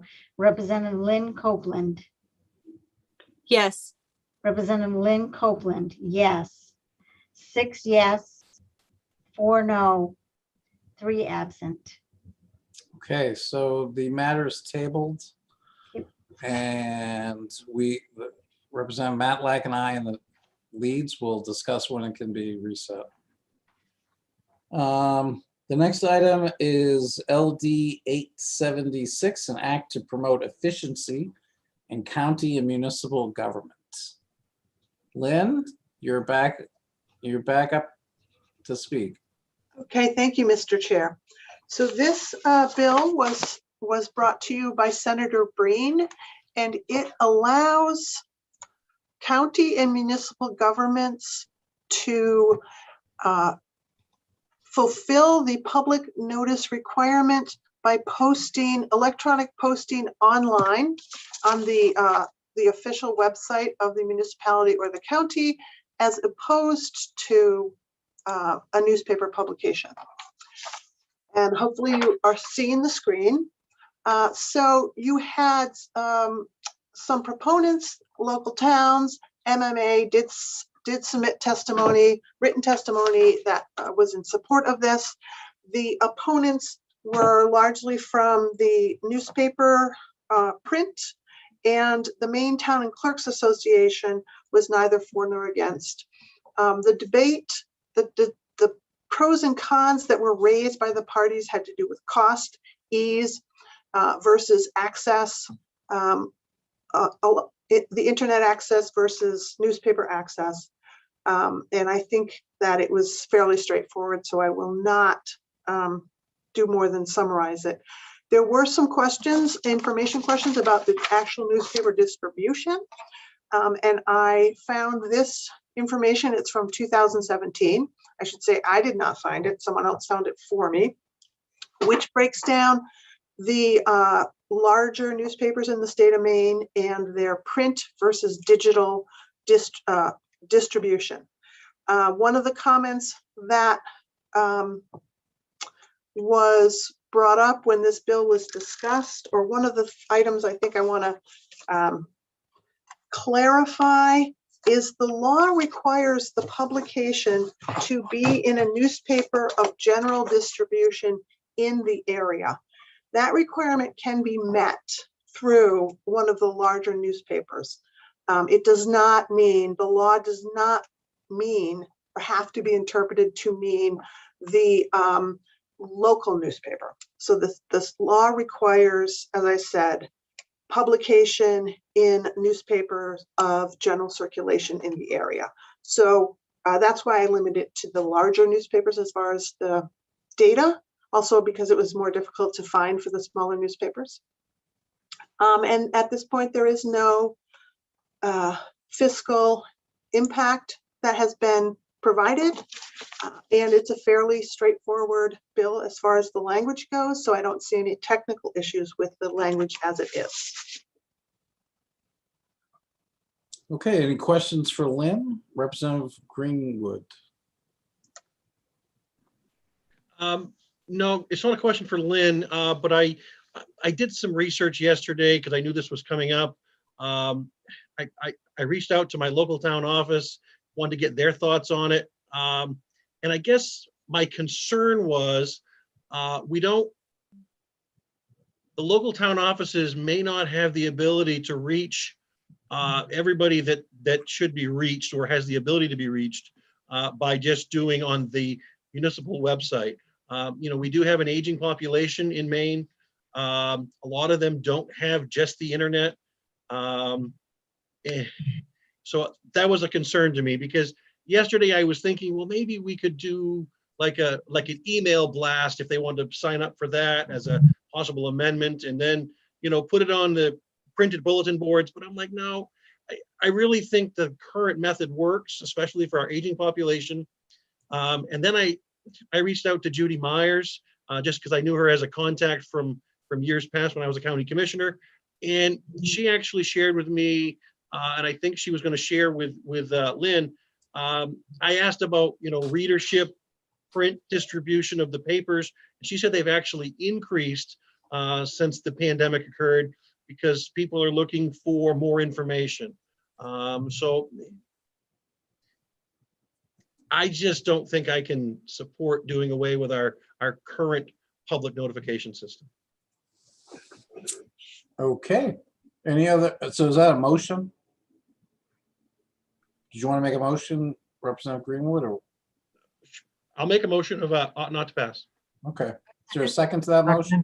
I'll second that. Okay. Representative Copeland? Thank you, Mr. Chair. I just wanted to say that I think that this would be a really great idea once we get broadband everywhere. It's just not fair to those. We're pushing them further behind. So I'm going to vote on not to pass as well. Yeah, Representative Dorr? Thank you, Senator Baldacci. Couldn't we continue to print it in our newspapers and put it out online as well, both ways? Maybe we're doing that now. Yeah. I think that's what we're doing now, but yeah, no, I agree. Is there any other questions or comments? Okay, I just want to indicate I agree with the reasoning that's been put forward. A lot of people, we live in a rural state, not everybody's going to get notice. We're never sure exactly how each different town is going to put out notice. This is really our only certain way of making sure that the general public knows what's going on. And it's important in terms of the proper functioning of government that everybody has an equal opportunity at the information. So I will also be voting ought not to pass. Cheryl, can you call the roll? I will. Representative Downs, were you the one that seconded did this? Thank you. I did. Oh, you did? Okay. I think we both did at the same time. Okay. That's why I didn't recognize it. Thank you. LD 876, an act to promote efficiency in county and municipal government, ought not to pass. Representative Randall Greenwood. Yes. Representative Randall Greenwood, yes. Representative Sean Paulus, absent. Representative William Toole. Yes. Representative William Toole, yes. Representative Francis Head. Yes. Representative Francis Head, yes. Representative Mark Bryant. Yes. Representative Mark Bryant, yes. Representative Ann Matlack.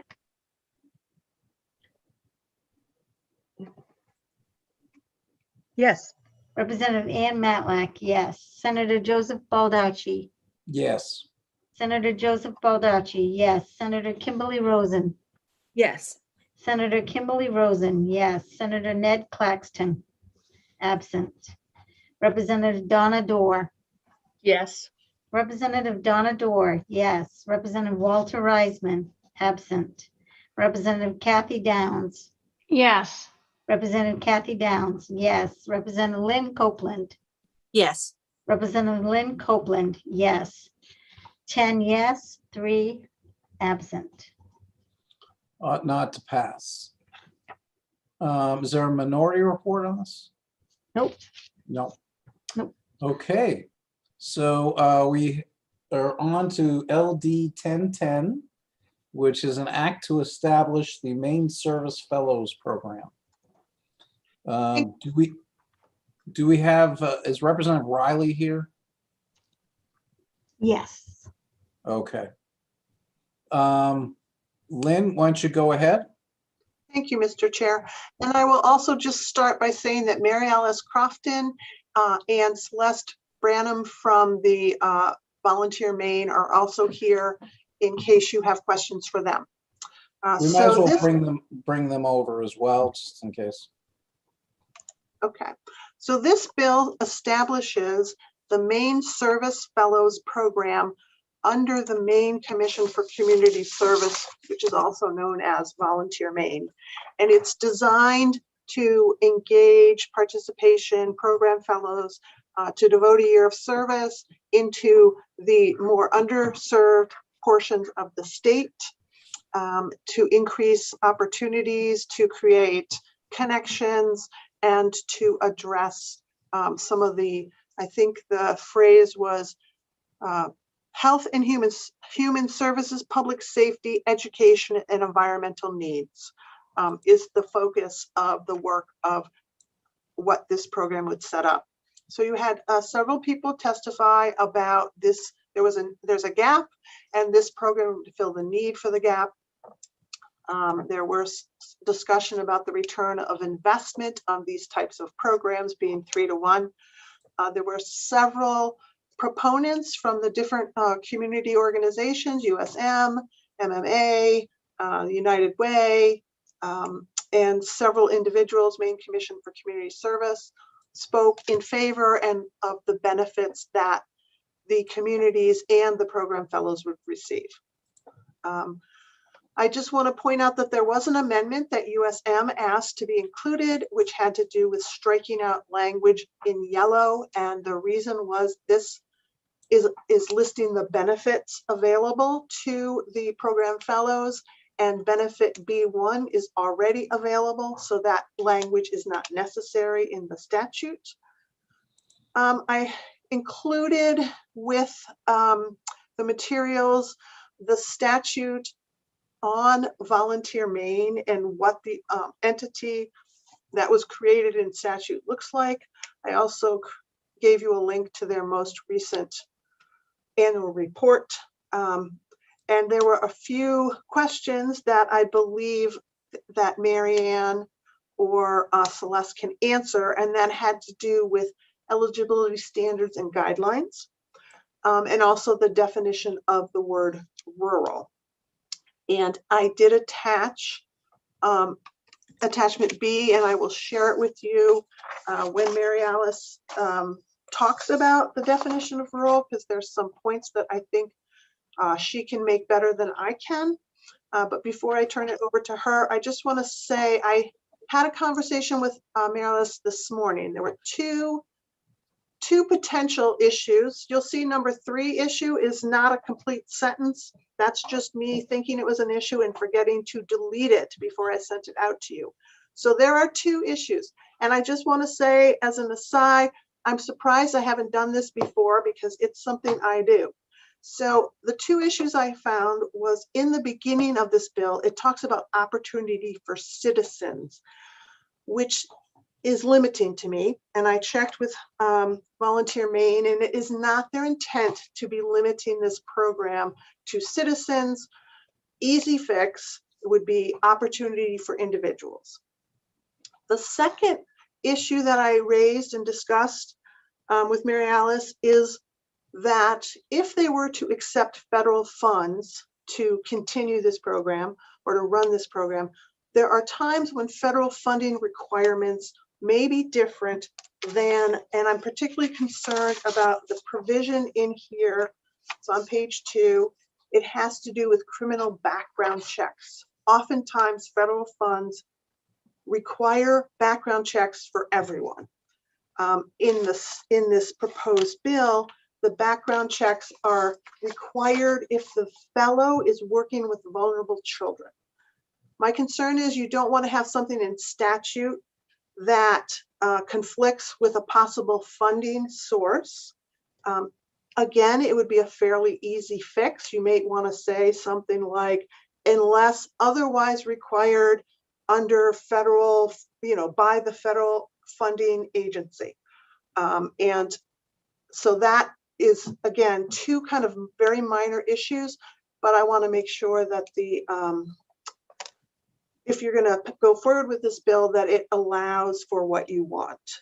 And I think now would probably be a good time for me to turn it over to the people from Volunteer Maine, because I think you might have more questions for them than for me, but I'm happy to answer questions.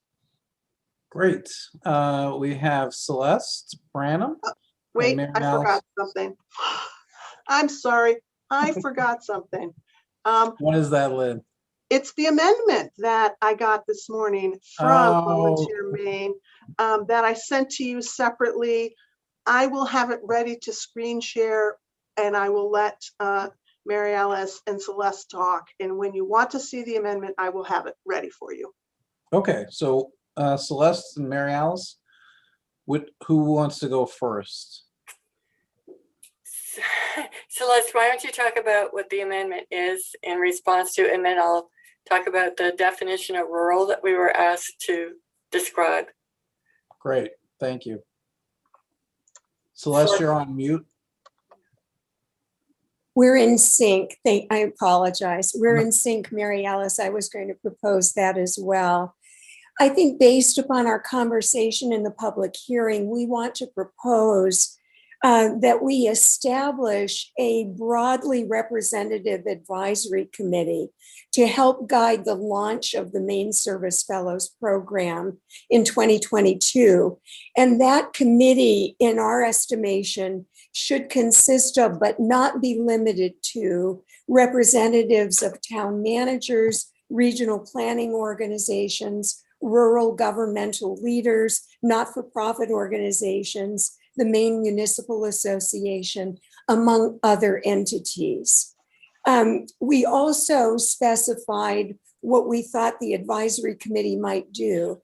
And Senator Baldacci, is it appropriate to speak to that at this point? Sure.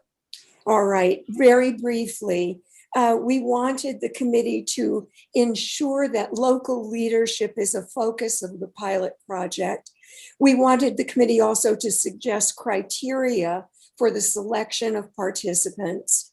We wanted them to encourage broad publicity of the availability of the Maine Service Fellows programs to rural communities, particularly for pandemic recovery initiatives, and to assist us, the Maine Commission for Community Service, to monitor the progress of this pilot project. So that, in essence, is the amendment that we are proposing. Okay. Now, I would turn it over to Mary Alice to talk about the definition of rural, which I believe Representative Toole wanted us to come back with.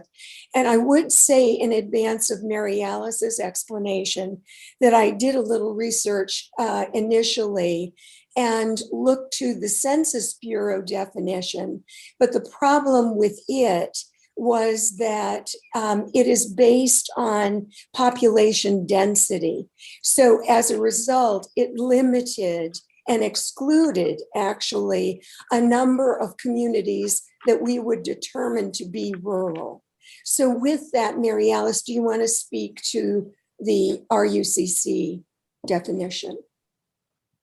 Sure, and I believe that Lynn passed this along to you. We've been using the Rural Urban Continuum Code with our grant making for probably about 10 years because it looks at an area, a county's population and its proximity to an urban area. So it is from the Economic Research Service of USDA. It's used in a number of places.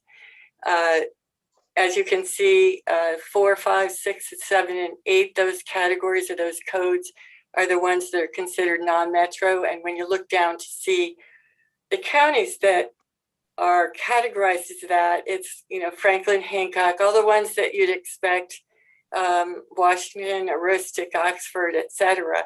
The only place that it has an issue, and we've always dealt with it separately, is Penobscot County, where you've got a concentration around the Bangor, Orono area population. But if you get up to Lincoln and Howland and some of the other regions, even out to Dexter, because of the way the rural urban defines itself, they are not considered rural, oddly enough. So the fix might be to say that anything that has a population of 5,000 people or less in Penobscot County would be the definition there. And that's because at 5,000, there are, I think, about 6 towns or municipalities in Penobscot County that would not fit, but it would let Millinocket and some of the others in that definitely are like service centers for smaller towns around them and might be served. So that's our suggestion. And as I said, we've been using those codes for quite some time. Okay, great. Any questions? Okay, Lynn, did you want to screen share with us? Yes, would you like to see the amendment or the Yes. rural codes? Okay. Well, why don't we see the amendment and then we'll go to the codes, just so we all understand. So the amendment that I'm going to show you is won't look like amendment I would draft because it's in a paragraph form as opposed to, for example, 1, 2, 3, and 4. But basically, can you all see it? Yeah. Yes. Okay. I guess I don't need to read it to you.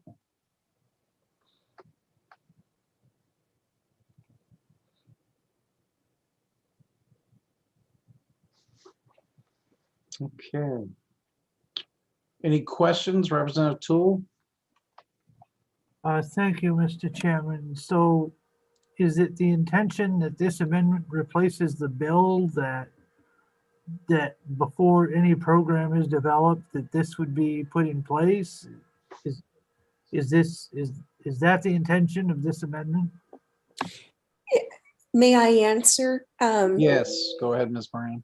Thank you. It is not the intention that this replaces the bill. It is rather the intention that this is supplementary to the bill and explains how we will ensure our focus on rural communities. Okay, thank you. That was my understanding as well, so it was supplementary. Are there any other questions or comments, Representative Copeland? Thank you, Mr. Chair. I'm just wondering if the language, let's see, broadly representative advisory committee, is that an intended nod to diversity? Because maybe we could just say a you know, racially and, you know, I don't know the exact words. Lynn can figure it out because she's really good at that, but I'm just wondering if broadly representative, I don't really know what that means.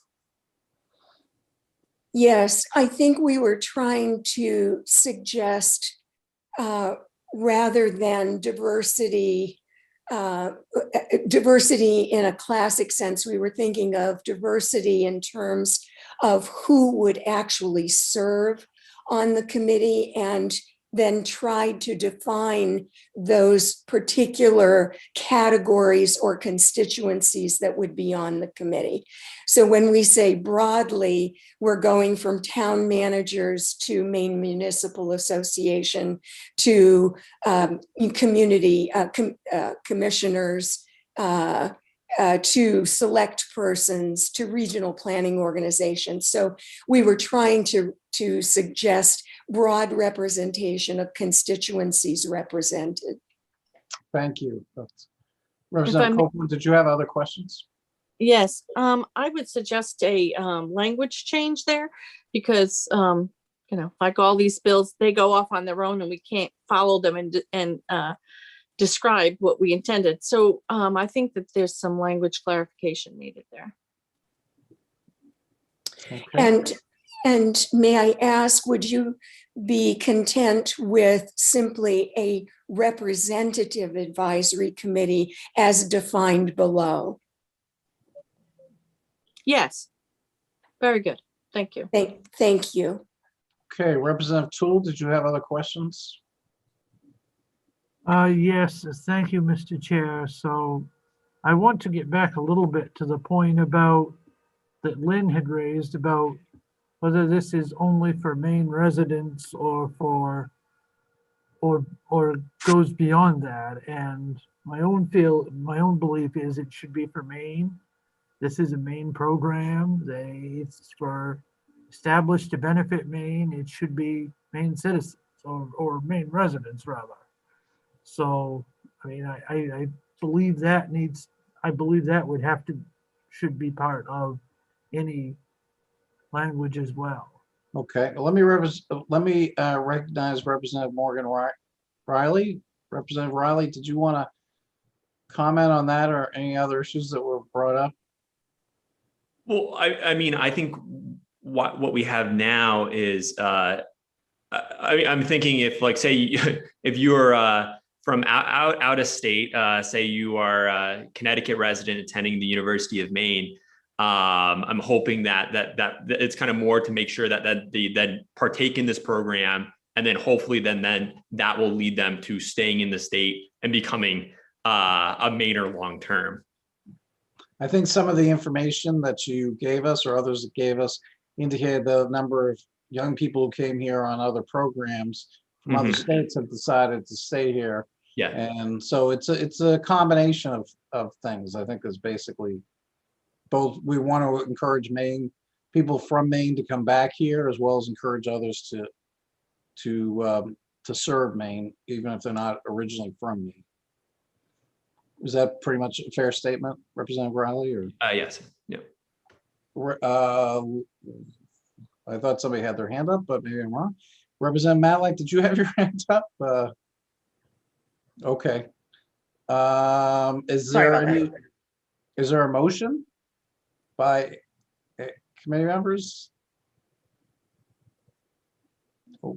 Okay, I don't see a motion at this point. Representative Matlack.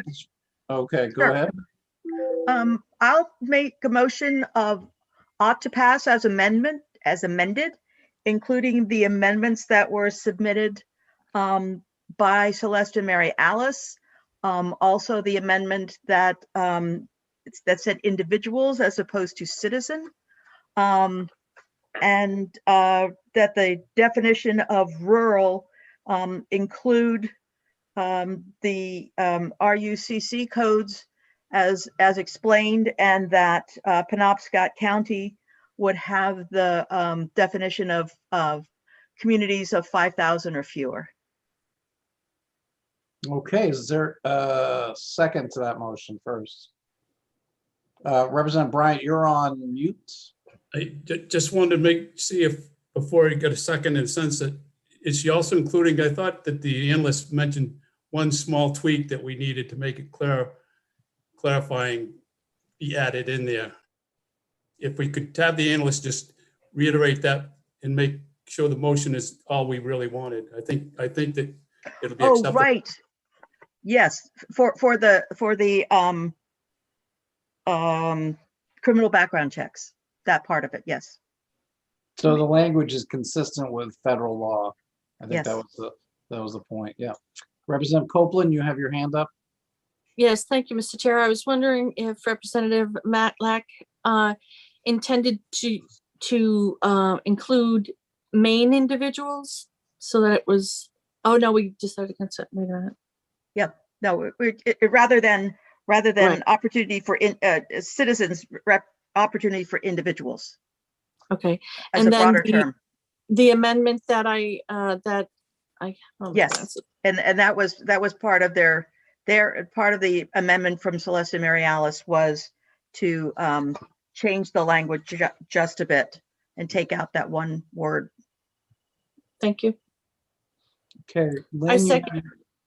Okay, second, thank you. Lynn, you have your hand up as well.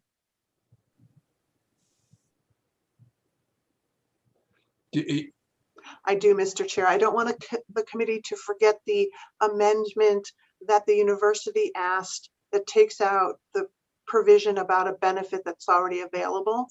So what I've written down, that if you add that one in, is you're saying you want to amend this to include the amendment that Volunteer Maine just presented, changing the word citizen, adding in, clarifying that federal funding and criminal background checks, and the Penobscot, change, identifying that Penobscot will be given a, I haven't figured out what those words are, but given a place in the rural definition. So I have Volunteer Maine Amendment, USM Amendment, citizen, fix the word, federal criminal background checks, and Penobscot as what you've discussed. Right. Yep. Okay. Representative Dorr. I like your manual hand function. It's much easier to operate. Absolutely, I agree. You were talking, you said Penobscot. Was that the last thing you said? Yes. Okay, can you explain that? I remember what that was. I'm actually going to defer to Mary Alice or Celeste to explain that, because I was going to have to follow up with them on what, or someone else on the committee. So I defer that question. Okay. Okay, I'm trying to get off mute. Sorry about that. And as someone from Penobscot County, tell me what it means. Okay, so the proposal is that the definition of rural would follow the rural urban continuum codes from the Economic Research Service at USDA, except for Penobscot County, which doesn't fall into one of the non-metro codes. So for Penobscot County, it would be towns of 5,000 people or less. And you said Millinocket would still apply? Let me just look again for. Like Millinocket? Yes, it would, because it's 4,269. Oh, okay. Okay, so Millinocket, East Millinocket, Lincoln could all Correct. still be applying. Okay, Right. great. And Newport, right? Is Newport listed? Yep, Newport's 3,273. Okay, no, that's helpful just so we know. Thank you, Representative Dorr, for asking about that. Okay, so with all those amendments. Oh, there was one more that I discussed with Ms. Branham about the diversity issue, and that the language was gonna, and the amendment was going to track the language later in the paragraph. So the word broadly was going to be taken out?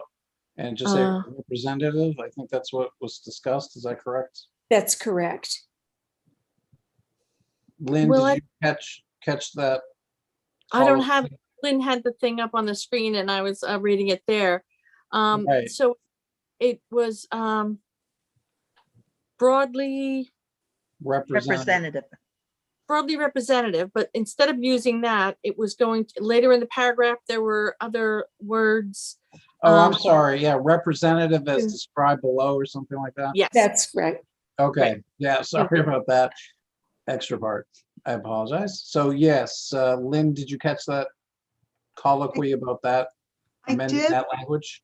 I did. I just want to make sure that Representative Copeland, from the way I'm hearing it, the proposed amendment gets rid of broadly representative, but does not introduce the concept of diversity as diversity of ethnic or that type of diversity.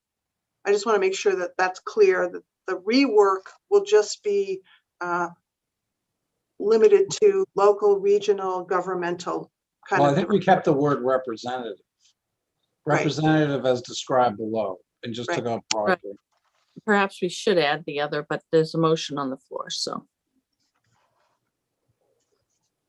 Okay, have we covered all the amendments? And all those amendments are what the mover of the motion and the second intended, is that correct? Okay, seeing no one object, I would ask Cheryl to call the roll based on ought to pass as amended. LD 1010, an act to establish the Main Service Fellows Program. Ought to pass as amended. Representative Randall Greenwood. No. Representative Randall Greenwood, no. Representative Sean Paulus, absent. Representative William Toole. No. Representative William Toole, no. Representative Francis Head. No. Representative Francis Head, no. Representative Mark Bryant. Yes. Representative Mark Bryant, yes. Representative Ann Matlack. Yes. Representative Ann Matlack, yes. Representative Joseph, Senator Joseph Baldacci. Yes. Senator Joseph Baldacci, yes. Senator Kimberly Rosen. Yes. Senator Kimberly Rosen, yes. Senator Ned Claxton, absent. Representative Donna Dorr. Yes. Representative Donna Dorr, yes. Representative Walter Reisman, absent. Representative Kathy Downs. Yes. Representative Kathy Downs, yes. Representative Lynn Copeland. Yes. Representative Lynn Copeland, yes. 7 yes, 3 minority, and 3 absent. Okay, and the minority report will be ought not to pass, is that correct? Yes. Okay, so 7-3, and how many were absent? 3. 3. Okay, so now we've concluded that. Thank you, Representative Riley. Thank you, Mary Alice and Celeste. Thank you. Appreciate everybody's hard work. Lynn, is there any other items that you want to review with us before we adjourn? Just want to make a plug about the calendar for the next couple of weeks. I will send it out, but Monday is a holiday. And the committee is going to start having public hearings only on Fridays. Because public hearings, you can go back and listen to them. So next week, Monday's a holiday. There'll be public hearing work sessions on Wednesday, public hearing only on Friday. The following week, you have session on Wednesday. So we'll be meeting Monday and Wednesday the following week as well. Monday and Friday. But I will send the calendar out to you all. Great. And Representative Toole. Thank you, Mr. Chairman, and I thank Lynn for that update. And I'm not sure if it was totally clear, but we do have committee this Friday as well. And if that was said, I apologize. But with that, I would also ask if Lynn could kind of brief the give the committee an update as to where we are at with our completed work rate. I know chairs and leads have had it, but I think the committee as a whole probably should hear where we're at. Well, maybe if we could do, how about if we do that on a Friday, Representative Tool, to give Lynn some time?